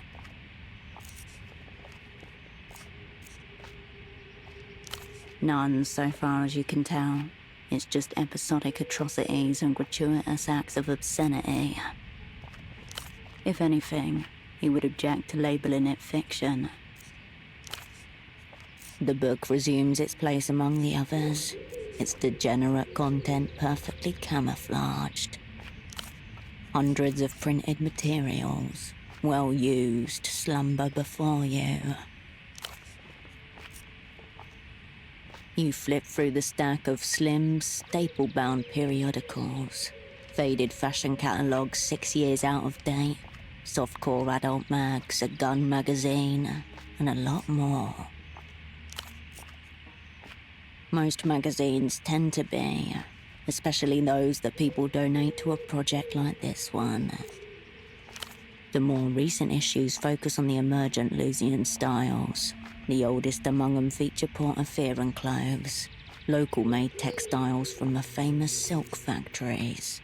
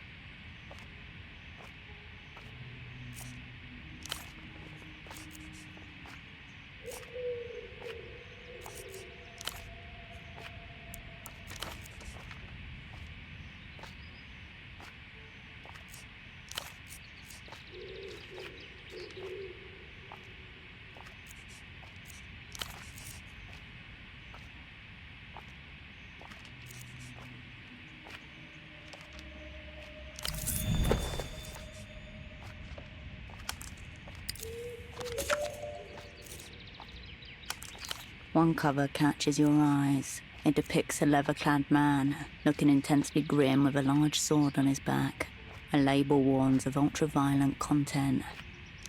The Hombre, Volume 5, Issue A.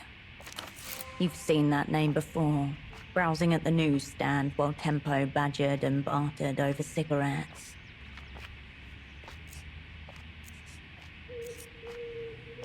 And promises are dangerous, the cover suggests. Blood-slicked affairs ending in exit wounds, their payment often taken in spinal columns. You do the honest thing. Nothing changes in the world.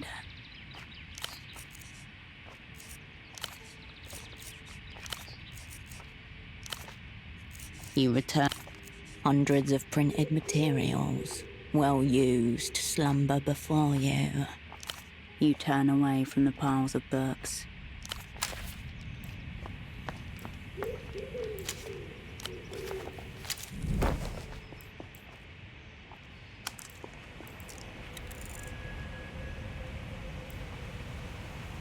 You're confronted by a striking image in bold red and black.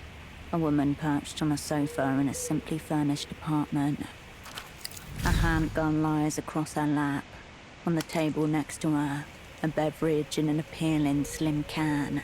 In white text, contrasted against the black shadows, the words, "Safe house is anywhere." This woman is being paid to convince you it is. It's nothing like the ones they have back in the People's Republics. Heifer Red and Black Special Edition. The can is adorned with a handful of coffee beans, a sugar cane, and a splash of cream. There is no other identifier.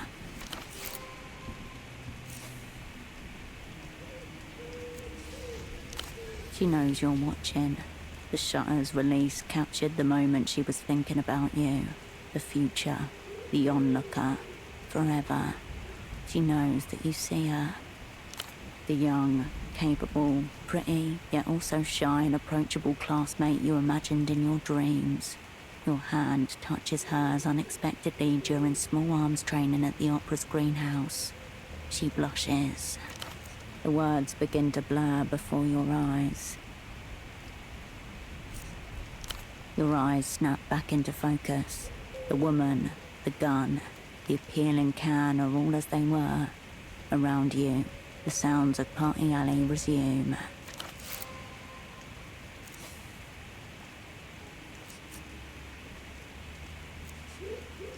Dried flakes of paste drift to the pavement as you peel the advert from the wall and roll it up.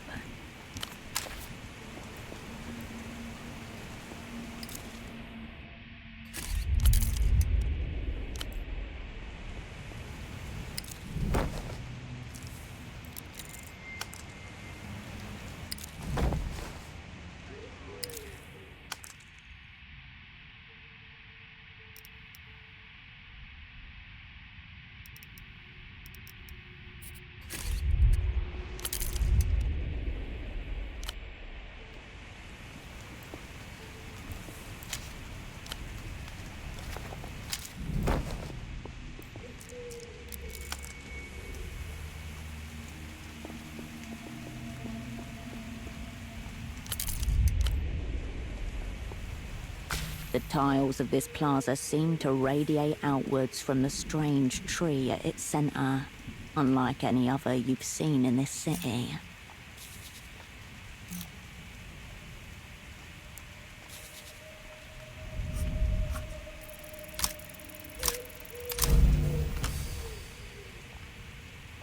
Yellow tree. Time passes, but you take no note of it. You let your vision decouple. The tree becomes a pleasing blur of light and shadow. It's all very aesthetic. Nothing much happens. You leave the mysterious tree to its business.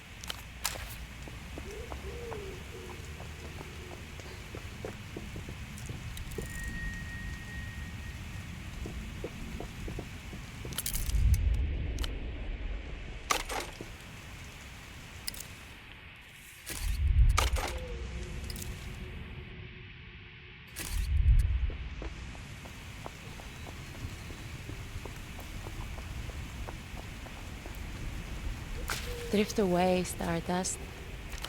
I'm a second-hand dream dealer, but I'm the only dream you got.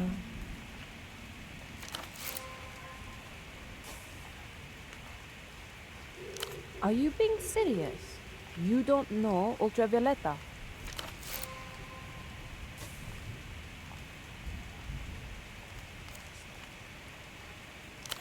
You look like an agent of lesbian propaganda. Kill yourself. Don't be mean. We're representing the Ultras right now. It's not her fault she looks that way. This is what we call fan shifting. We become Ultravioleta, and we sing her songs as an act of faith and love.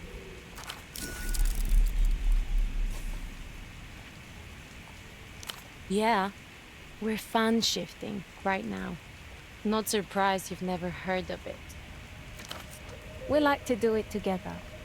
It's fun to make the costume, and it's nice to sing to the world when it listens. That means a lot. Whatever. We're not pretending. Why can old people not wrap their heads around it? Ugh, like that guy with the weird headphones the other day. No, maybe? I couldn't tell. He was so weird. He came up to us out of nowhere and said, in some territories, impersonating the monarch is a crime punishable by death. Death.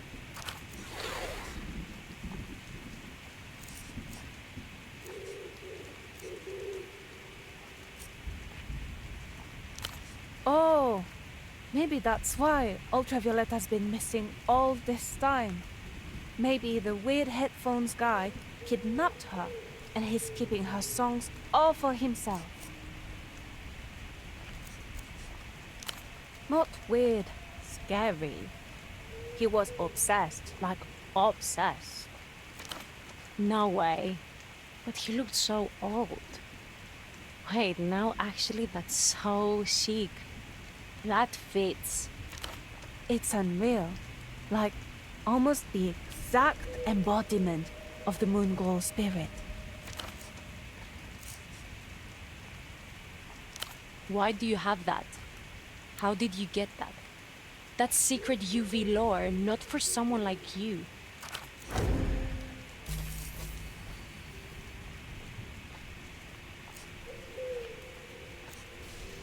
Weren't we just talking about that? Kidnapped for sure.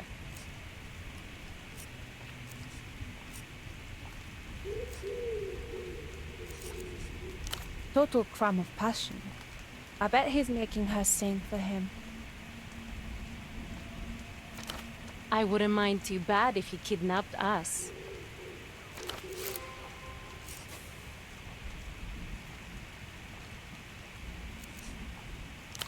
You don't know that. You don't have to lie to us just because we're younger than you. We live in the world too. If she is dead, unlikely, there's nothing more moon glow than dying young and tragic.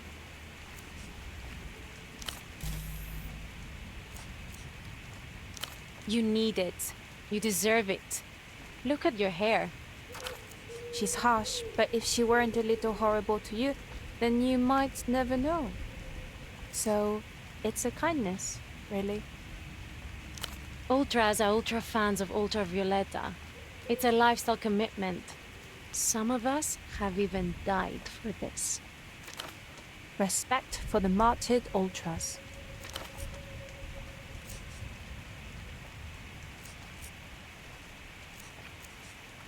Mass suicide. So chic.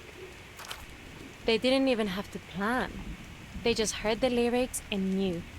It was time to jump off the balcony of their parents' apartment building. We live on the ground floor. I'd have to, like, slit my throat or something. Messy.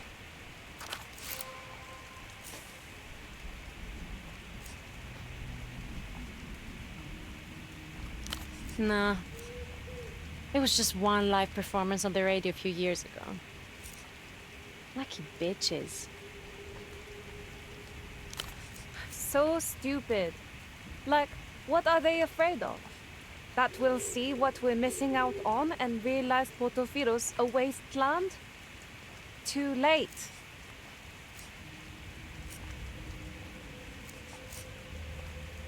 Not ours.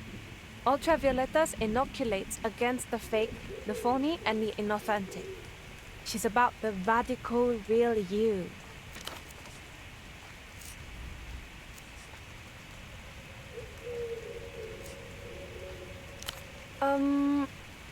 No thanks. Definitely not. The non-spew runneth over. There's nothing good here. And anything that is good is a giant pain to find. Like, we've been trying to get a genuine Lusian disc player for months. No luck. That's fine if you're desperate, but it's disrespectful to listen to Ultravioleta any other way than in the original medium.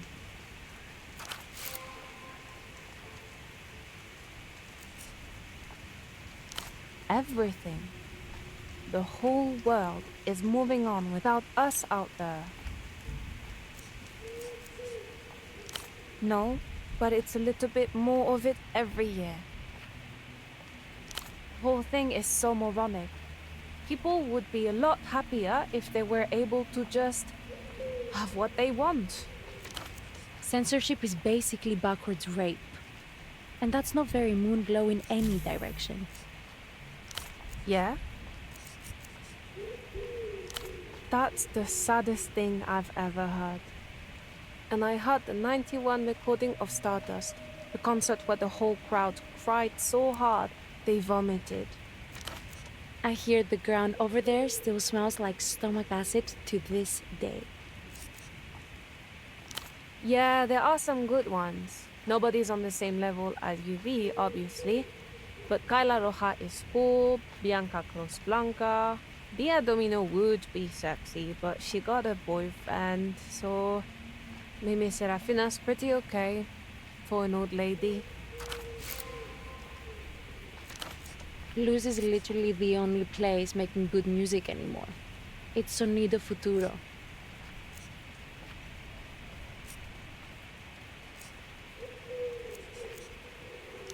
She's like 45. She does look great for her age, though. Lusian really care about their skin. She recorded Glass Meadow when she had a 39-degree fever. Her favorite month is Tritos. She's allergic to strawberries. I know her real name. No, you don't. Stop telling people that. That's a theory, not a fact. I can't say. That's Violeta's secret. I'd never betray her confidence. It came to me when I was listening to El Lugar Donde Nací, right after the second verse, when the Mellotron beat kicks in. I just heard her telling me. That is so moronic. You did not.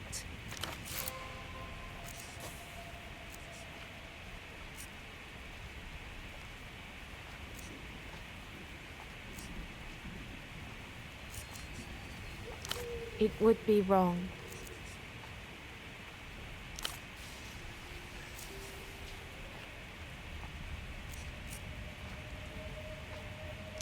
We are both Moonglow. Equally Moonglow. What? You want to talk about the weather? Ugh. Yeah? What? You want to talk about the weather? Ugh.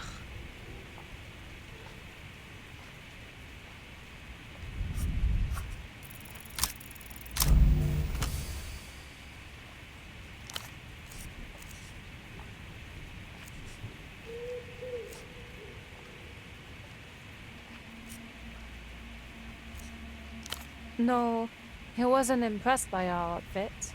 He said our carriage was wrong. Bet if we could get the choreo from the Glass Meadow video down, he'd at least consider authorizing us. Totally. Sneaking up on me, rug pressed against my face, I'd collapse into his arms. Hot. Kind of hot. Like, hot in the right situation. Sure.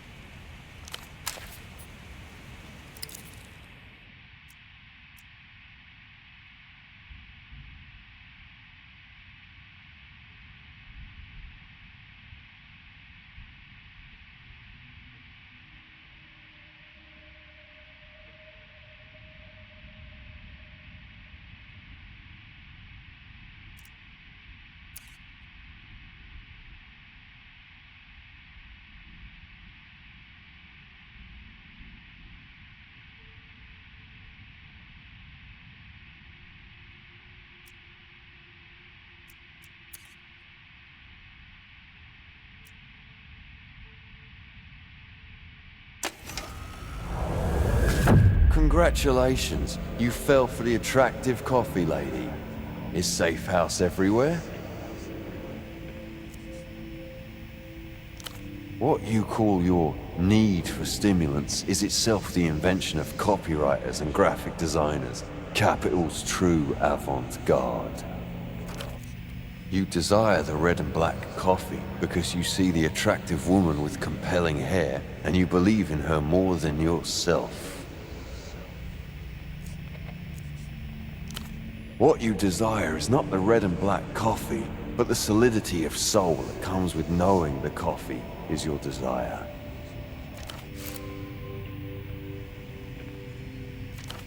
That's what the whole fucking thing is about. An eternal shell game of desires, deferred and approximated.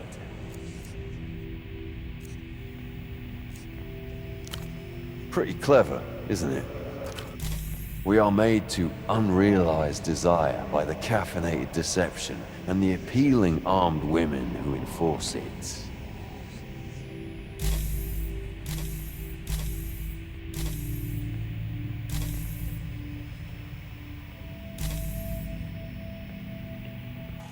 It is not your tongue that tastes the milky sweetness, but the tongue of another inside your own mouth.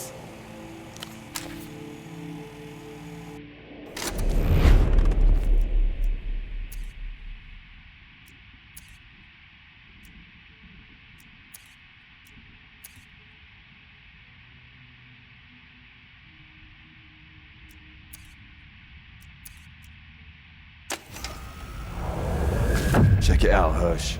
The creditorial equivalent of a mountain. An impossible weight somehow lifted, just waiting for the disturbance that will bring down the avalanche. It's about everything. By some estimates, the entire world is 3 trillion sol in debt. If every one sol note in existence were used to pay off every loan, at the end of the day you would still come up short.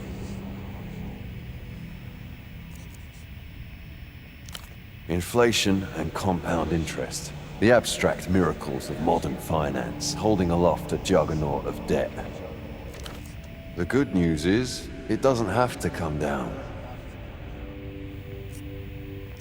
Words spoken by a very slick cunt as he zips by on a nimbus of infinite credit. Debt is platonic, Hirsch. Big or small, it doesn't exist as long as you don't pay it.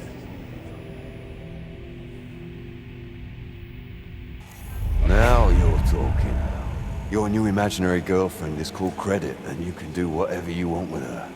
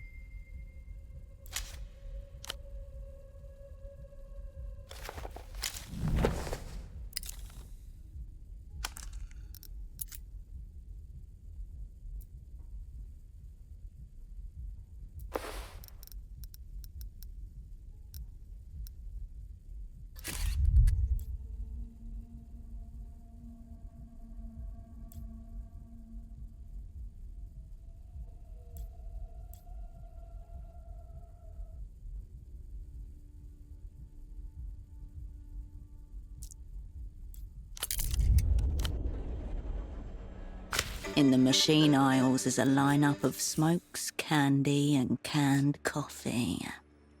If you change your mind, they'll still be here, dormant in their artificially...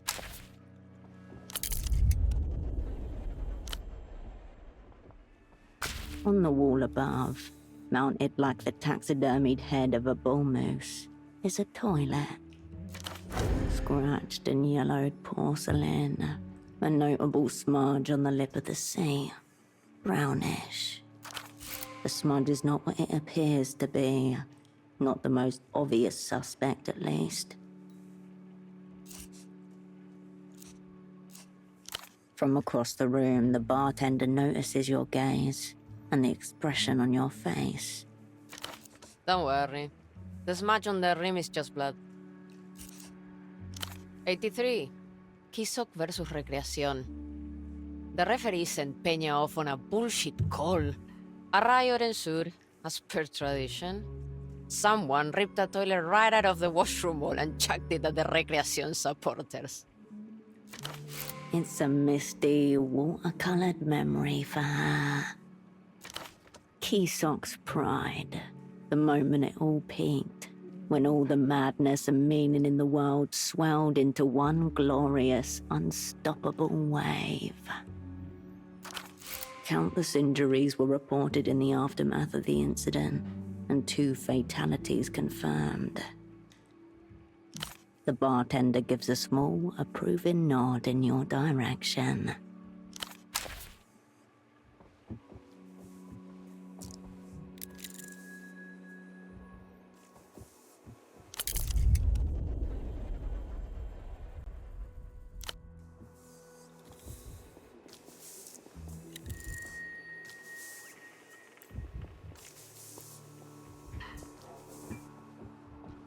What do you have? No, I don't think we have. I'm Lucia. What brings you to Kisok?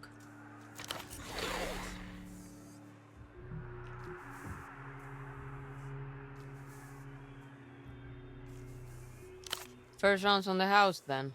What will you have?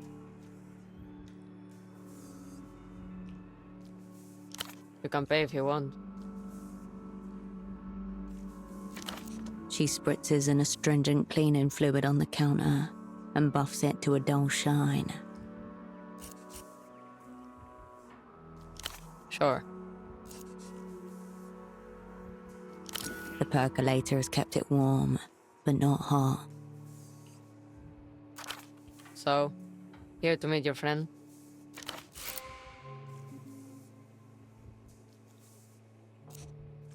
What about him over there? She gestures towards an older man in a booth. His back is to you. Strange. He said he was expecting someone like you.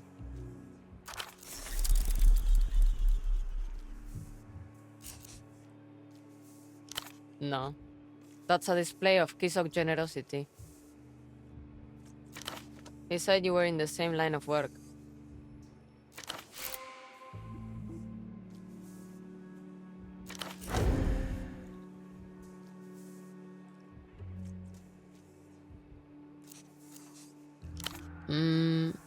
No.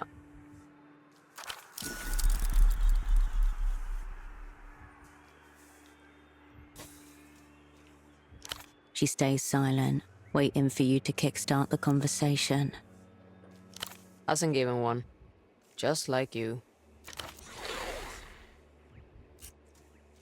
Schnapps, so far. I'm not sure he's casting it on you. She makes a show of clearing her throat before your next question.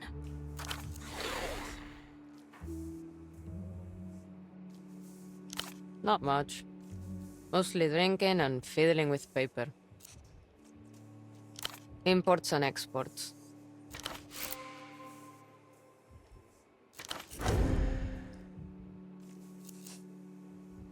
She glances over at the man as he sits silently at his booth, transfixed by something in his hands. Perfectly polite. Keeps to himself. Hasn't caused any trouble. Facing cash. Bit of a lizard, I suspect. You are asking a lot of questions about this man.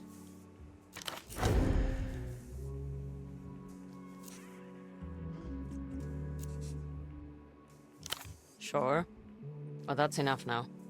Either talk to him yourself or drop it all together. She picks up a cloth and absent-mindedly starts wiping the counter. This is about it. But it's mostly just me in here doing all the work. Takes it out of me. Yeah, we have a couple of kids who come in and clear tables. Sometimes I let them serve, but they're unreliable.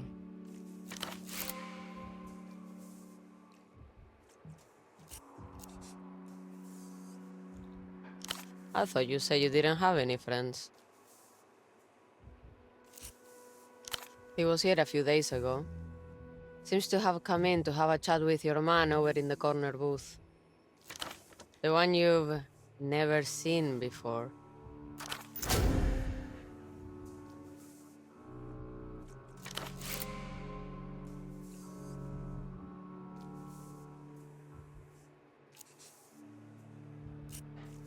She shakes her head.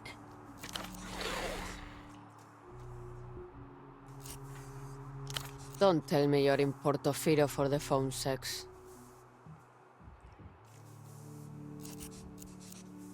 Well, I'm glad it's not our only draw. It's a payphone to the west of here. It overlooks the water. You'll know it from the group of excited old men nearby. Close by. I grew up about 5 minutes from here.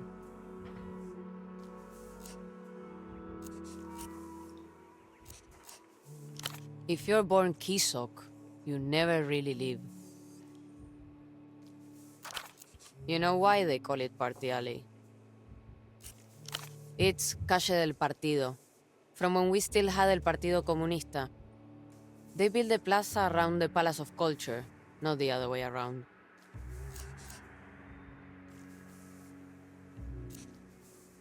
The bartender can't suppress a wry smile as she shakes her head no. She raises her fingers and starts counting them off. The bootleg bazaar, Beetle Tract, Palace of Culture, and I already told you about the miracle line. Cheap tat is usually popular with tourist types.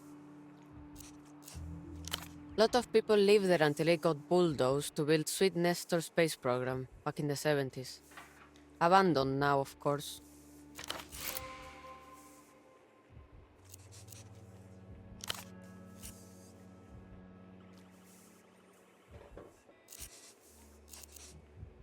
Not much. Nestor built it during his communist period. Building's still impressive from the outside, but it's been falling down slowly. You can find it at the top of Party Alley. It's a 24-hour sex line. You can find it to the west of here, overlooking the water. She nods, happy to stop playing the tour guide. You mean Reunion, all of that. I try not to think about it.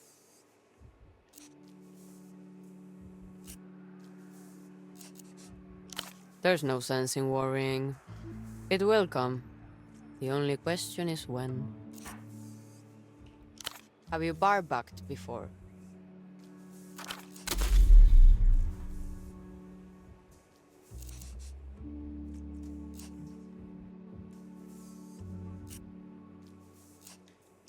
Hesitation as she's caught between a need and a worry. Fine. I can throw you some soul off the books. I just need you cleaning, bussing, nothing complicated, okay? Here. Start with wiping down tables. The rag squelches in your hand, oozing grey-brown foam as you glide it over recently vacated tabletops.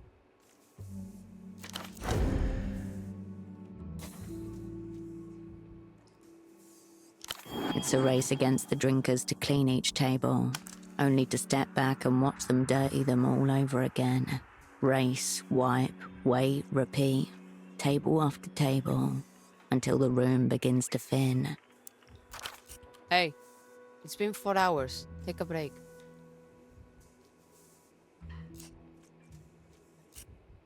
She's used to it. Stopping is almost harder than trying to keep up with the work. Your mind continues to race, looking for things to wipe, unable to stop. You definitely helped. Thanks. Whatever you've got going on with him is not my business. See you.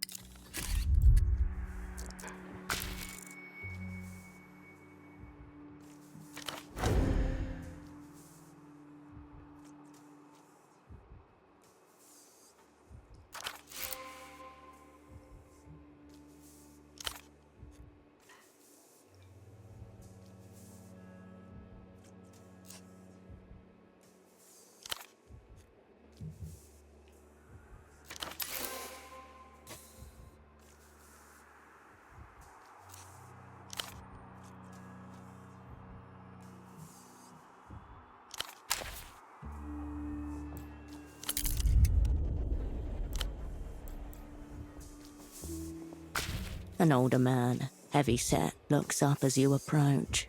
On the table next to him is a large plastic box. An accordion hose runs from the side of it and disappears between his shirt buttons. Like a dead octopus, smothered and forgotten about. Operant, bon of you to drop by. Though a bit earlier than I was expecting. It should be said that you've never seen this man before in your life. No matter. You're here now. That's what counts. Some reputations precede. I heard a notorious spy had escaped from the freezer and was running amok in theater. Had to see for myself. This man must be part of our welcoming committee. The gang's legend spreads far and wide. Now here you are, in living color. Cascade, known to some as Herschel Wilk.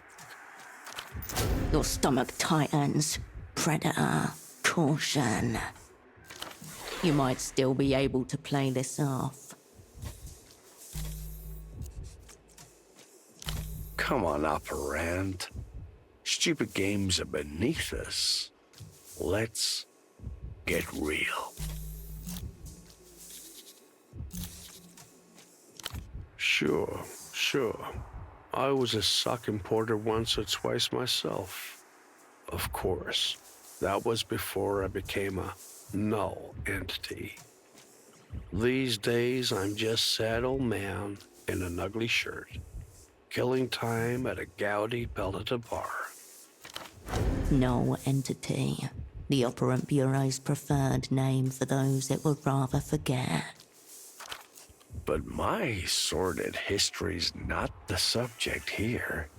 It's you everyone's asking about. Old friends, Professional critics, big-time players in the international organ market. All kinds of stuff. They were asking, has she figured out her assignment yet? What's going on with her double? Does she still have it? Thrilling questions all. But mainly, they're concerned about your heart. Size of a fist, weighs about a quarter kilo. They want to know what you'll take for it. A heart with history. There's connoisseurs who'd pay a premium for that. Reminds me of a story in the paper. An Azuri cannibal pays another man for the pleasure of killing him and devouring his heart. Gruesome scene. Features a Frank Ann and all sorts of unprintable details. One detail they did print, though, was this. The fella who sells his own heart accepts his payment by check.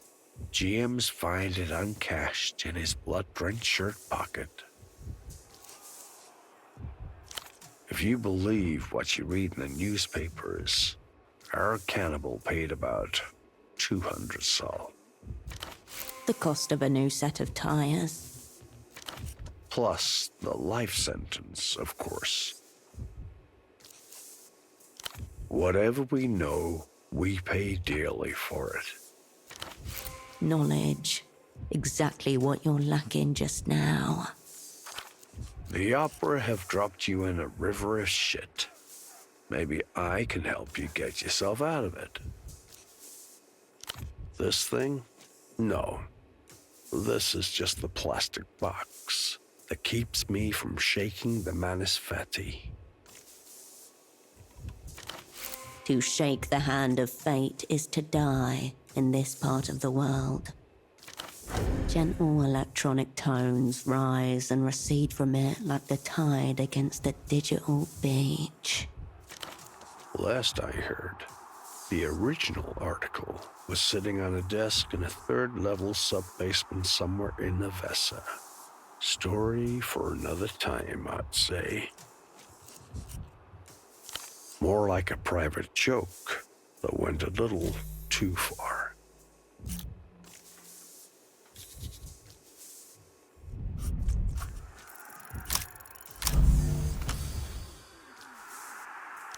There's no man here. A null entity does not exist, has never existed. The deeds and assignments attributed to them never occurred. You are speaking with air. That's because you're not speaking with a man. You're speaking with an augmentoid. Part man, part machine, all menace. Built in secret factories in the center of the hollow moon. Forerunners of the post-humanity to come. In your heart, you've always known it to be true. The alteration of all flesh. Undoubtedly. This was your old haunt, was it not? See why you're drawn to it. Spacious, decent sightlines. Noisy enough to make bugging impractical. At this hour, the bar is beginning to come to life again. A few regulars shuffle in, taking their regular positions. The two of you attract no particular attention.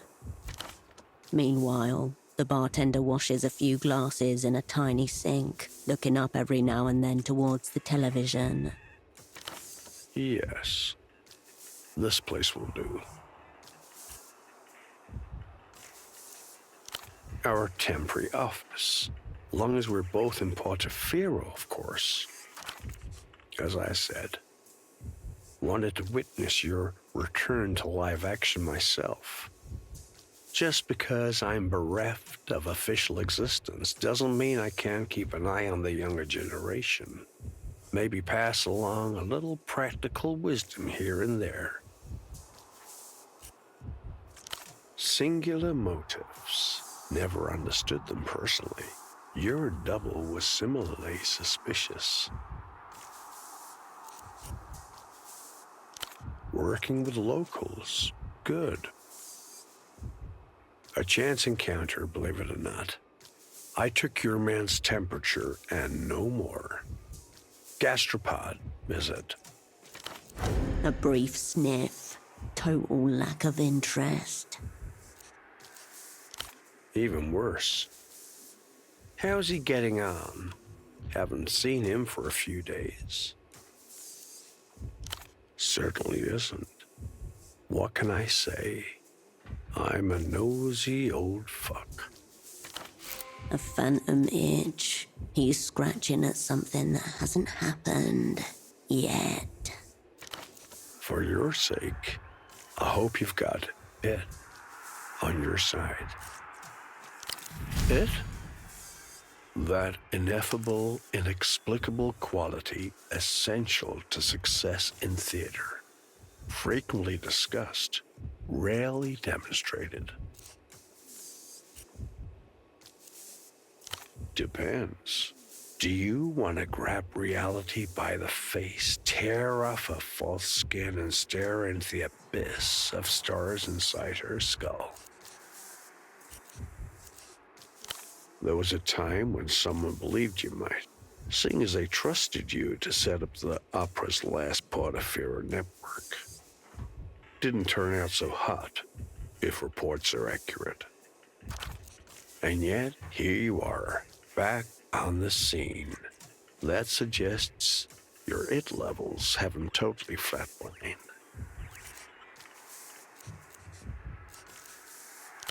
One of the most difficult questions in its studies, driven more than a chair of operants and math prodigies to stark, raving insanity. Given that, the consensus seems to be better not lose it in the first place. Call it your look of haggard perplexity, assuming that's not just your normal expression. You've been out of the action for 5 years. I've been in this game a long time. Picked up plenty of neat things that could be of interest to you. Take a recent sample. One of your enemies has set up a secret jail somewhere here in Kisak. Strike a chord. The rich one. Enter. My offer is this. I share with you a little from my wall of shadows.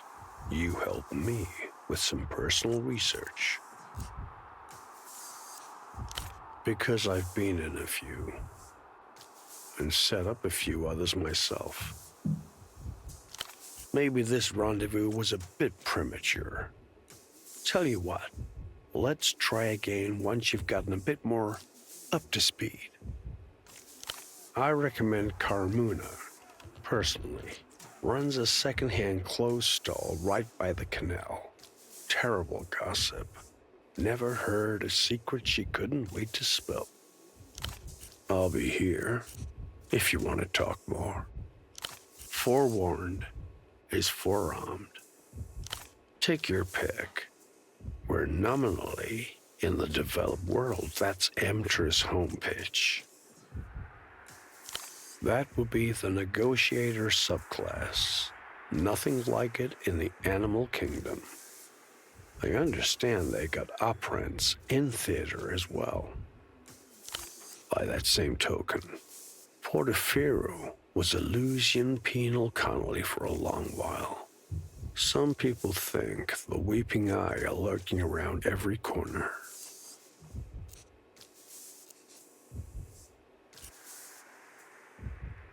Naturally, the techno-fascists are really treating the place like they own it again.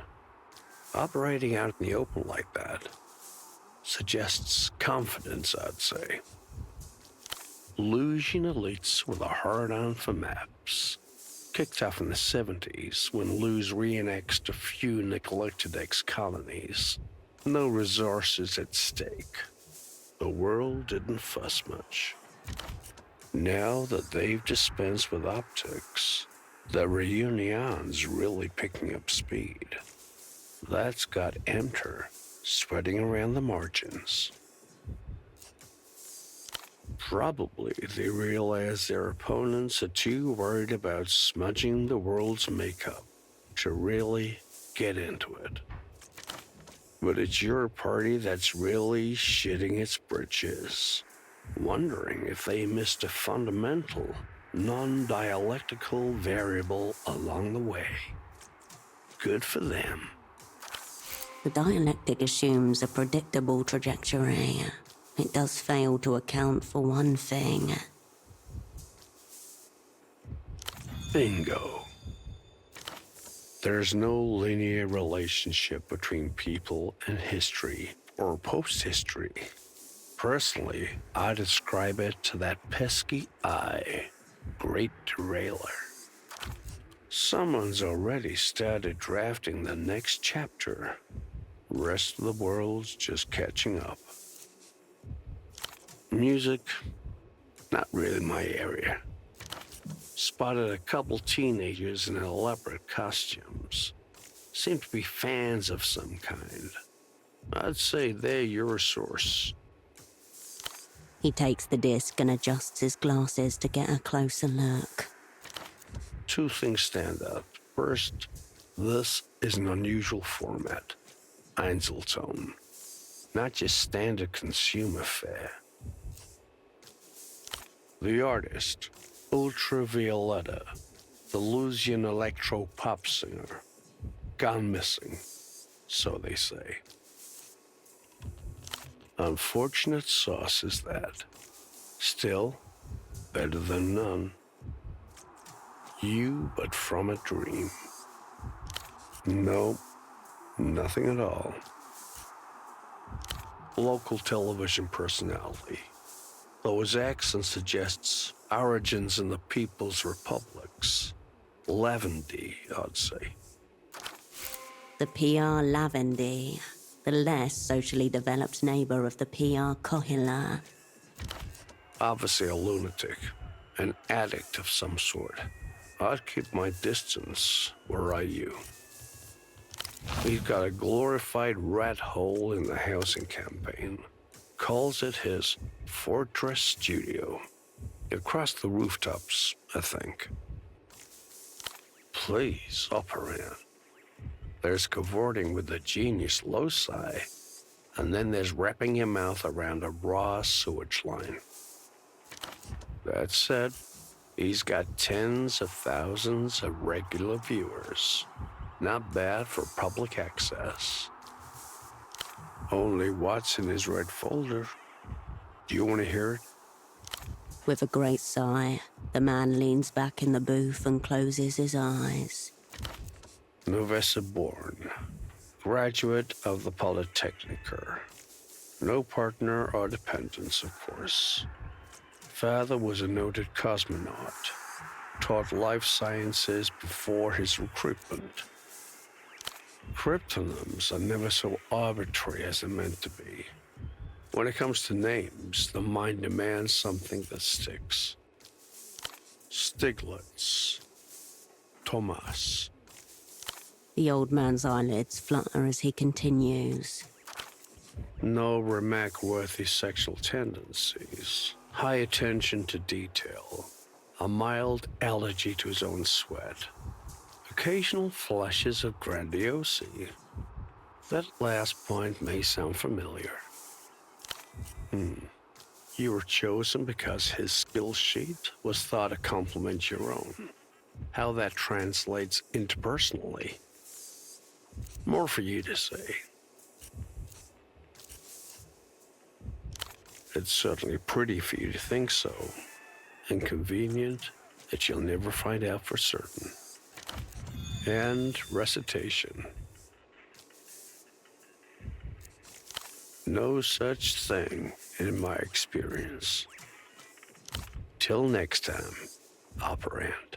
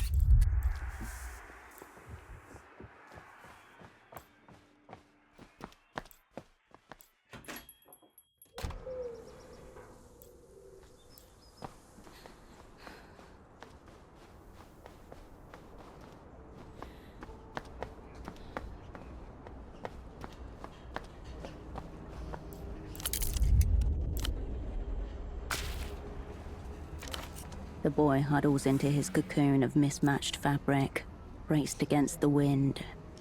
I don't know. I don't know. Doesn't know much, this one. I hang out like everyone else. It's normal. You're scaring him. What?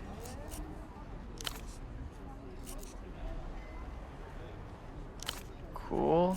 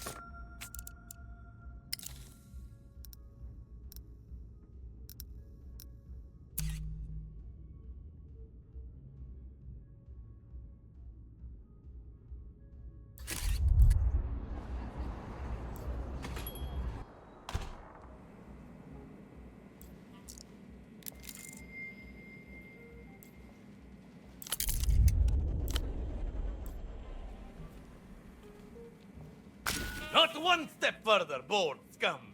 I'll do it. I'll enjoy it too. I think I can probably come just from watching the drama sink into your face, right before the oxygen stops reaching my brain for good. Don't pretend you're interesting. I can smell it on you, you know? The forms, the files, the fucking bureaucratic miasma that birthed you. Pupils track you like a cornered animal trying to recognize the butcher. His left foot twitches in anticipation of the jump. So you're talking to your little colleague out there. I know you're from the medical board, and I know he's been watching me. Pathetic. Did they even train you? If you're not bored, which you fucking are, then go and deal with the stain of narc shit lurking outside. I know that scarf of his is a fucking wire. Kid, that's a 40-year-old man with a severe deformity. Terminal virgin, too. Stench of xenophobia all over him. No one takes down Dr. Gonzalo E.S. Gonza, except Gonzalo E.S. Gonza. Don't you fuck with me now.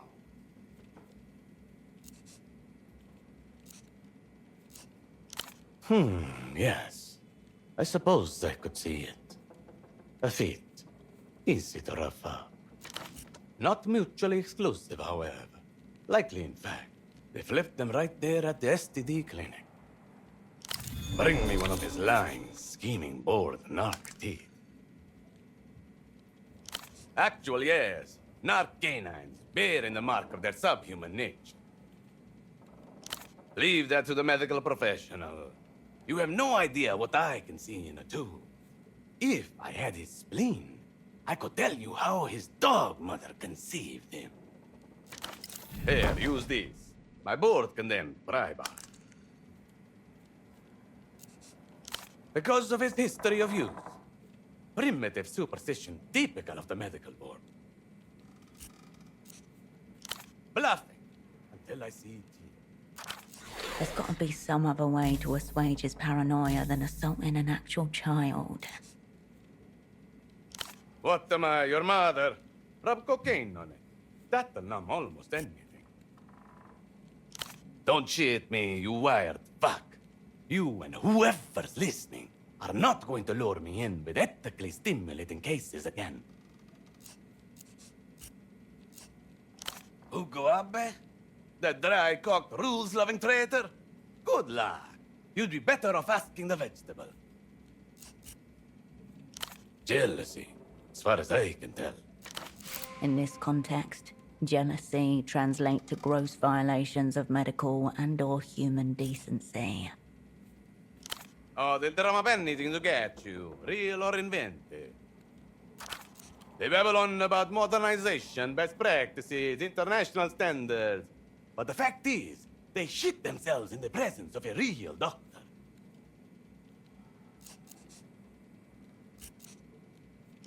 He looks down, vaguely surprised, shrugs. You never get credit for the blood you leave in. I'll do as I very well please, bored harpy.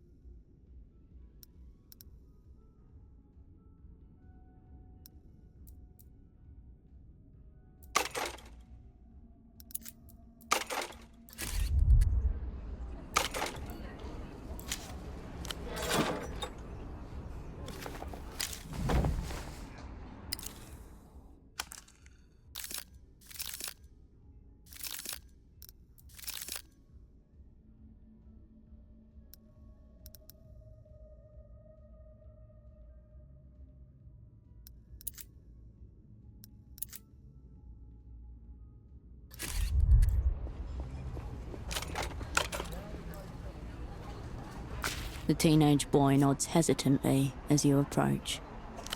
Yeah?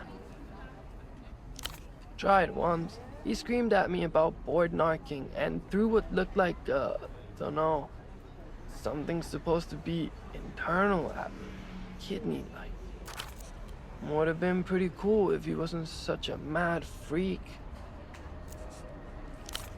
I know. He keeps shouting at me. He thinks I'm a narc. I'm no narc, and I got a D in biology.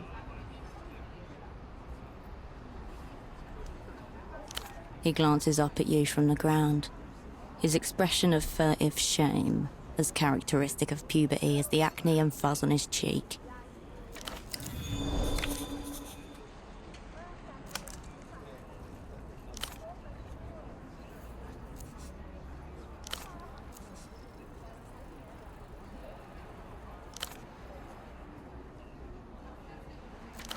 This boy is not a board narc, Cascade.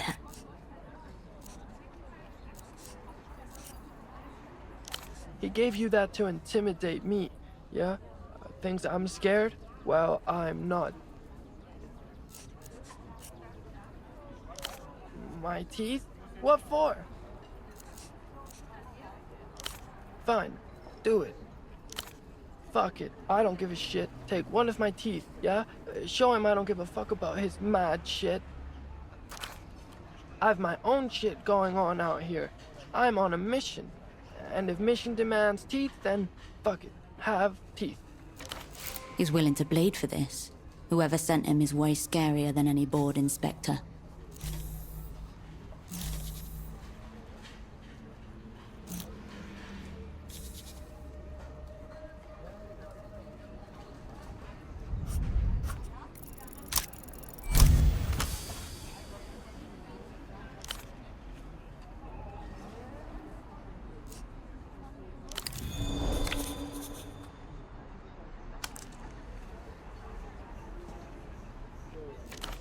Otherwise, she'll call me a cunt. Like always. Comings and goings, alright? I have a job to do. I can't say she'll murder me.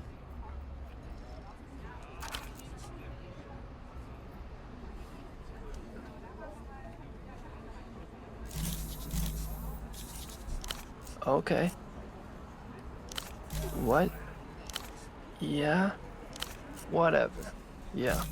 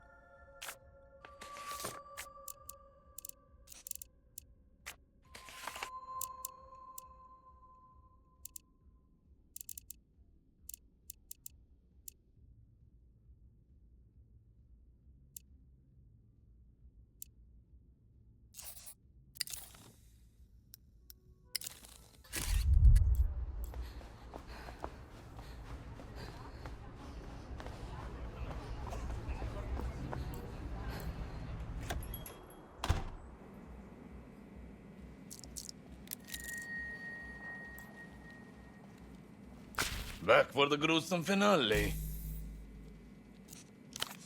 Don't you fuck with me now. A girlfriend. That one. A likely story. With a genophobia so pronounced, it's a wonder he even managed to talk to you without lapsing into torrential incontinence. Aha! Genophobic Bordner, through and through. I'm not budging until you get him the fuck out of here. It looks pretty whole to me. I'll do as I very well please, bored harpy.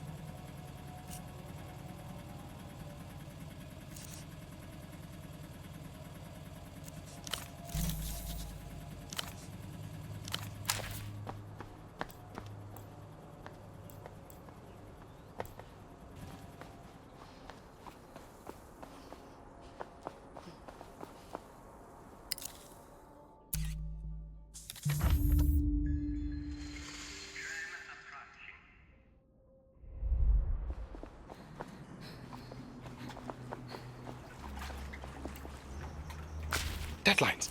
Yes, I'm missing them. I need to feel like it's been a very bad quarter for me. Warily, the young man watches you go over his shoulder.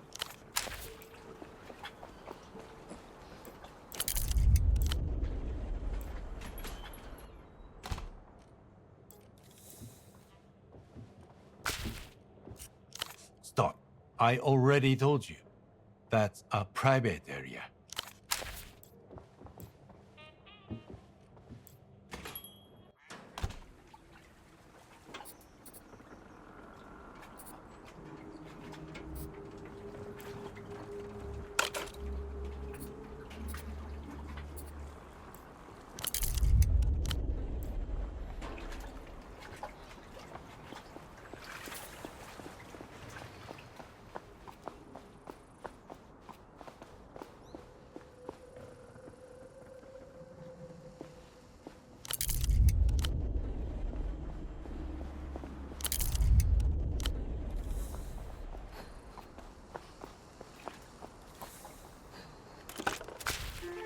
You step into the booth and press the receiver of the phone that makes people disappear against your ear.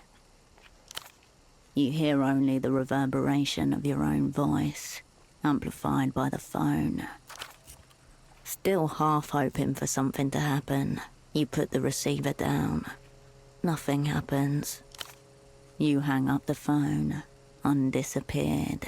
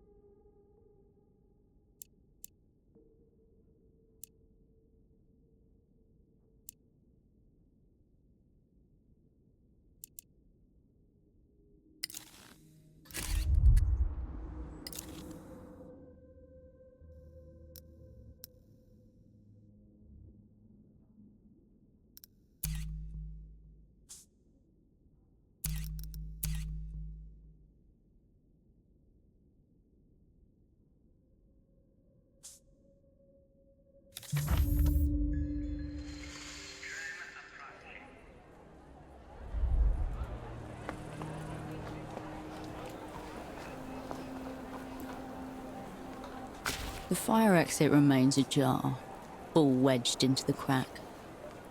You raise your hand to wave at the engineer on his pylon. He waves back.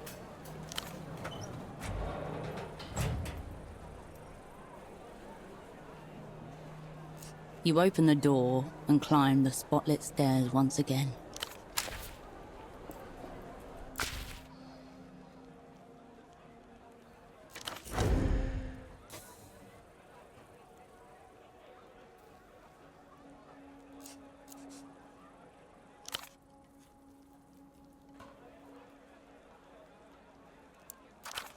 Radiant's fingers dancing, each input a new incantation. The ember of his blunt pulsing with every keystroke. A sorcerer within his haze.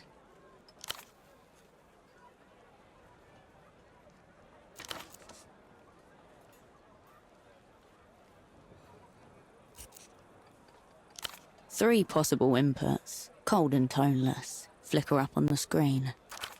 1, network. 2, diagnostics. 3, network should get you the list. Then it's just a matter of finding it. Renotel Diagnostics is intended for official personnel only. Input external device to continue.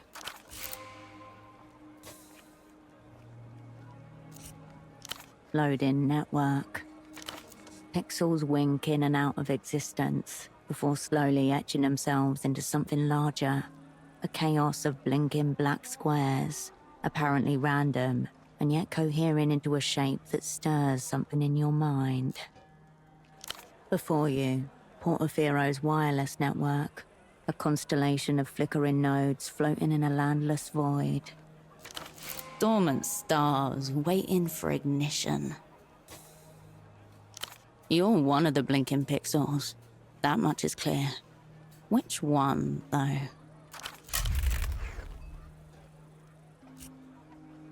You look to a region of the map where only a few scattered pixels blink amid stretches of empty screen. The densely populated heart of the city, where terminals pile on top of each other, dozens to a square meter. Goodbye.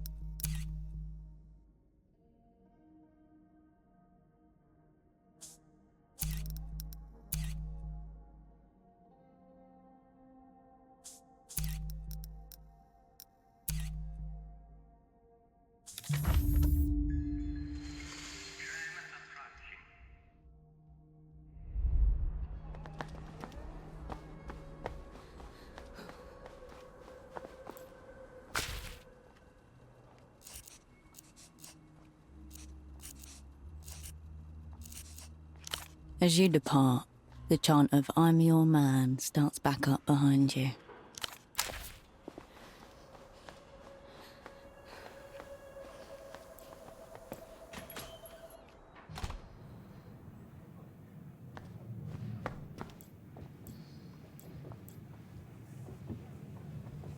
Hello again.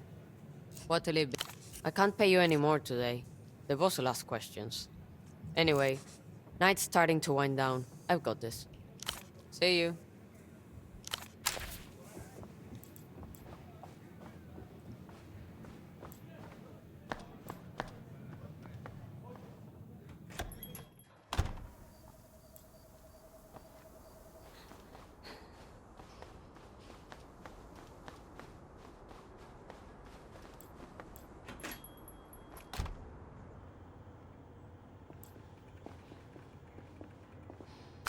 Operant? Nothing, I'm afraid. That's understandable. It's been a while since you were last in Portofino, hasn't it? Head south, and you're guaranteed to find it. It's just east of the roundabout and west of the backways. Of course, Operant. I'll be here if you require anything.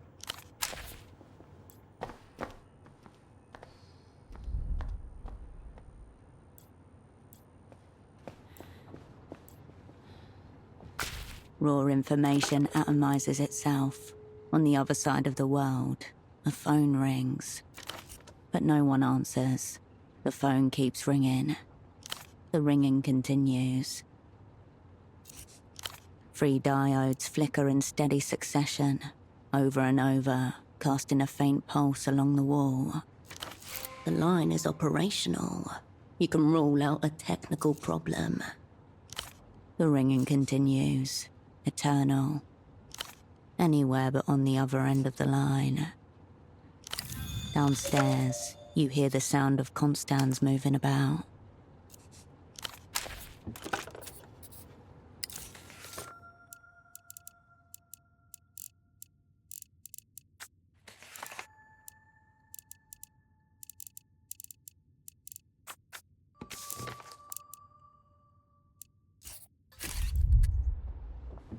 Peeling wallpaper hangs above your bed, uninspiring.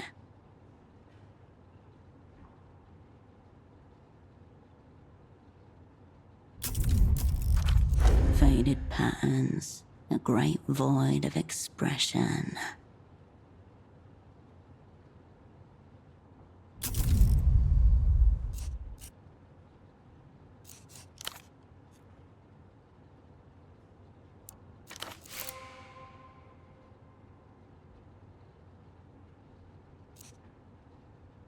Bagman watches on approvingly as you secure his position. The woman and her coffee watch over you, mysterious, knowing.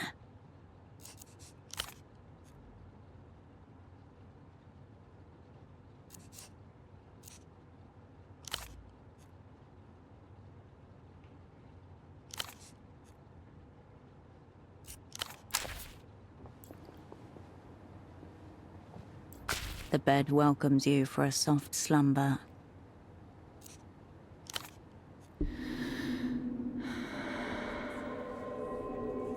The stillness of the room quietens your mind as you settle down.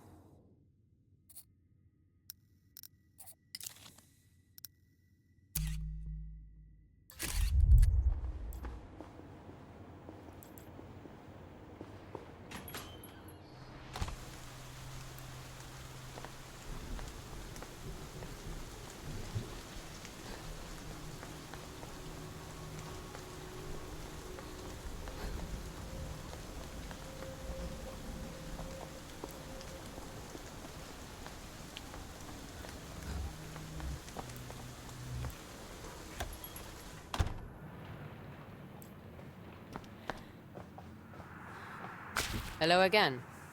What'll it be? Alright. I need you collecting empties, soaping up, rinsing, drying. Got it? You scoop a pile of empty glasses into your arms, lugging them through the crowd and back to the deep industrial sink. More than once your confidence is tested as a glass tips, another slips and a drunk sticks a foot out in front of you as part of a dare. As soon as you've got them clean, another table beckons you to collect another set. They seem to wave to you from every angle, always asking, no, demanding your attention. You keep going until there are no more glasses to gather. Before you know it, the patrons are clearing out, and another 4 hours have passed. That was a busy one. Nice job. Drink up. We close soon.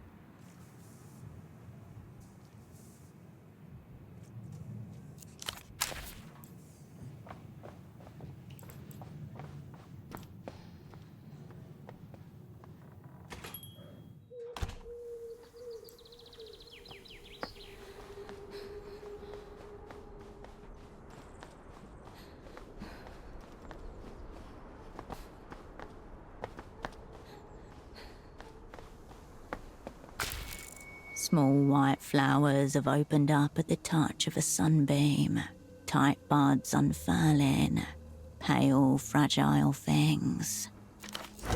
A delicate fragrance rises from the bush. Jasmine. You breathe in jasmine and cold air, soft and thin as hope. When you were quite small, there was a jasmine plant that trailed over the neighbor's fence. Knowing they could be made into tea, you took a flower and popped it into your mouth one autumn morning. You blink. An hour has passed.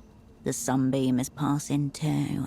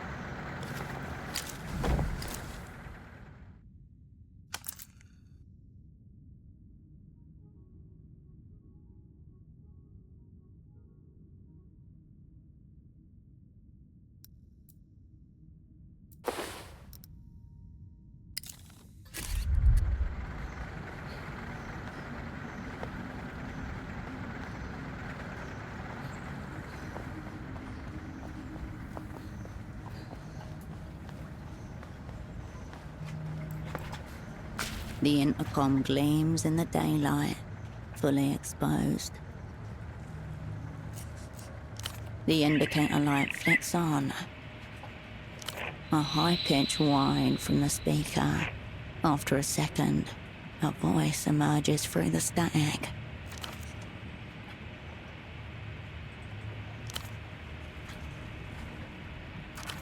A melodic voice that makes you think of flowers blooming in time-lapse.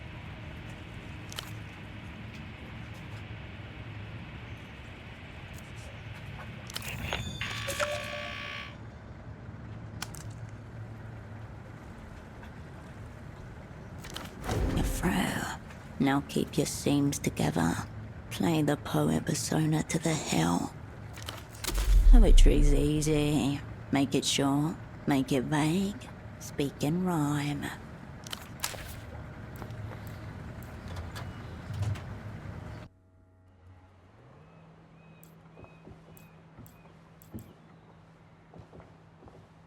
Among the many sections of the cabinet, you find a small stack of papers. The first page is filled with what looks like a set of printed instructions. 1. Read the poem silently, then aloud. Consider the line breaks and identify the meter and rhyme scheme, if any. Is the poem written in open form or closed form? Tutorial guidelines for the interpretation and critique of the written verse. Whoever's using these isn't trying to get better at writing poetry. They're trying to get better at reading it. Notes have been scribbled in the margins. Read aloud, line breaks, too many metaphors. 2. Paraphrase the poem. You may wish to do this with the entire poem, or line by line. If this is too confusing, focus on distinct imagery, or isolated parts first. 3. Consider the poet's word choice. Identify figures of speech, identify metaphors and/or similes if they are present. Perhaps you are a creature made for soul work. There should never have been any doubt about that. You are possessed with art. A printed table labelled tetrasyllables. The first column contains hieroglyphics. The second has a series of words. Strange series of U-shaped symbols and underscores.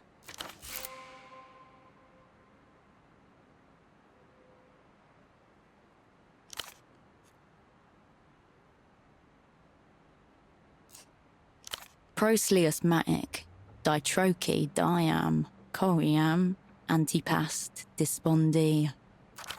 The word coriam has been circled in red pen.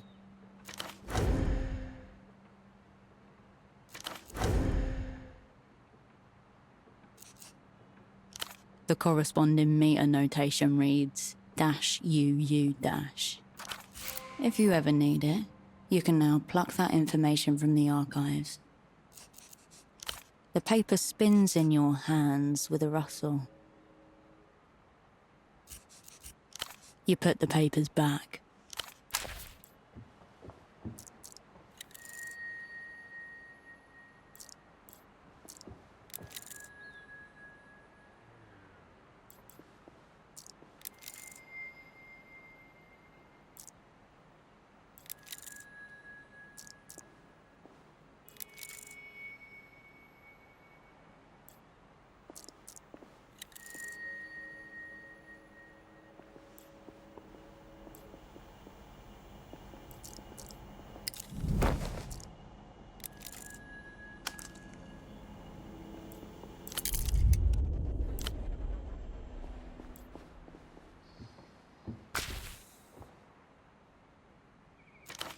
Knitwear ensemble, sensible boots, a collection of beaded necklaces. She smiles shyly as you take her in. A plucky literary aspirant, grinding away experience in the hallowed hall of art. Adorable.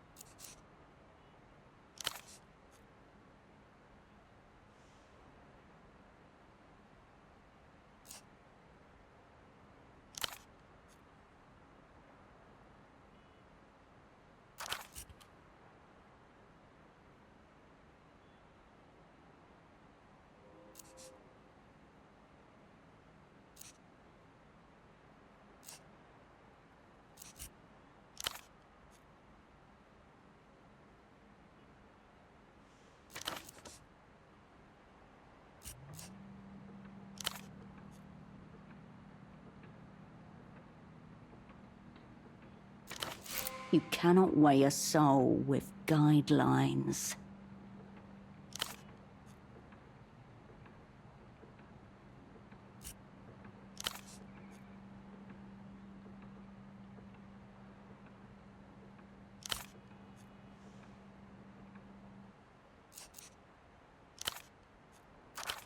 She rests her small palm on top of the sheet of paper and slides it towards her side of the desk. Away from you.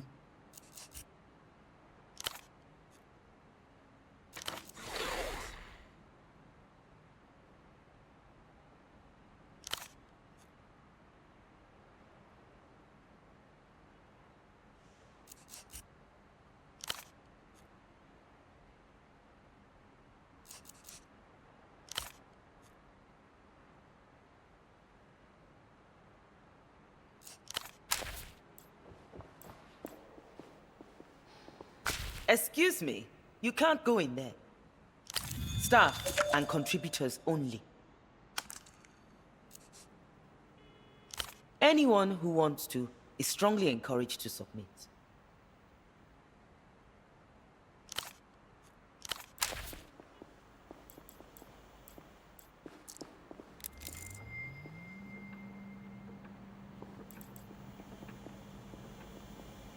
The woman contemplates the spread of pages before her.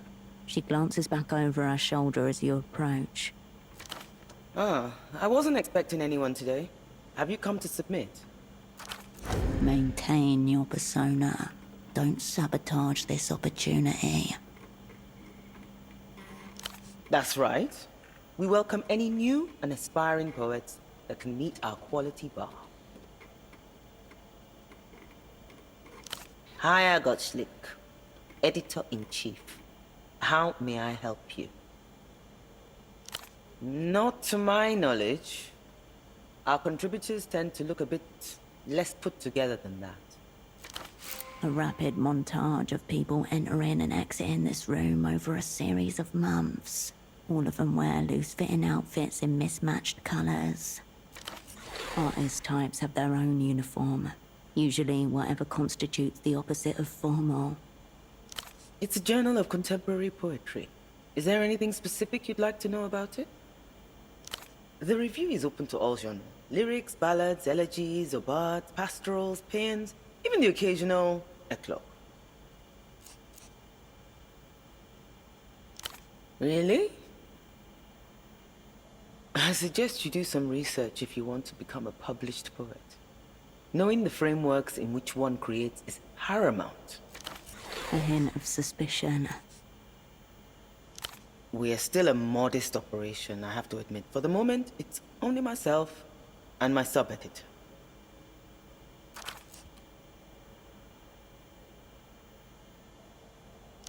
It's true.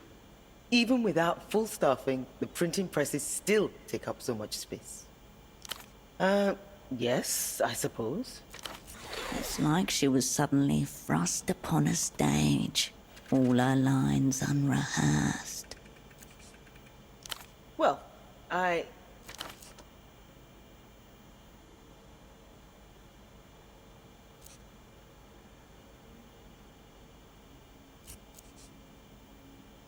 I'm sure that is the case.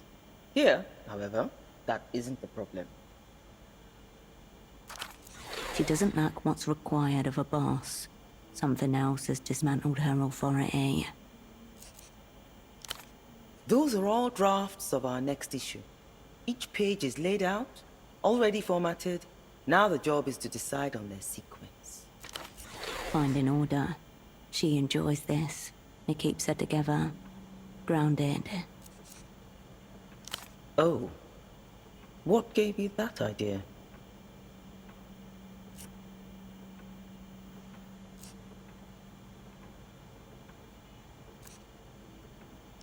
You mean her meter exercises? I can assure you that there's nothing sinister about them. There's a reason we call it an artistic practice. Probably covering for her. Possibly in denial about her subordinates' incompetence.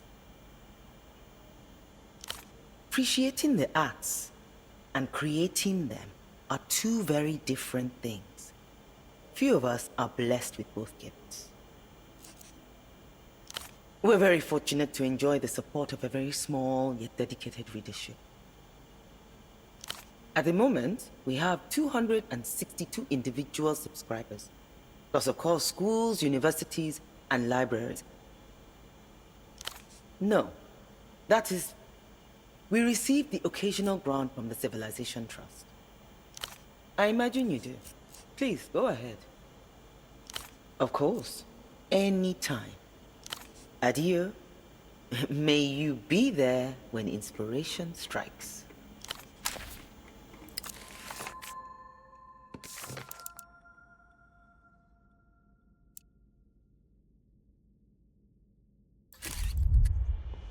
The editor-in-chief's desk is somewhat orderly. A few notebooks and proofs, a terminal, and a collection of pens, laid out side by side. Among them, a luscious fountain pen glints in the artificial light.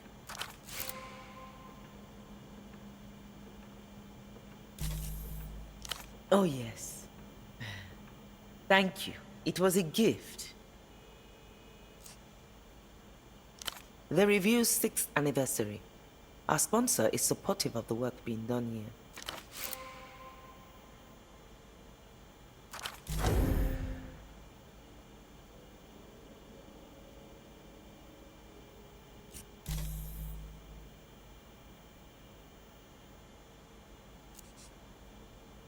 The desk remains undisturbed.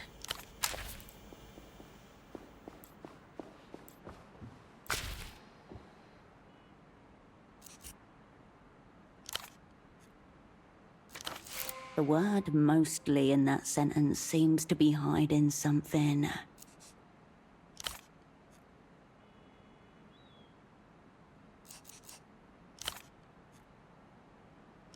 She nods.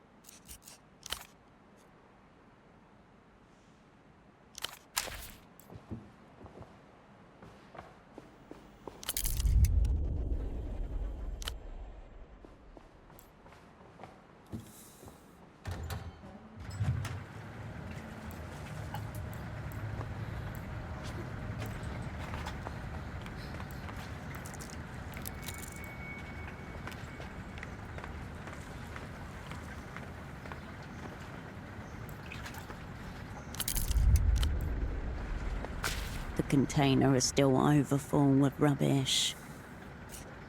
The rubbish container and all its spoils continue to rot through time. I told you this place is off limits. It's been targeted by a gang. You probably shouldn't.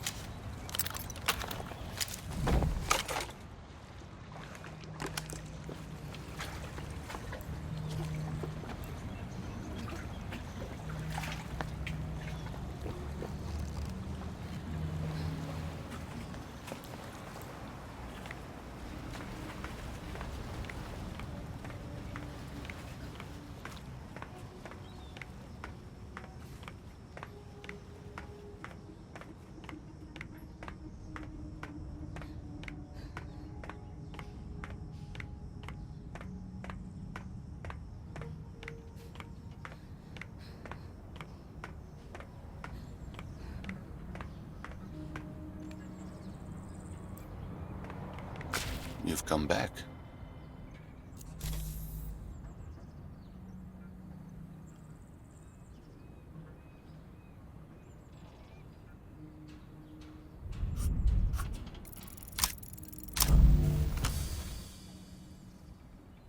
Just as a crumb of thought appears to form, the loud coo of a pigeon snatches it from you.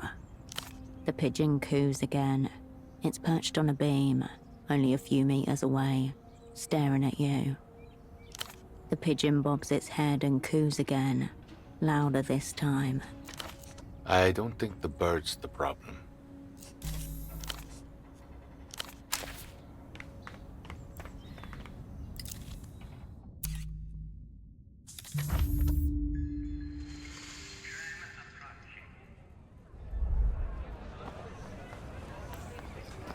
You step back to the tower of plushies.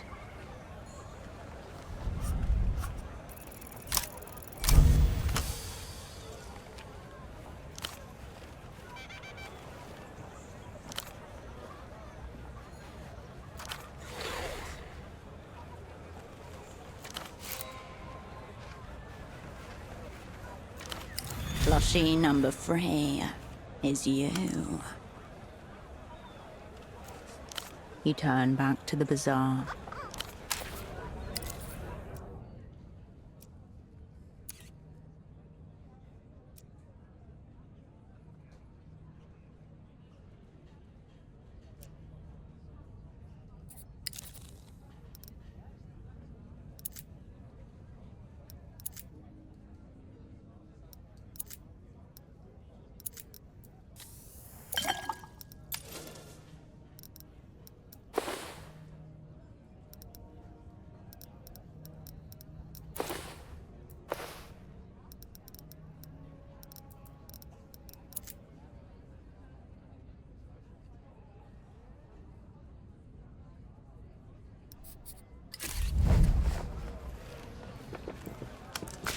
cosmonaut suit, a relic of Project Autonomia. Its shoulder patch reads, "The stars are ours, 77.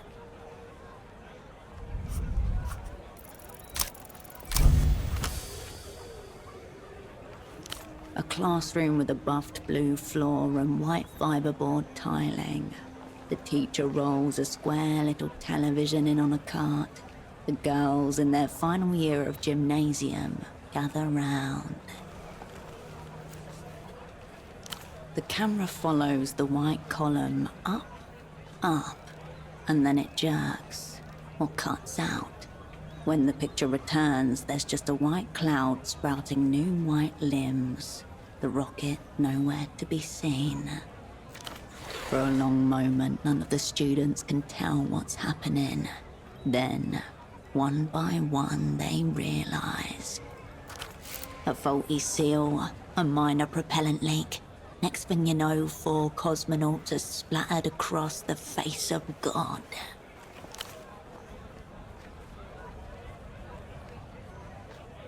You and millions of school children the world over. Expensive, fruitless. The failure of Project Autonomia promptly tanks the Portofieran economy. Supreme Leader Nestor flees into his 3rd exile not long after. As for the bazaar, it's saturated with surplus equipment, memorabilia and replicas. The suit is most likely the latter. In a world full of them, your focus widens back to the bazaar. Those are... You're wearing... Where did you get my dad's glasses? Oh, yeah. Okay. She didn't believe you before. She does now. You... wanna buy something? What? That's so dangerous. You could have been killed. Or worse. Behind her concern, a note of admiration and a small shred of hope.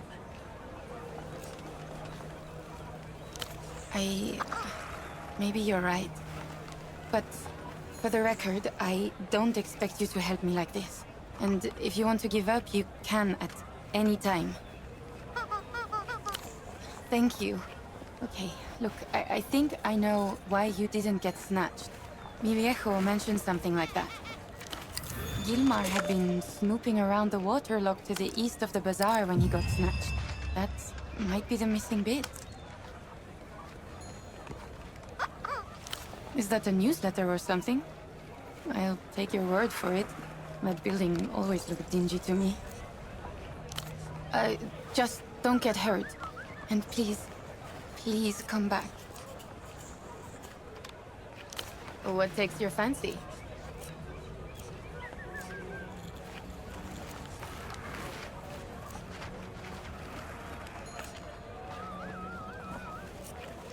You need anything else? Thanks for stopping by.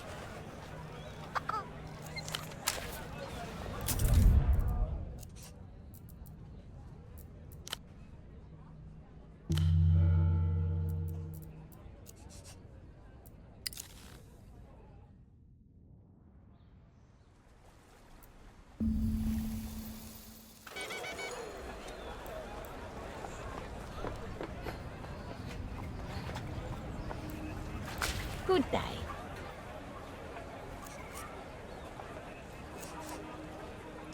A legends clothes, Carmuna calls them. Whatever has their favorite music on it. Lately, the Violetta girl is winning. Take a look, I have one. Oh yes, a bastardo. It's him turned the bazaar into the bootleg bazaar. Drawing Lusians, irritating the local mob. It's all men fighting while Carmuna sits. Haven't seen him or his assy assistant assing around for a while. They're probably shacked up somewhere, making the angels sick. Carmuna doesn't keep track of assy names. Who cares? She just smokes and skims clothes off the top of the shipments. Things we don't notice. And she's been collecting our payments for the last few weeks. Suddenly, we low people must tolerate a teenager managing the place on his behalf. Tempo is not attracted to women. Whoever this girl is must have had a different relationship with him to the one Carmuna is insinuating. I won't have it, Menina. She may run the bootleg bazaar, but she doesn't run her Doña Carmuna. Well, you ought to choose them better. Let him know he's a bastardo next you see him. He's not been himself. You know, he used to drink. Then he stopped. Perhaps he slid back into the bottle without Carmuna noticing. Every day he was at the shrine by the west gate, offering and praying. What business has a man like that with the stars? Enough indeed. Don't forget to check the racks. You return to the rack of clothing. Price tags rustle beneath your fingers. Discount for you, Menina.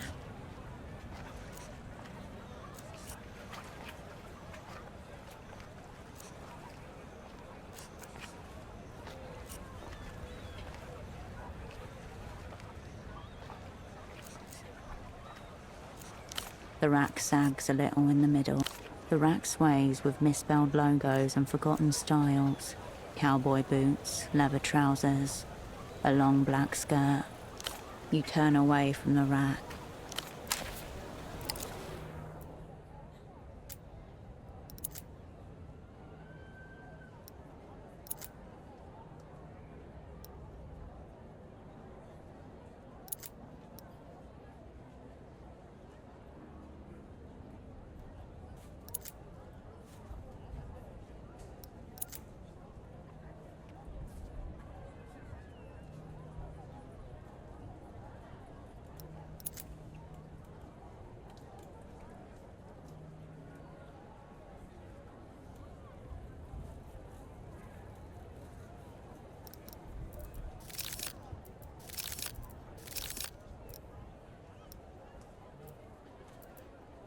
The book seems expressly directed at people who are more comfortable with potentially deadly garage experiments than human interactions.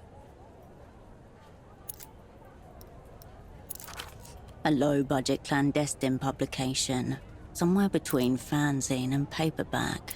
The author's name is listed on the first page as Ji Cheng Wang.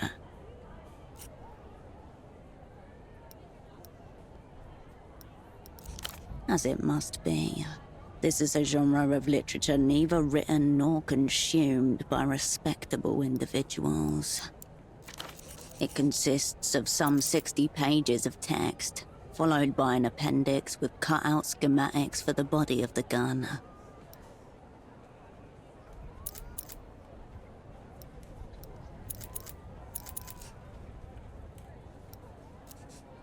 Ostensibly a how-to guide, it doubles as a philosophical inquiry into the subject of firearms ethics. Firearms good, ethics bad. There are times in the conduct of human affairs when it becomes necessary to wang someone or something. This is a reality. There are, however, some preliminary considerations to disseminate. You would too, if your name was synonymous with death. Are you asking yourself whether you should or should not use the information in this book to build yourself a highly illegal firearm? Alas, there are many such decisional pitfalls in our world. Law-abiding individuals are treated with the utmost derision. If this book could wang 'em all, it would. It goes on extensively, the tone veering back and forth between sardonic hand-washing and outright murder advocacy. Probably not. Do you want to? Wang is the theory, and Wang is the practice. Across time and space, you feel another intelligence reaching out to you. Insane, methodical, Murderous. The perfect guide for making a killing implement out of junk. The instructions specify materials for a 6-shot pipe gun with push feed. 500-gram hard plastic melted down, 1 coin 10mm diameter, 1 broomstick or wooden dowel, 1 aluminium can, tools, glue, and plywood. The precarity of anything resulting from these materials is self-evident. Ball bearings. Yes, and it is up to you to scavenge it all.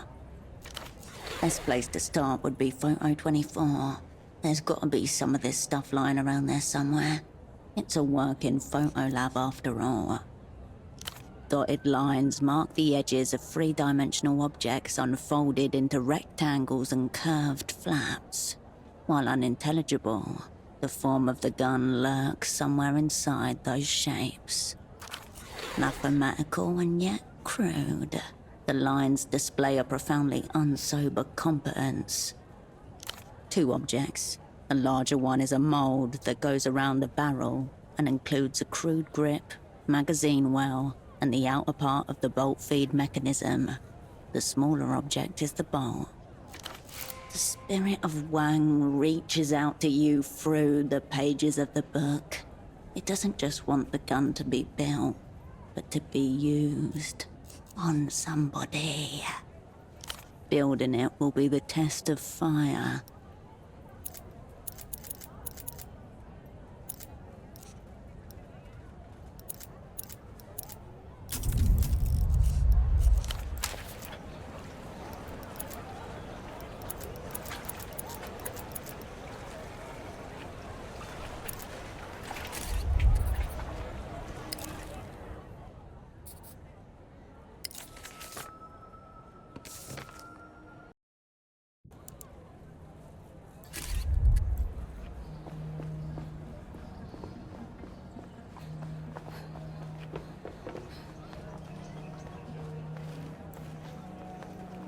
A low, tilting shelf marked in heavy block letters. Despised subgenres.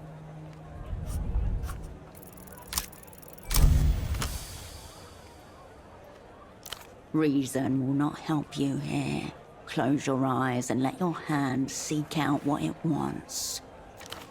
There.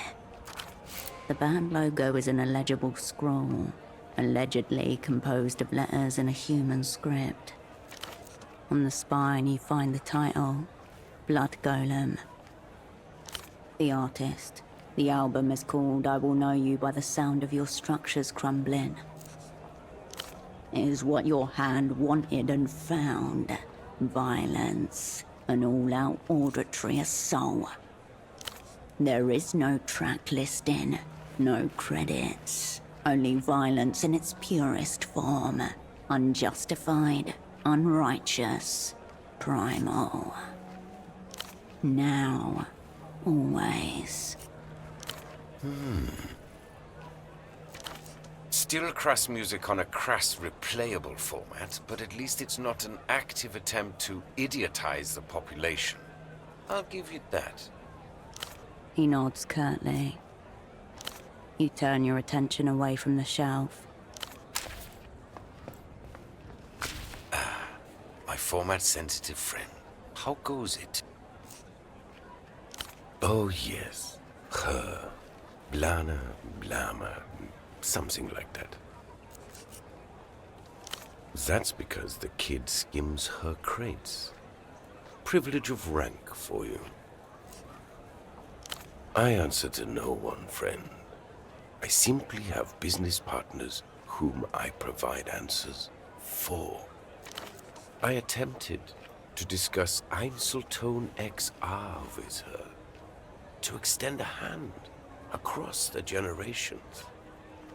She called me an Einzel cunt, told me to fuck a disc. At least this one understands how to keep the book straight. But when it comes to culture, nothing but white noise on a dead channel.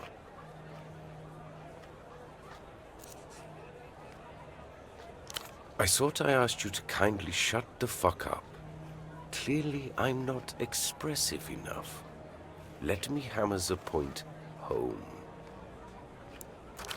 If I have to hear any more about your communist friend, the Weeping Eye, or any of the other shady transactions you people are involved in, I'll slit my wrists with a shard of velo disc and bleed out right here in front of these children. Is that clear? As far as I'm concerned, Tempo del Sur is nothing but a plague vector responsible, in part, for the outbreak of Lucian culture, if you can call it culture, in this city. My interactions with him are limited to receiving a twice-monthly shipment of trash that sells out faster than any of the valuable rare media I sell, paying my monthly fee for keeping my store operational, and occasionally including his name in my nightly prayer of hatred. His speech speeds up the more he speaks, the external manifestation of a system careening towards a vascular catastrophe. Your friend asked about him. I passed him on to the boatman. What more do you people want from me? Most people aren't worth the exertion of my imagination. Sure.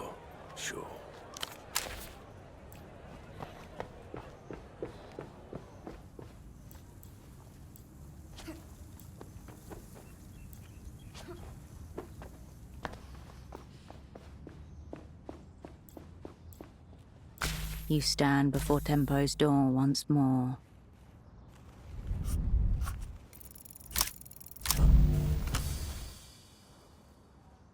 As you push the point of your tool into the lock, you feel it stink within the internal teeth. It feels like a hook, an anti-lock picking measure. You yank the tool back out of the lock unscathed, but the lock jams shut behind it. How do they expect you to work with this amateur set of lockpicks? You step back from the door.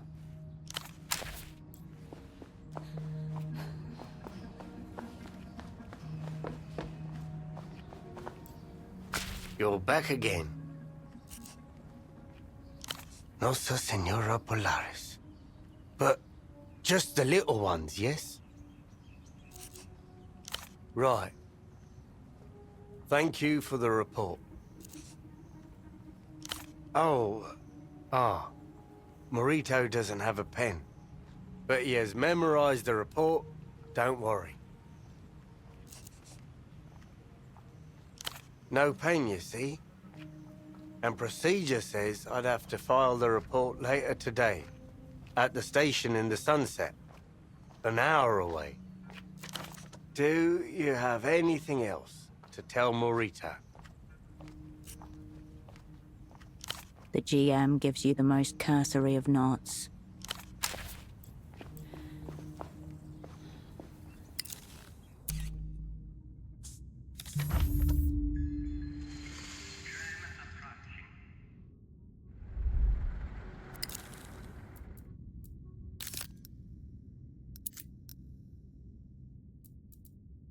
A shade in a leather jacket thrusts a decapitated head towards the reader, its lolling tongue and dripping viscera a promise of what's inside.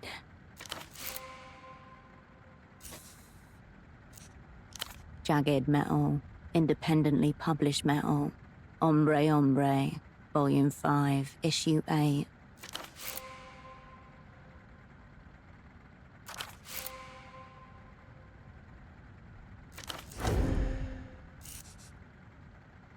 The astringent chemical stink of cheap ink curls your delicate nostril hairs. The comic crinkles satisfyingly in your hands as you turn it over. Black and white panels whip by, almost animated like a flipbook by the motion of your thumb. A word bubble filled with scratchy handwriting conjures a raspy voice in your mind's ear, a polyp on the perineum of society. The clawed fist hitting a pulped face, the violence itself off-panel, but somehow made visible by the suggestion of the word Krish in a sickly bold font. A figure, man, woman, or demon, it's unclear, being consumed by shadows, swallowed alive, screaming. It wasn't a guy. It was a moon cultist, part of the wicked cabal responsible for killing his companion and lover, Aurelia Mist, the healer with the transplanted hands of a dual-wielding assassin. They are the enemies of Shadow, led by the malignant Imago Jones, the Ombre's eternal archfoe. This isn't even the best arc. Wait until he finally masters shadow puppetry in Volume 6. You pause on a splash panel, huge, taking up the entire 2-page spread. The Ombre stands in a pool of swirling water, a tiny ocean floating in a void of liminal space. The towers of the sunlit city stretch towards the empty sky, their basements flooded, massive fish splayed atop their roofs, gasping for air. Before him, a red cloak, in the shape of his own silhouette, his own body bag, rises out of the water, inviting him to enfold himself inside. The longer you look, the more details are revealed to you. A tiny face hidden in the brushstrokes that define a pool of water, the intricate brickwork on a horizon line building. Flipping the magazine open to where its bindings hold the pages together, your eyes are filled with a horizontally oriented image, the comic's glorious cover, blown up in size.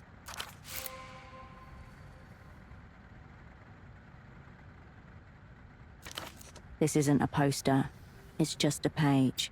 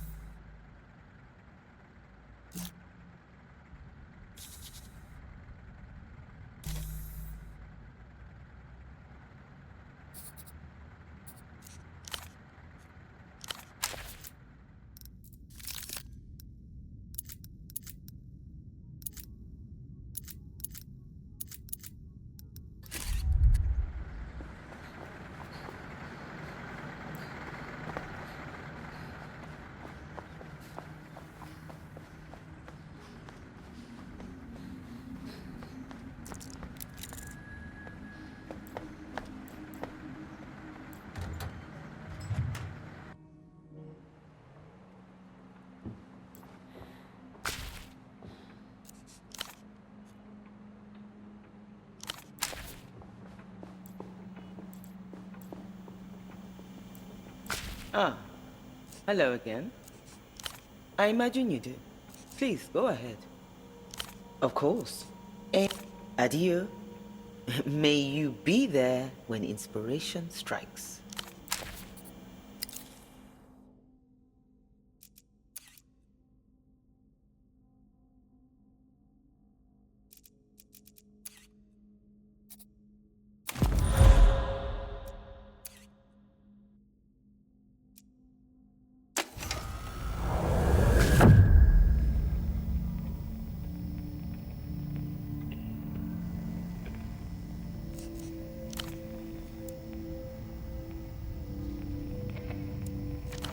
You hear a great rustling, a million trench coats unfolding like moth wings.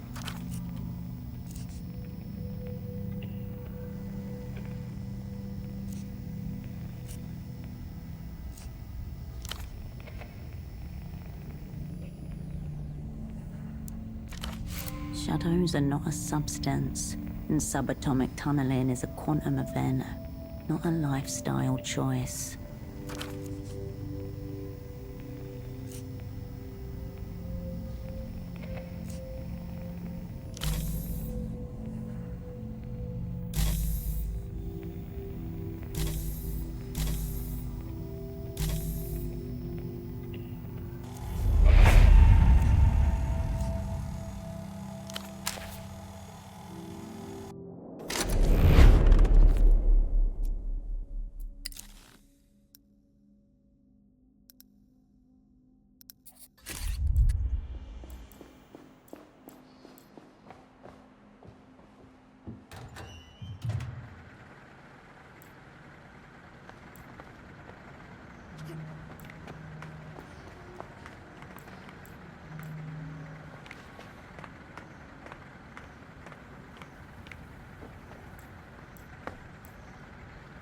I told you this place is off limits.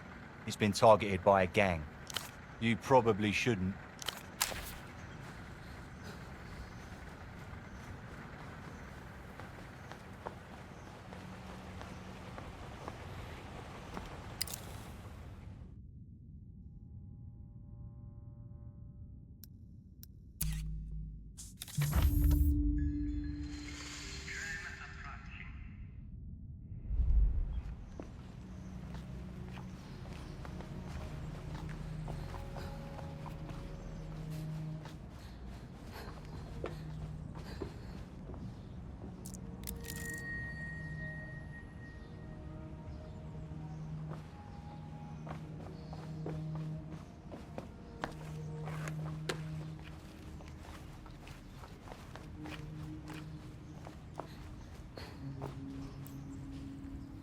You're back again.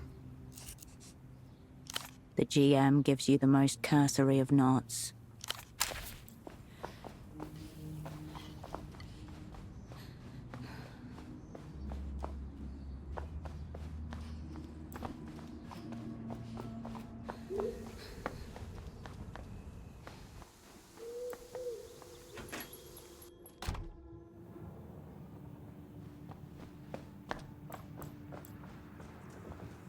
Hello again. What? I can't pay you any more today. The boss will ask questions. Anyway, night's starting to wind down. I've got this. See you.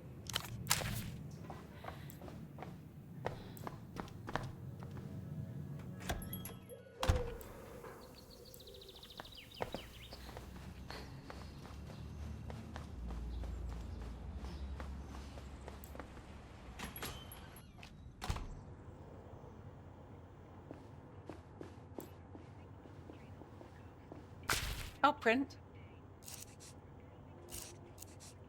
Nothing, I'm afraid. I'll be here if you require anything.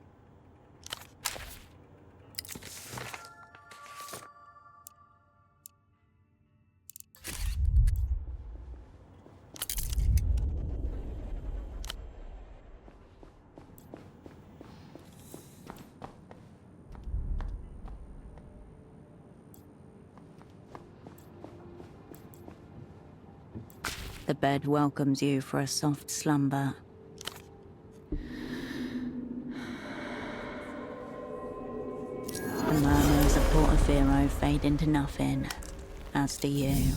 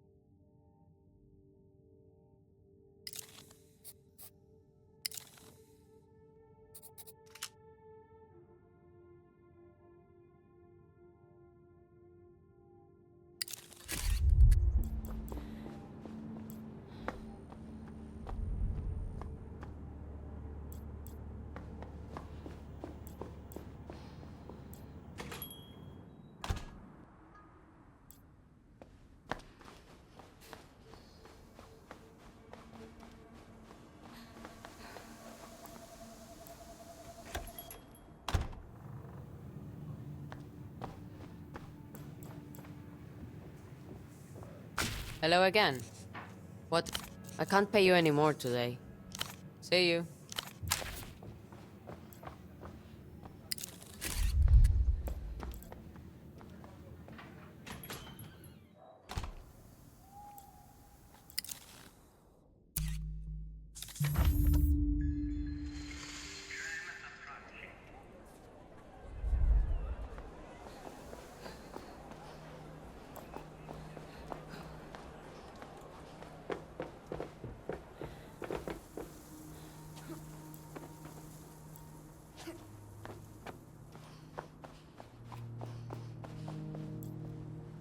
You stand before Tempo's door once more.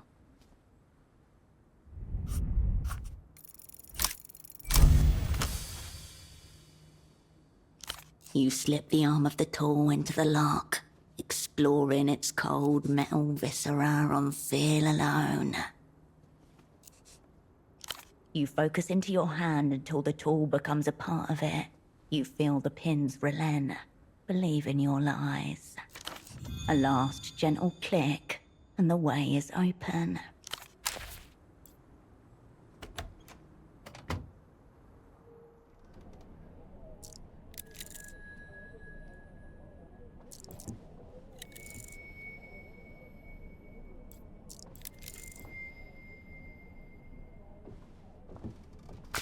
A ruined sofa with a sad story to tell. The air hums. This is a spy's death. No regular crime scene, not just motive and victim. An echo of fairy tale, tracings of black magic. Everything glows in the dark. No hope. Far too much blood. Update. Asset taxman was unknown. Now zeroed out. Multiple assailants going by the footprints. A brief struggle. Then the inevitable. The stereo system is facing away from the sofa. Think about this suboptimal room layout for a moment. It's much easier than looking at the blood. At the start, at least, this was not a clean hit. You imagine him getting his last licks in, dying roaring, slower than they betted on. All teeth and fury and cunts. The aftermath was the point. This is a warning. The blood is curdled and cracked, the colour of old brick. A week ago, maybe more. The way espionage crises always go. People collide in slow motion, gripping the outer edges half blind. Bodies mount, telephones ring.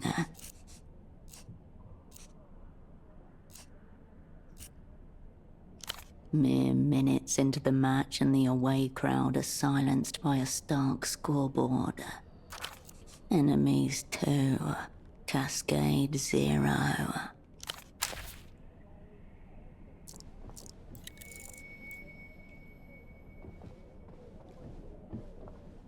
On the desk are a grey notebook, an e-terminal, and a broken photo frame, face down. Next to the frame is an eye with a long single teardrop, shaped out of a fine white powder. The eye of your enemy, waiting to greet you. It's soft and ringed. The word accounts is written across the top in black marker. A thicket of serial numbers, dates, columns and rows cover the pages top to bottom, along with shorthand references to incomes and outgoings. You notice the handwriting completely changes in the more recent entries. The first dates back years, harsh-lined, heavy-handed, all capitals. Tempos. The second set is an elaborate looping cursive. Some of the eyes have little hearts instead of dots. There are none. The first set of handwriting even uses the word cunt with the same wild abandon as the second. It would be quite rare for rupturing blood vessels to entice one into calligraphy. The heart suggests a compassionate touch, maybe even a human relations department. A list of names, titles and compensation. One of the rows has been firmly crossed out with aggressive black lines. Ignatz could be the individual with flexible loyalties that Carmuna mentioned. Rent, utilities and other minor operating costs, including travel. Multiple instances of round-trip tickets between Porto and Acuerda La Luz. You avert your gaze. It doesn't turn on. Someone's cut the cord. The crying powder eye stares at you.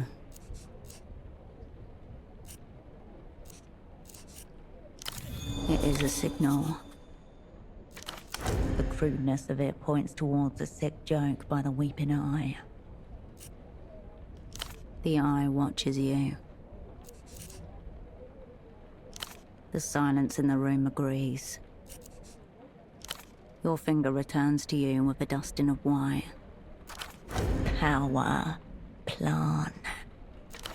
Herschel. No.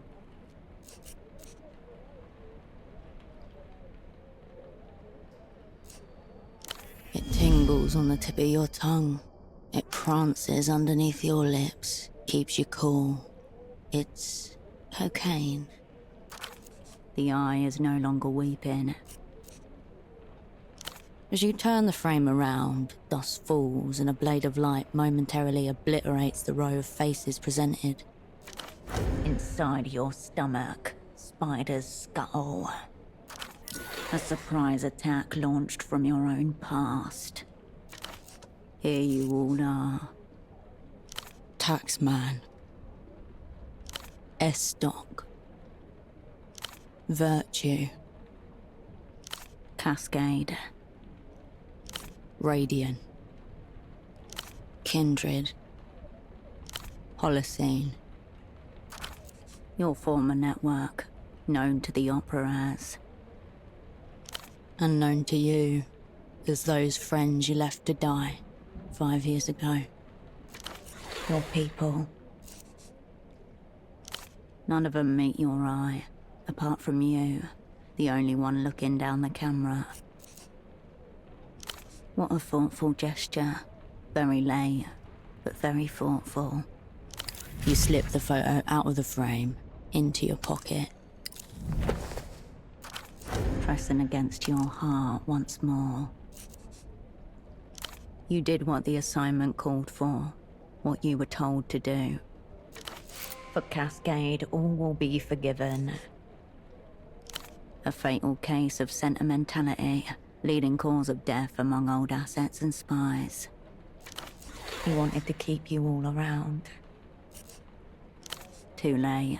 Fading lights in the fog. You are here now, under attack. Beneath the photo, and your heart, a tug. The window to your right. Did someone see you come in here?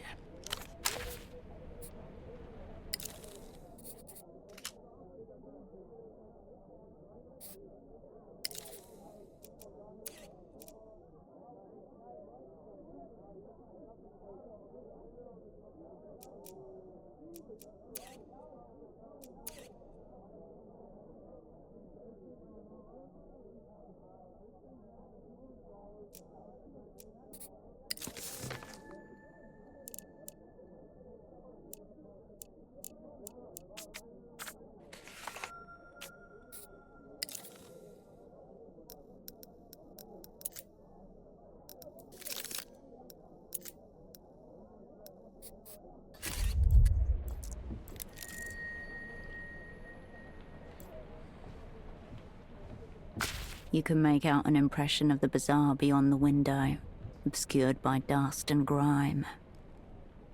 You gather up your sleeve and exhale onto the window, where your breath reveals a clear handprint in the dust. The condensation from your breath fades, taking the print with it. Across the canal is the district of Lower Viewdust, a haggling mess of slums, continually sprouting from the defunct ruins of itself. Nighttime finds the bazaar nearly empty. You observe a few teenagers and individual souls going about their routines. Just like the former overseers of Silk Number 3, standing at this window, studying the movements of the dye workers, looking for signs of disturbance. An unusual shape breaks the pattern, a large orange figure sliding between the stalls, glancing up at the office. Too much and too often. The man from the photo shop, the weeping eyes errand boy. A possible cover. Something flashy to distract from something ugly. Of course, in espionage, coincidence is folklore. Known to the opera as the whole sick crew.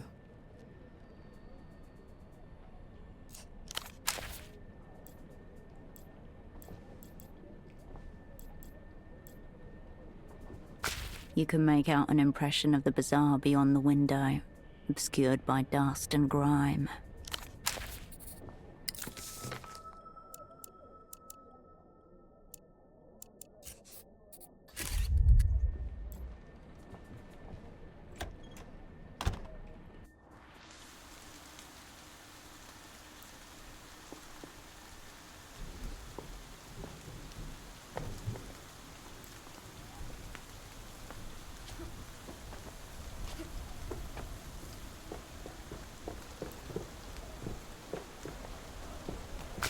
Click somewhere inside, the world slows. A sudden release of epinephrine into the bloodstream. You lock eyes with the man from the photo shop. He cradles something within his coat.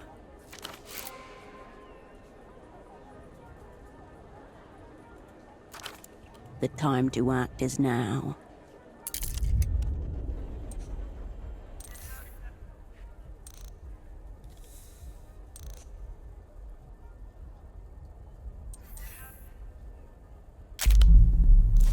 Two paths are before you. Go straight or go down. Engage functional invisibility and waltz right out in front of his eyes. Become translucent, refract light, hide in plain sight. Functional invisibility is an advanced cognitive maneuver. These tactics are not officially recognized by the Operant Bureau, though operants share rumors of their success.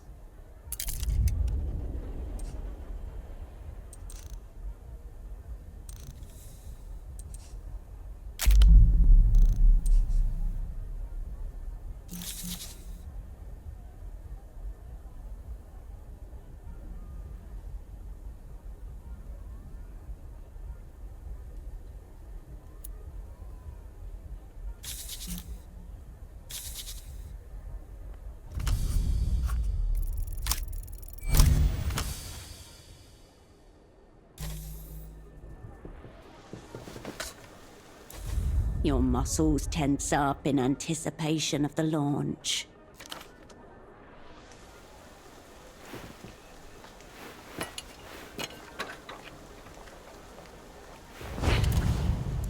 For a moment, the void and weightlessness of outer space, the realm of pure possibility. Some write bad verse on this particular subject matter and call it cathartic. Then gravity kicks in. You do not fall, you descend, a moon knocked off its center, hurling towards the capital city, tail burning. The shockwave is tremendous and silent as it travels up, out, and around. You're evading the line of sight for now, but not for long.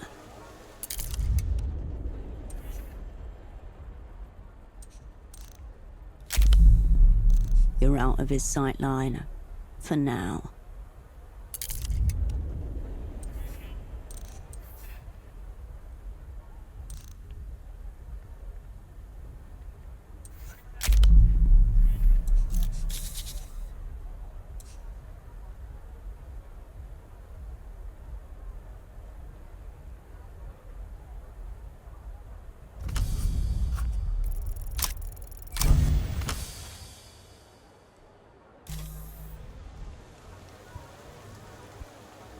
There are many objects in this box. One of these objects could be your object.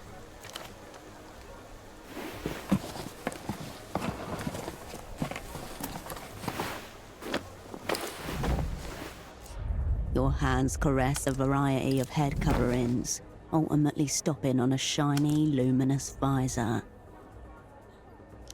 No, it brings out your inner sparkle.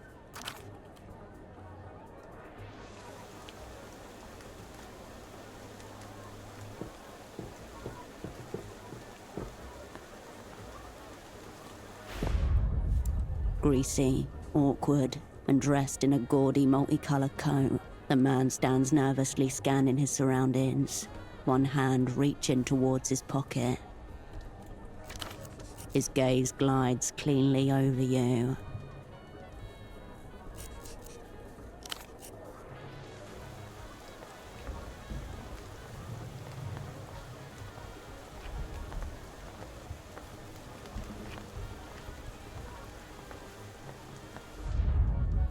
One day it will.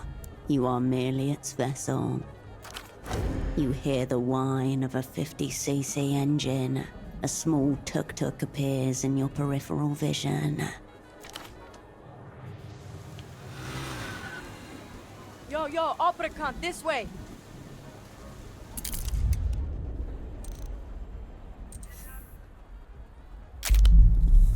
A teenager in a tuk-tuk called you a cunt. They may be an ally. You may not have a choice. Only one way to find out.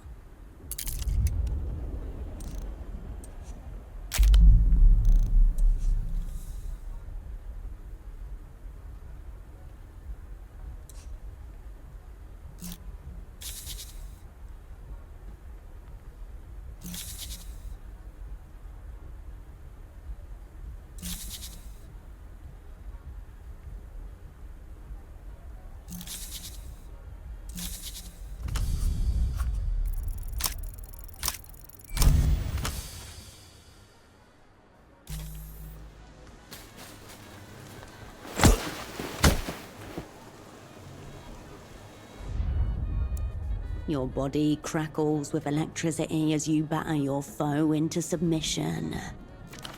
His eyes light up in fear.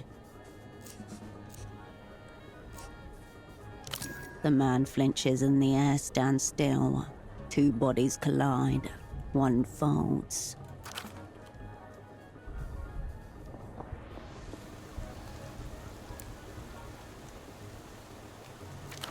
Come on, time to move! The man's hand slips out of his coat. He grips a camera tightly to himself.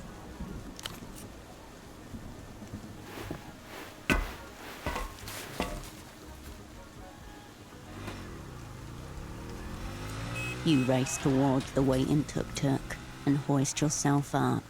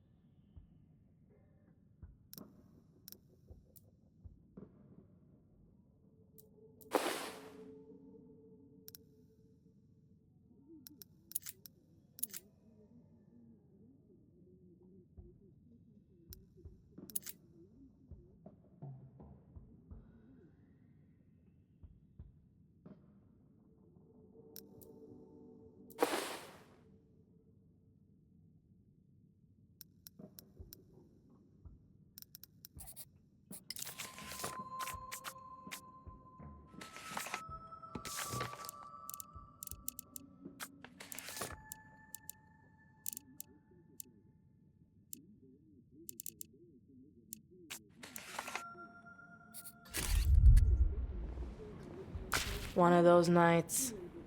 Kansa Kimbo. The girl gives you a quick, not exactly kind once-over from behind a dark cigarette and crescent nose. Ouroboros Black. Case closed on the cigarette thief. Don't recall throwing it. I'm just someone who's been waiting on you, Herschel. Tempo talked a lot about you. Said you'd be late, too. Your former asset was swapping secrets with a teenage girl. What is occurring here? Not that. Probably. The man was a committed homosexual. All of it's gone wrong. Someone took Tempo out. The whole way out. Who do you think found the blood? A trembling young hand searches for the bite of the dead bow. It takes 5 attempts. He's dead. Turbo dead. Sorry. We all knew it was coming one way or another. Like Tempo used to say himself, no one in gets out alive. Trust no cunt. That's my red line policy these days. Trust me, this is the best way to protect them. We've been attacked, Herschel. Beaten. All ends up. Bazaar's a war economy now. Tempo had enemies in every direction. Take your pick.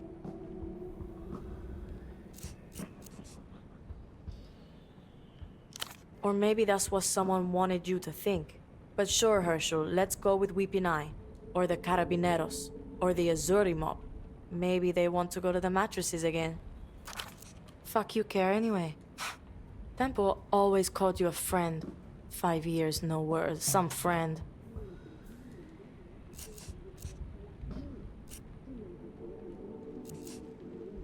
Yeah, but everyone says that. 'Cause it's easy to say. From a nearby apartment, the muffled sound of a beautifully played piano gently shifting key. Anyway, he's gone. So now it's me or it's nothing. The girl studies her half-dead cigarette and falls silent. You can hear her silence. Don't trust you with the big stuff yet, fuck off. From the photo on Tempo's desk. That was all of you, right? The whole sick crew? Thought so. Not a lot. That you were good, that you had something together, and that it was a shame how it all went down. Slowly, then all at once. They got the girl first, he said. Carolina. Then the floor gave way. No, I don't think so. Good things go sideways, it happens. This is straight. You were friends, right? You go down with your friends and you all go together. How it's always been. The ritual, obviously. Has it started yet or what? Cascade or nothing. Tell her Taxman is ready to begin the ritual. That was Tempo's message to the opera. What's it mean? Horoscope brings up 0 matches in the Tempo archives. Or any archives. It's a Tempo styling for something significant. All gravitas and enigma. I really hoped you would. I thought you were high up in the opera or something. Tempo said you were top floor, brightest spy in the sky.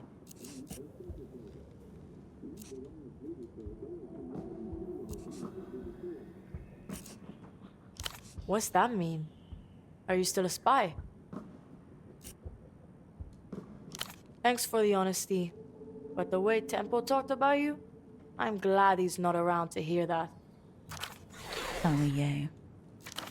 For my old friend Cascade, tell her Taxman is ready to begin the ritual. No silly cunts. Cascade only. Person to person. Cascade or nothing, and you tell her. If we pull this one off, all will be forgiven. You're supposed to be the great Cascade. Pockets full of answers.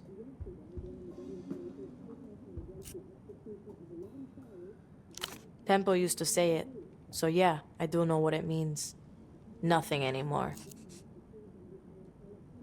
Probably some coke shit. He practically had a feeding bag attached near the end. Maybe it was. Nothing to do with our current reality, though. Gotta forgive yourself these days, I hear. The girl closes her eyes, then opens them again. Smoke drifts from her nostrils. Quiet, Herschel. I sense the presence of spirits. They want to commune with us. Tears iced over with sarcasm. Yes, I hear them. They're close. They're whispering. Ritual's completely fucked. It's gone. Unless you can find this old Luthian guy.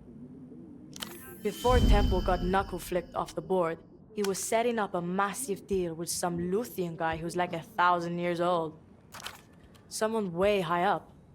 My best guess? This ritual's all tied up in that. Ritual, deal. You could easily hear Tempo exchanging one word for the other. Temple called it a blow for culture in defiance of all known laws. And he said that if he fucked this one, the weeping eye would kill us all. He said this numerous times. The exit papers you discovered at the shrine grow a little heavier in your pocket. Seems that prophecy is coming to pass. Temple was first, a blood sacrifice in his own office. Next is me. Then you, probably, if you're still around. You're part of this deal now. With your old friend, it was never one deal. Always a tangle of side bets, optional riders and overlapping interests. Arranged in such a way that Tempo always wound up across the table from himself. I never knew his name, or his new name. But yeah, that's him. Where'd you get that? You mean the shrine with all the pictures of dead people? Good fucking omen. This Dante prick disappears a couple of weeks back. Gets snatched, vanishes. Like that. Said some hyper-incriminating shit into the phone that everyone knows is tapped. Extremely schoolboy error. Tempo's on the other end. Hears him get taken. Black bag job. Now he's locked up in some secret jail, saying who knows what to who knows who. Right. Malin. Said her dad turned into thin air. She doesn't smile much anymore. Not a great look when you're trying to sell parties to people. You should see her fucking receipts. Yeah. It's right under the flashing neon sign that says, "Secret jail this way." Sorry. It's been a tense couple of weeks. This old guy getting snatched really spooked Temple. Like weapons-grade coke binge spooked. Last time I saw him, he was bleeding out of his nose and talking very seriously about fate.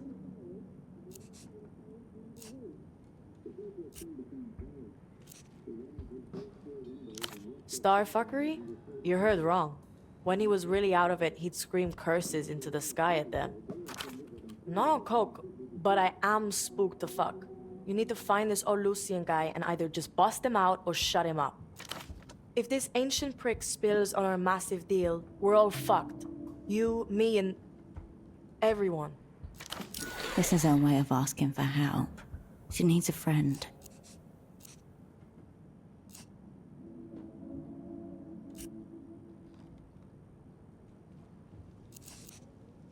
Thanks. And fuck those opera cunts. What do they know? Tempo always called you the best. Take him at his word. He said you'd come through for him, too. For us. So find that old prisoner, Herschel, and come through.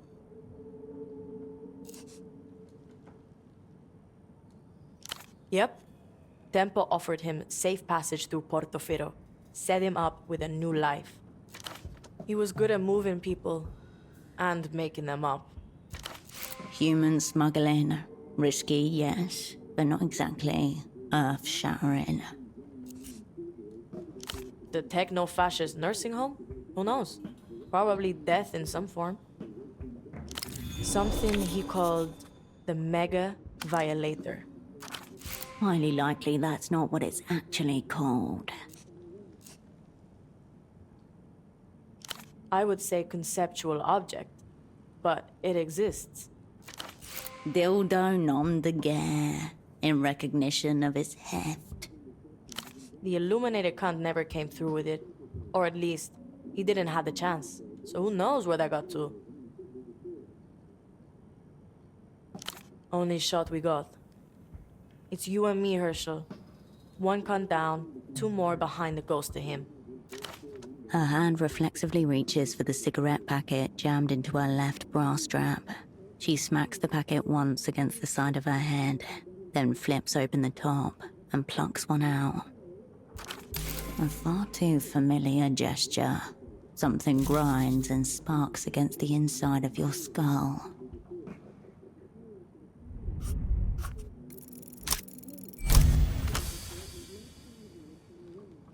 At the aerotram stop with tempo, fog-stained and matted with rain.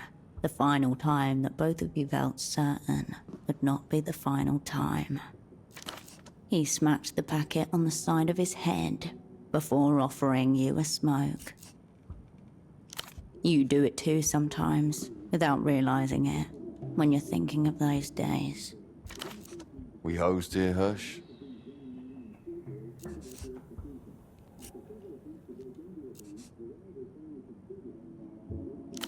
Far be it from me.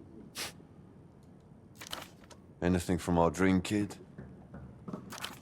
Kindred, unreachable for the last 16 hours. The screech and groan of your aerotram arriving. You should probably get on that. And don't worry about me, I'll be alright. Take care, you dim cunts. Yo, ground control to Herschel. You look like my grandmother during an absent seizure. Closer than most, I would say. Yeah.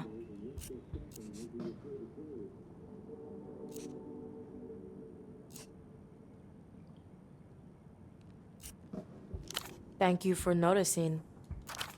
My name's Yana, and I'm the fucking man. He's not my boyfriend. We were just hanging out for a while. Maybe we still are. Whatever. Well, you should full-on officially ask me then. Some cunt has me in his crosshairs. A cunt with weird headphones and a shit mustache. Dunno. Headphones are the defining feature. And the fact he's after me. That's why I'm here, and not in a bazaar. Midnight pricks won't stop exiting the fucking woodwork.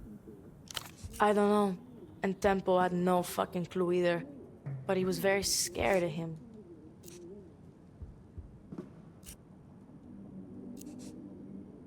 Way ahead of you. I'm in the middle of smoking this cunt out. My acid is already in theater. Cryptonym, Scarf. Yes, obviously, but also, do I? When you were 16, you once put your blood type down as mysterious in an attempt to impress a vaguely attractive doctor. Use your spy shit. Make contact. Tell him I approved the meet.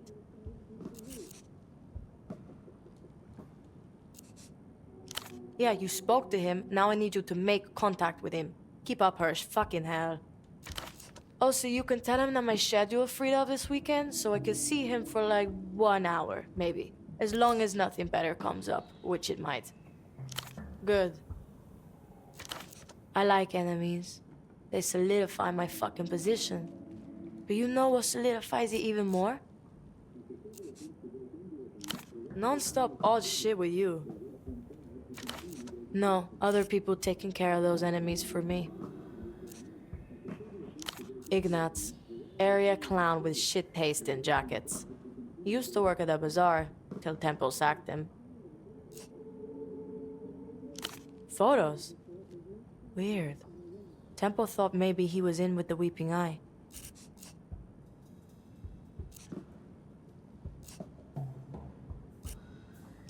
Who knows? Temple was saying a lot of strange things at the very end. Some of them even true. Either way, Kunz just bought himself a lifetime ban from the bazaar. Welcome to the delinquent heap. His second ban-in that you've been witness to. He's a ban magnet.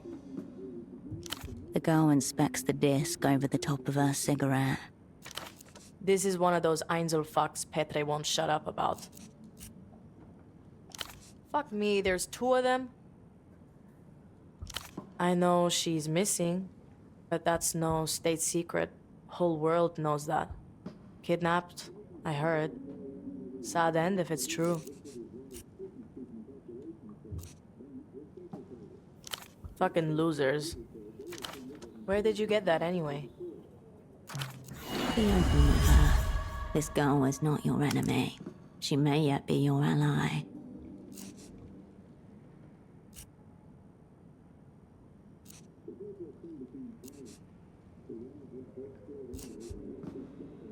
As in dead?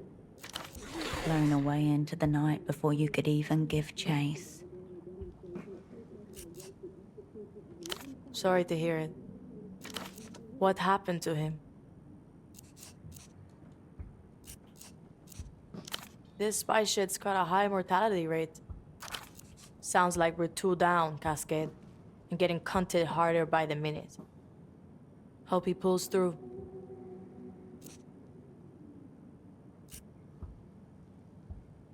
Okay, good. Whatever.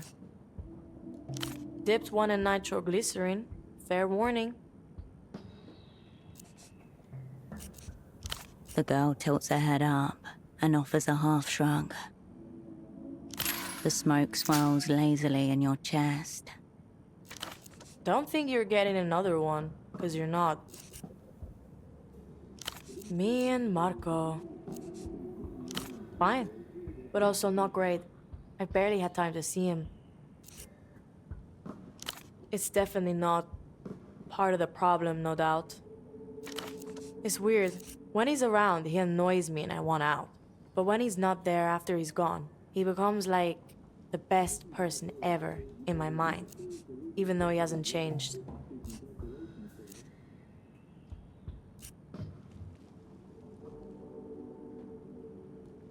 That doesn't exactly help me, but yeah, I think you're right. They won't make it. Probably his smile? Moving on. All right, Herschel. Psychologize me.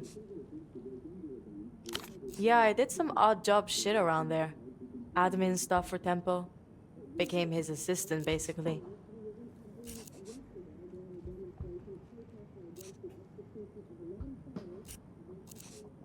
I'm a criminal prodigy. Best in show. Fleet of fucking foot. I was just Yana. The bazaar took me in. Tempo kept me.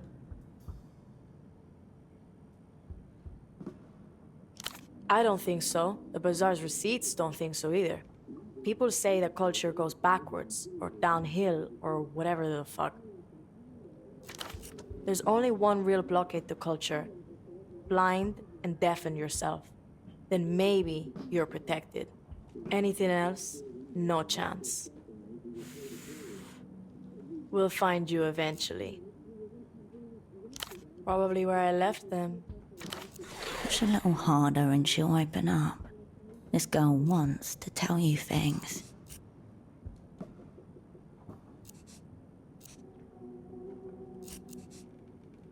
Last time I checked. Mom's a swimming instructor. My dad creates radio jingles for a local station.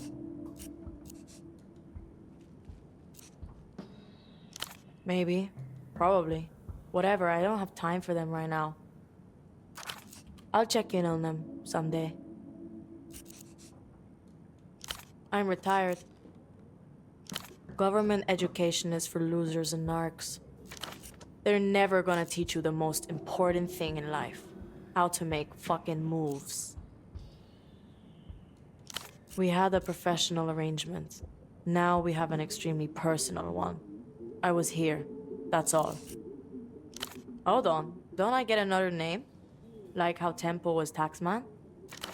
Could go with tax girl. Strong thematic resonance.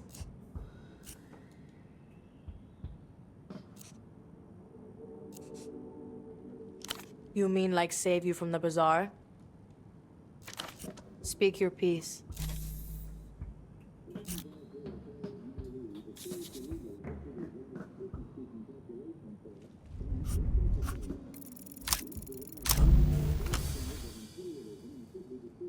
Names are easy. Just go with your first idea. First ideas always win out. Obvious. Lame. No. No. Yep. Then I choose not to respond to your shit name. Hard fucking pass. Sounds good. Get thinking. Keep your powder dry, Herschel.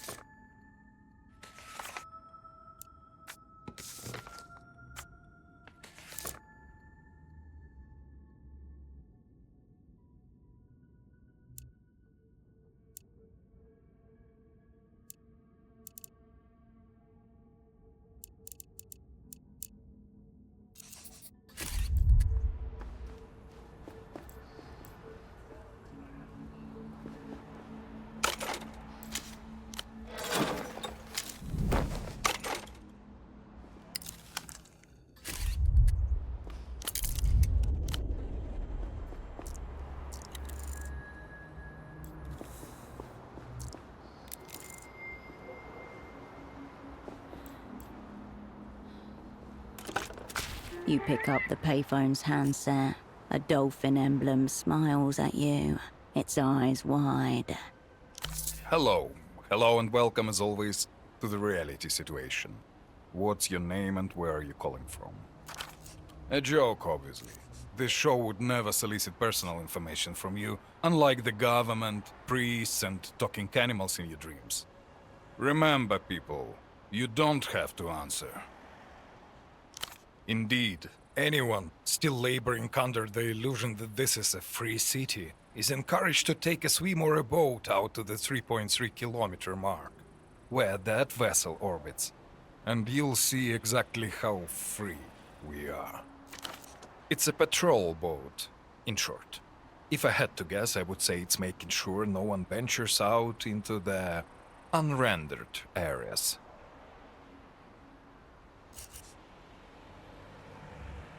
No, it's hard to say what would happen, since we are so deeply immersed in this illusion that we cannot even imagine life outside it. Reports of flashing lights upon the vessel would appear to confirm this hypothesis. What else? There is only one secret jail, comrades, and we are in it. There are many secret jails, but in the end, there is truly only one secret jail, and we are in it, comrades. What else? Salute. The receiver clicks back into place. The Reno-tailed dolphin eyes you expectantly. You step away from the payphone.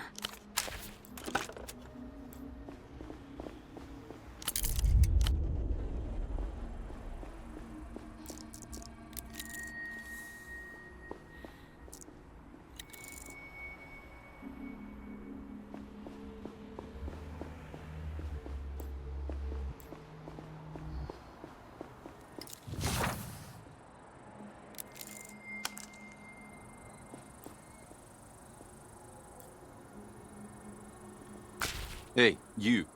You're new to this scene, aren't you? A young man in a long, colourful puffer jacket with an oversized collar stands guard. Yeah. I represent the scene of Porto, or rather, what's left of it. Fresh threads, local histories, and whatever's up and coming.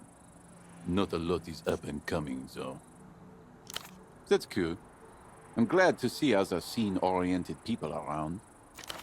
My name is Kurt, by the way. Kisok, born and raised. Is he not a bit too old to be speaking in this manner? Likewise. See this jacket I'm wearing? A product of the local scene, custom-made by one of the tailors here. Pretty cool, huh? Highly skilled hands have made this. It's one of a kind. Check out this zipper. It's got a pair of fangs on it. But you know what's not cool? Some of the official heat I've been feeling as of late. I'm checking out the scene, inhabiting the streets, thinking about the past and the future. He's doing nothing. Crop tops, monuments, and communism. Nothing's wrong with crop tops, it's all to do with belly buttons. In the current year of 96, the scene has deemed them out. This decade is all about portability. It's not feasible to take a monument with you. Maybe like a brick from the foundation or something, but not much more. Look around you. They tried it here, but it didn't work. All that remains from it are monuments and crop tops. Yeah. Yep. Lucian everything. Full reflection clothes, high-speed synthesizer music, and tiny attack dogs. They intend to overwhelm your eyes with brightness, so you wouldn't see them coming. Cool, but also menacing. A wall of electronic sound punctuated by low-end rhythm designed to misdirect your sense of space and time. L-pop is just the introductory lullaby to make the people, ballers included, drop their guard. A song of impending decomposition. The scene thinks it to be some kind of a power move, just for laughs. It's not like you'd see or hear them coming, right?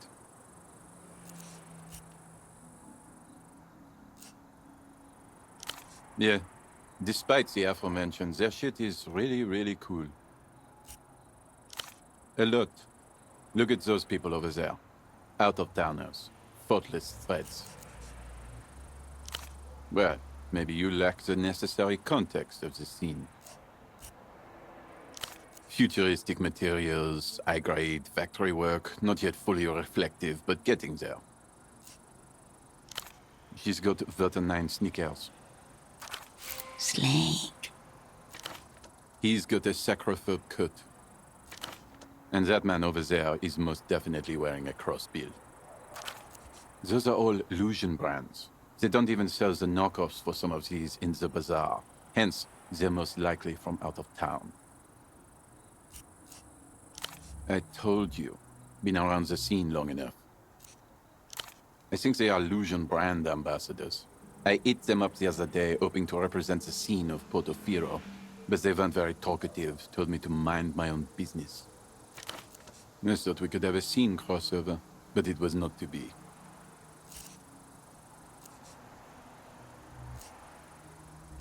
Hey, a dwindling local culture needs ballers like me to stay on top of the little we have. Otherwise, who can know what's in and what's not? The scene would fall to anarchy. For decades, Kisok was a very low-quality scene, as far as the global scene goes. It's starting to show promise now, but I have to keep watch to make sure it doesn't go the wrong way. The thankless gatekeeper. Oh, you don't know the scene worldwide. That's all right. Many don't. It takes many years of experience to see the scene like I do. I'm here to divulge.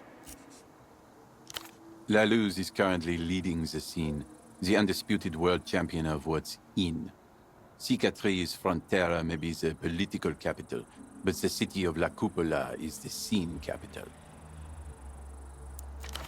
A desert city known to be the center of Luz's film and music industry. I've heard rumors, though, that the political types are all imprints of just one scene savant, and that's why the capitals are different cities. How would you duel for recognition if you're one and the same?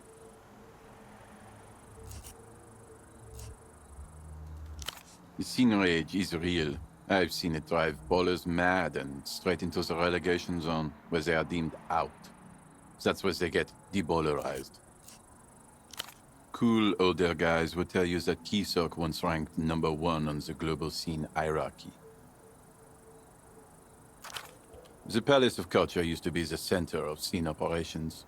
Chief Baller ran the Communist Party from in there, but they couldn't keep up with the changing scene.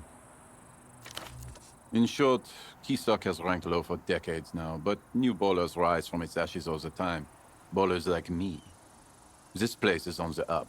Only the culture, or rather, the baller blockade is holding us back.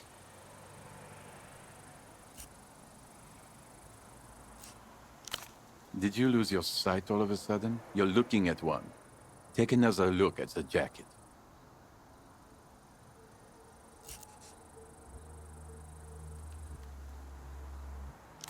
A firm 2 or 3 on the 10-point scale I just thought of. That's not a lot. It's not very baller of them to force everyone to do jumping jacks or executing civil servants in the street, especially when wearing the clothes they do. He pauses, watches you a moment, and shuffles something in his pockets. I protect my sources. Yeah, cool. The man stares at you with a long, stern look of hesitation. I've bowled too hard. The streets of Porto have not been ready for such a display of style. And to be honest, I haven't been ready either. This cool jacket? The party alley tailor made it for me, but I never paid for it. I owe him money, I have no money, and I cannot show my face around the art of the scene. Exiled.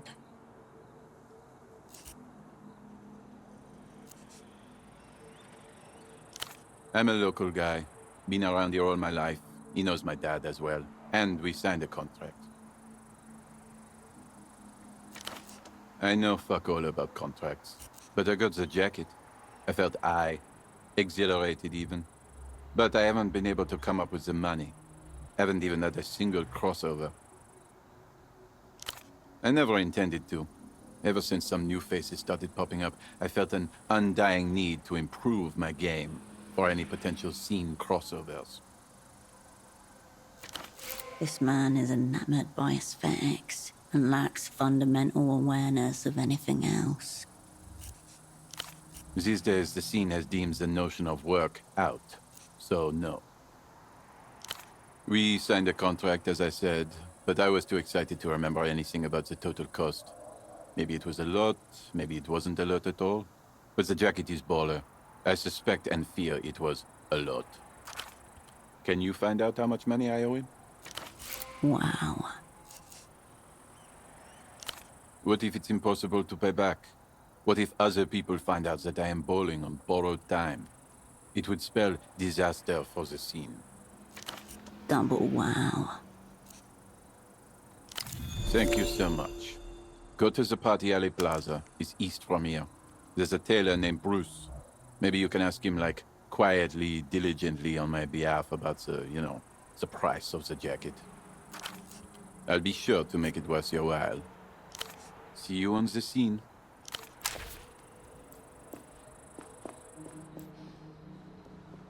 A name is emblazoned across the side of the tuk-tuk, in a cool blue font partly obscured by diaphanous hand-painted soap bubbles.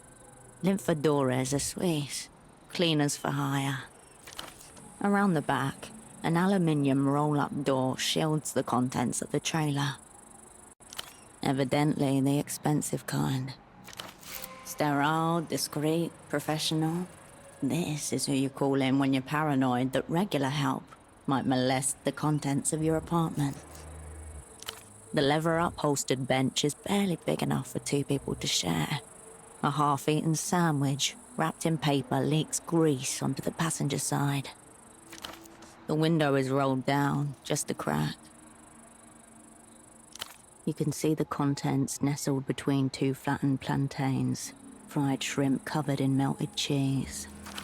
Elderlord de Venus, extremely popular at pelota matches, and the main cause of Portofiro's looming epidemic of atherosclerosis. No one abandons a sandwich like that for long. Someone has jammed a half-empty spray bottle of disinfectant and a damp rag into the shallow well on the dashboard. And there's a parking permit for 422 Calle Espinas taped to the inner windshield.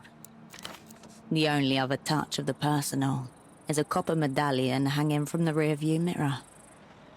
The cheap metal was oxidized, a green patina on an embossed 8-pointed star. Some astrological thing. Who can keep track of it all? The cleaners, wherever they are, have left little trace of themselves or their equipment inside of the vehicle. The roll-up door is bowed in, half crushed. The aluminium edges are misaligned, leaving an awkward gap that's desperately bridged by a worn padlock. This tuk-tuk has recently suffered a rear-end collision. That padlock is under sustained physical pressure. Its collapse is not far.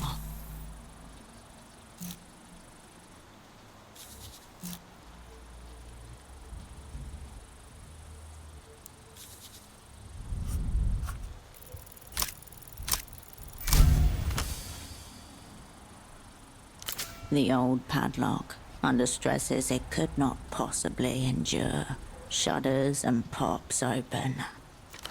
The small space is tightly packed. In the corner is a selection of buckets, a rack of brooms and mops mounted on the wall above them. Bottles of cleaning solution are tucked into every free space, with names like Zyfrox, Extra Clean, Shine and Shimmer. Your eyes land on a shapeless garment in a disconcertingly meaty shade of pink. There's a zipper on the back and a large tinted window at the front. A viewport out, but not in. The cleaner's face obscured from clients who'd rather not have to acknowledge the humanity of their janitorial staff. Anything that obscures your face is good, when this suit has the advantage of obscuring your humanity completely. The suit slides off the rack and into your hands. The tuk-tuk remains in its place.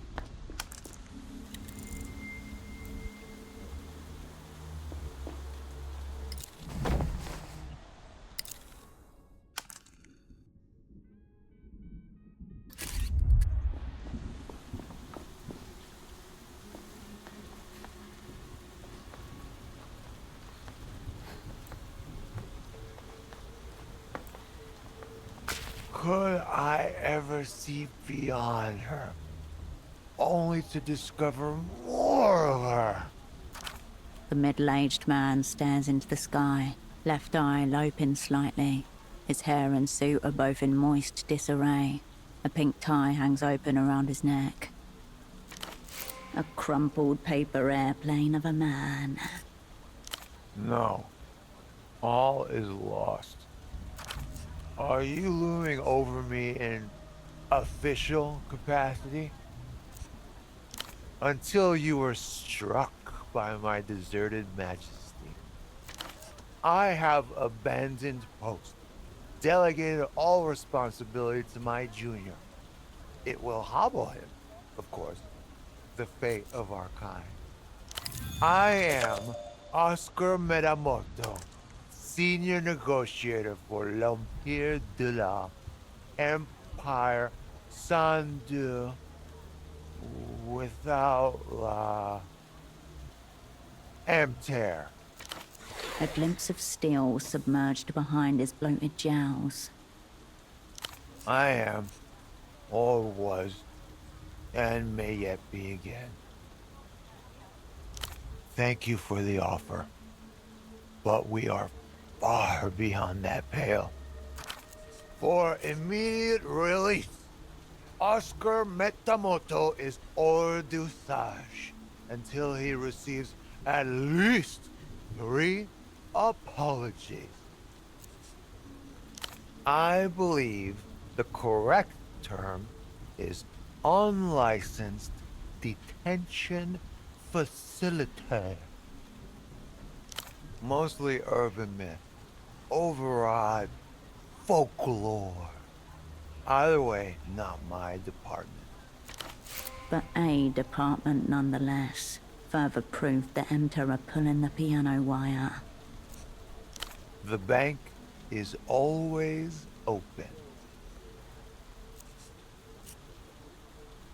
Yet another special condition on the master contract that dismantled history. But I can say no more. I am le négociateur sans corps. I visited an old friend. On the verge of our great triumph, we defeated ourselves. The moon. But all is secret, like the silent side of that divine satellite. My old friend, the great Reno, final boss of Reno Enterprises, and most famously, telephonic communications. Money, power, king with no crown. Eons drew up his very first contracts when he was getting into private infrastructure. Bulletproof. The blood-soaked arena was Reno's apartment. Cozy little penthouse at the tippy-top of the housing campaign. Private elevator, of course. Tunnel to the Coliseum. Site of our last stand. Top shelf liquor, mostly. The crowd roaring as we were torn apart. Blood running rivers in the sand. A routing. I knew it was a mistake accepting the invitation. Reno can have quite the time when he revs up. But one can't.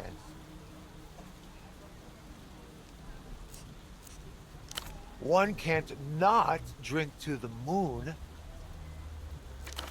Equal parts capitalism and alcoholism, both late stage. We often do at our rare reunions. But no, some others fought alongside us. Intimate circle. I brought Frederick Lejeune along too, which proved to be an error, but also a lesson well learned. Training is serious, not the most auspicious start. Fred went weak at the knees because the toy train was Reno's prized child joyous trophy. A terrible fate. You've wandered into some bizarre capitalist shit here.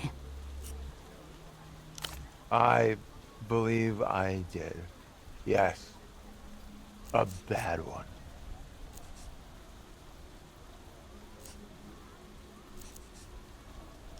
And yet, I've been sober at the table for 10 years.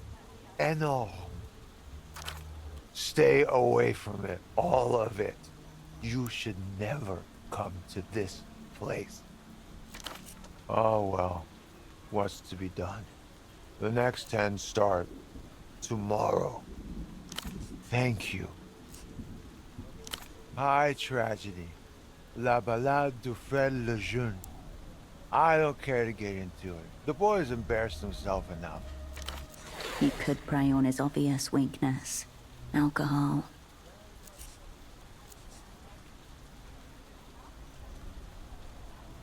Devious, but not unattractive.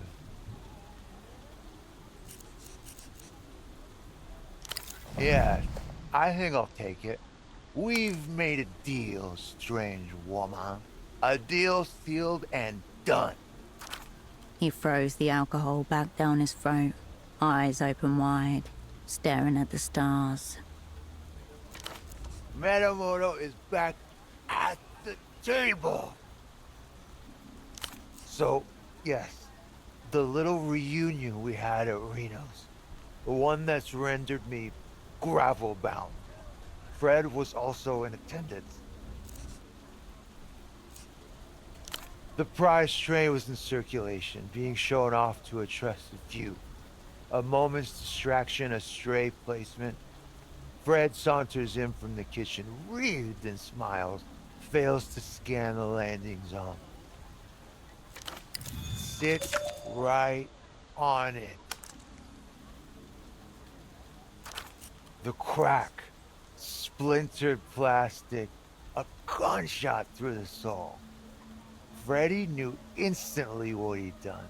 I also knew, but for the boy's sake, pretended not to notice.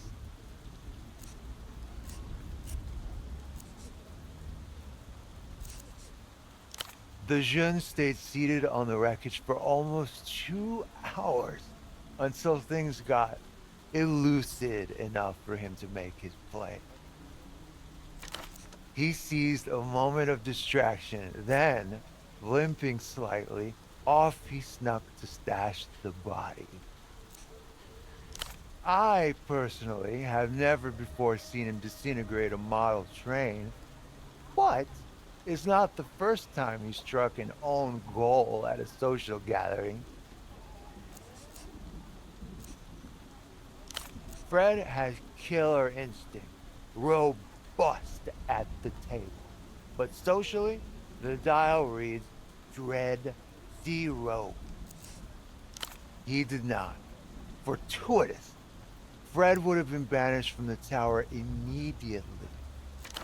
But he will notice if he hasn't already.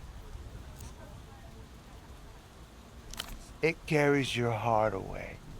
The sheer craftsmanship of the model. Exquisite, if mysterious. That will be one of 1,000 pressures assailing the boy. But it will. Bigger occasions have fallen through for less. You hate to see it in the professional game.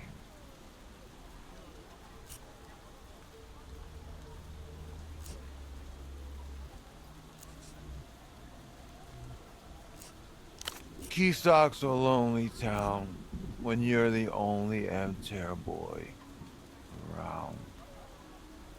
I didn't see where he put the main part. He scampered off to a dark corner of the pied-à-terre to conduct his beastly business. Well, the other part is in the reliable hands of Metamoto.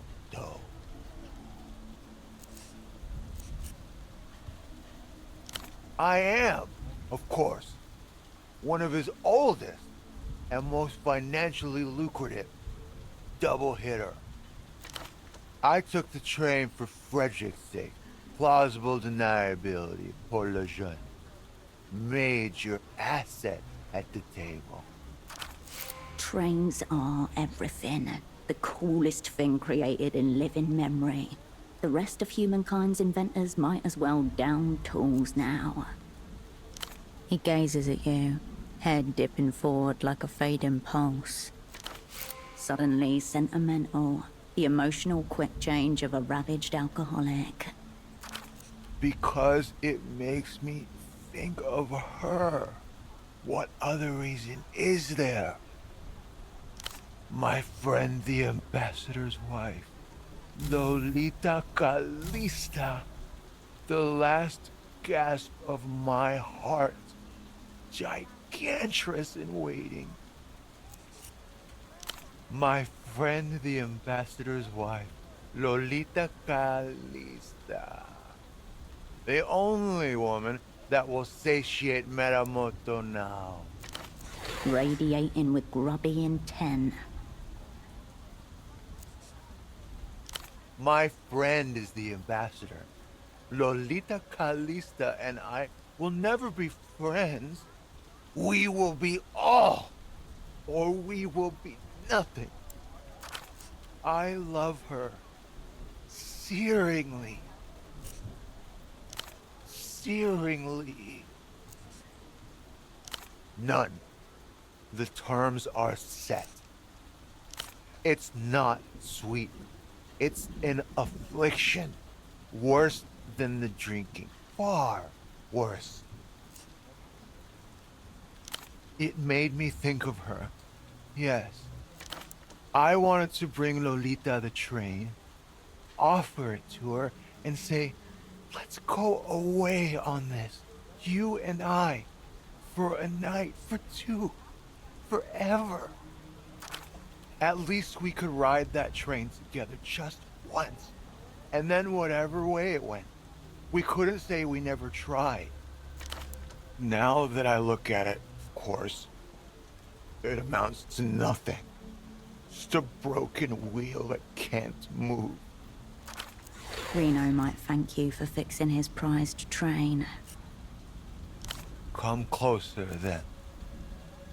She is a masterpiece. A forbidden one, conceived by an ancient master, high on blood sacrifice. Rather than complete drunken nonsense, the senior negotiator's fingers are tracing a specific shape. Is that a hoof?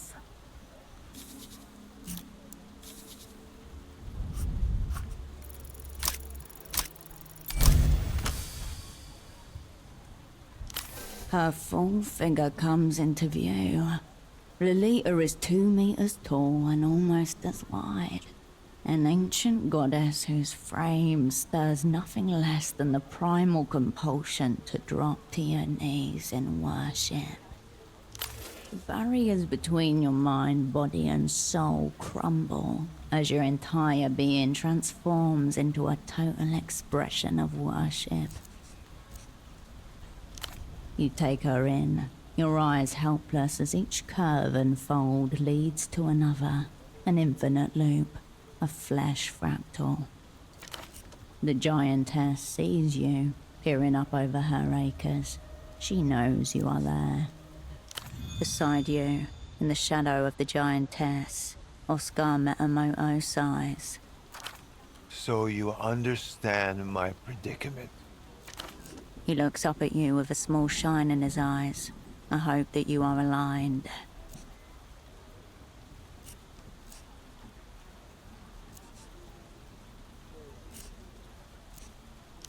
Essentially, this.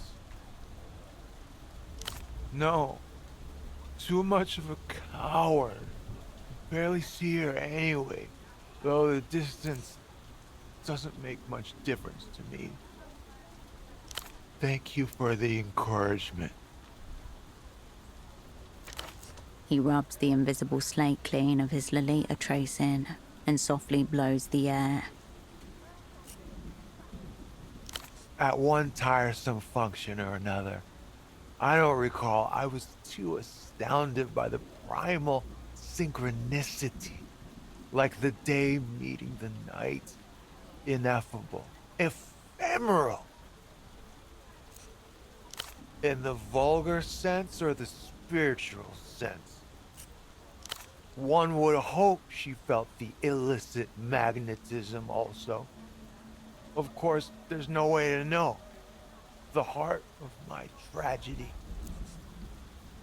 Here in Porto? No. Here at my personal nadir, strewn upon the gravel, I would say affirmative. I cannot concur. One from my opposite number, one from my superiors for the professional cuckolding, and one from my aforementioned junior for making me superfluous. In fact, make that 4 apologies. I also require one from fate. I wouldn't know, because he has yet to appear. Though it may be smashed beneath him, this man was sent here with an assignment. He's Lusian. Definitely not. So it's the Lusians. The bank awaits the techno-fascists. Then why am I so thoroughly cursed? No luck to it. A series of bad decisions. Amid worse ones I had no real hand in. I know how it works. I know how it works. But still, on principle, seems my hors d'usage will be much prolonged. Mountainous vision of flesh. A true angel incarnate. Terrifying. Everything. She is my friend, the ambassador's wife, Lolita Calista. Spoken with awe and reverence. I've committed no corporeal crime. High mental treason only. But should it come to it, apologies go 2 ways at Che Metamoto. I will prize them from dead hands if necessary.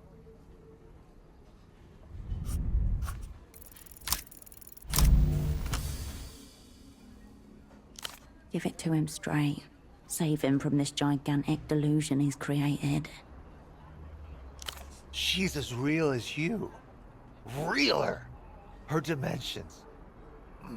Abuse the space around her. My friend, the ambassador, is also real, but less real to me than his wife. You are a heretic of love. No train for you. I usually charge a consulting fee, by the way. For you, I'll waive.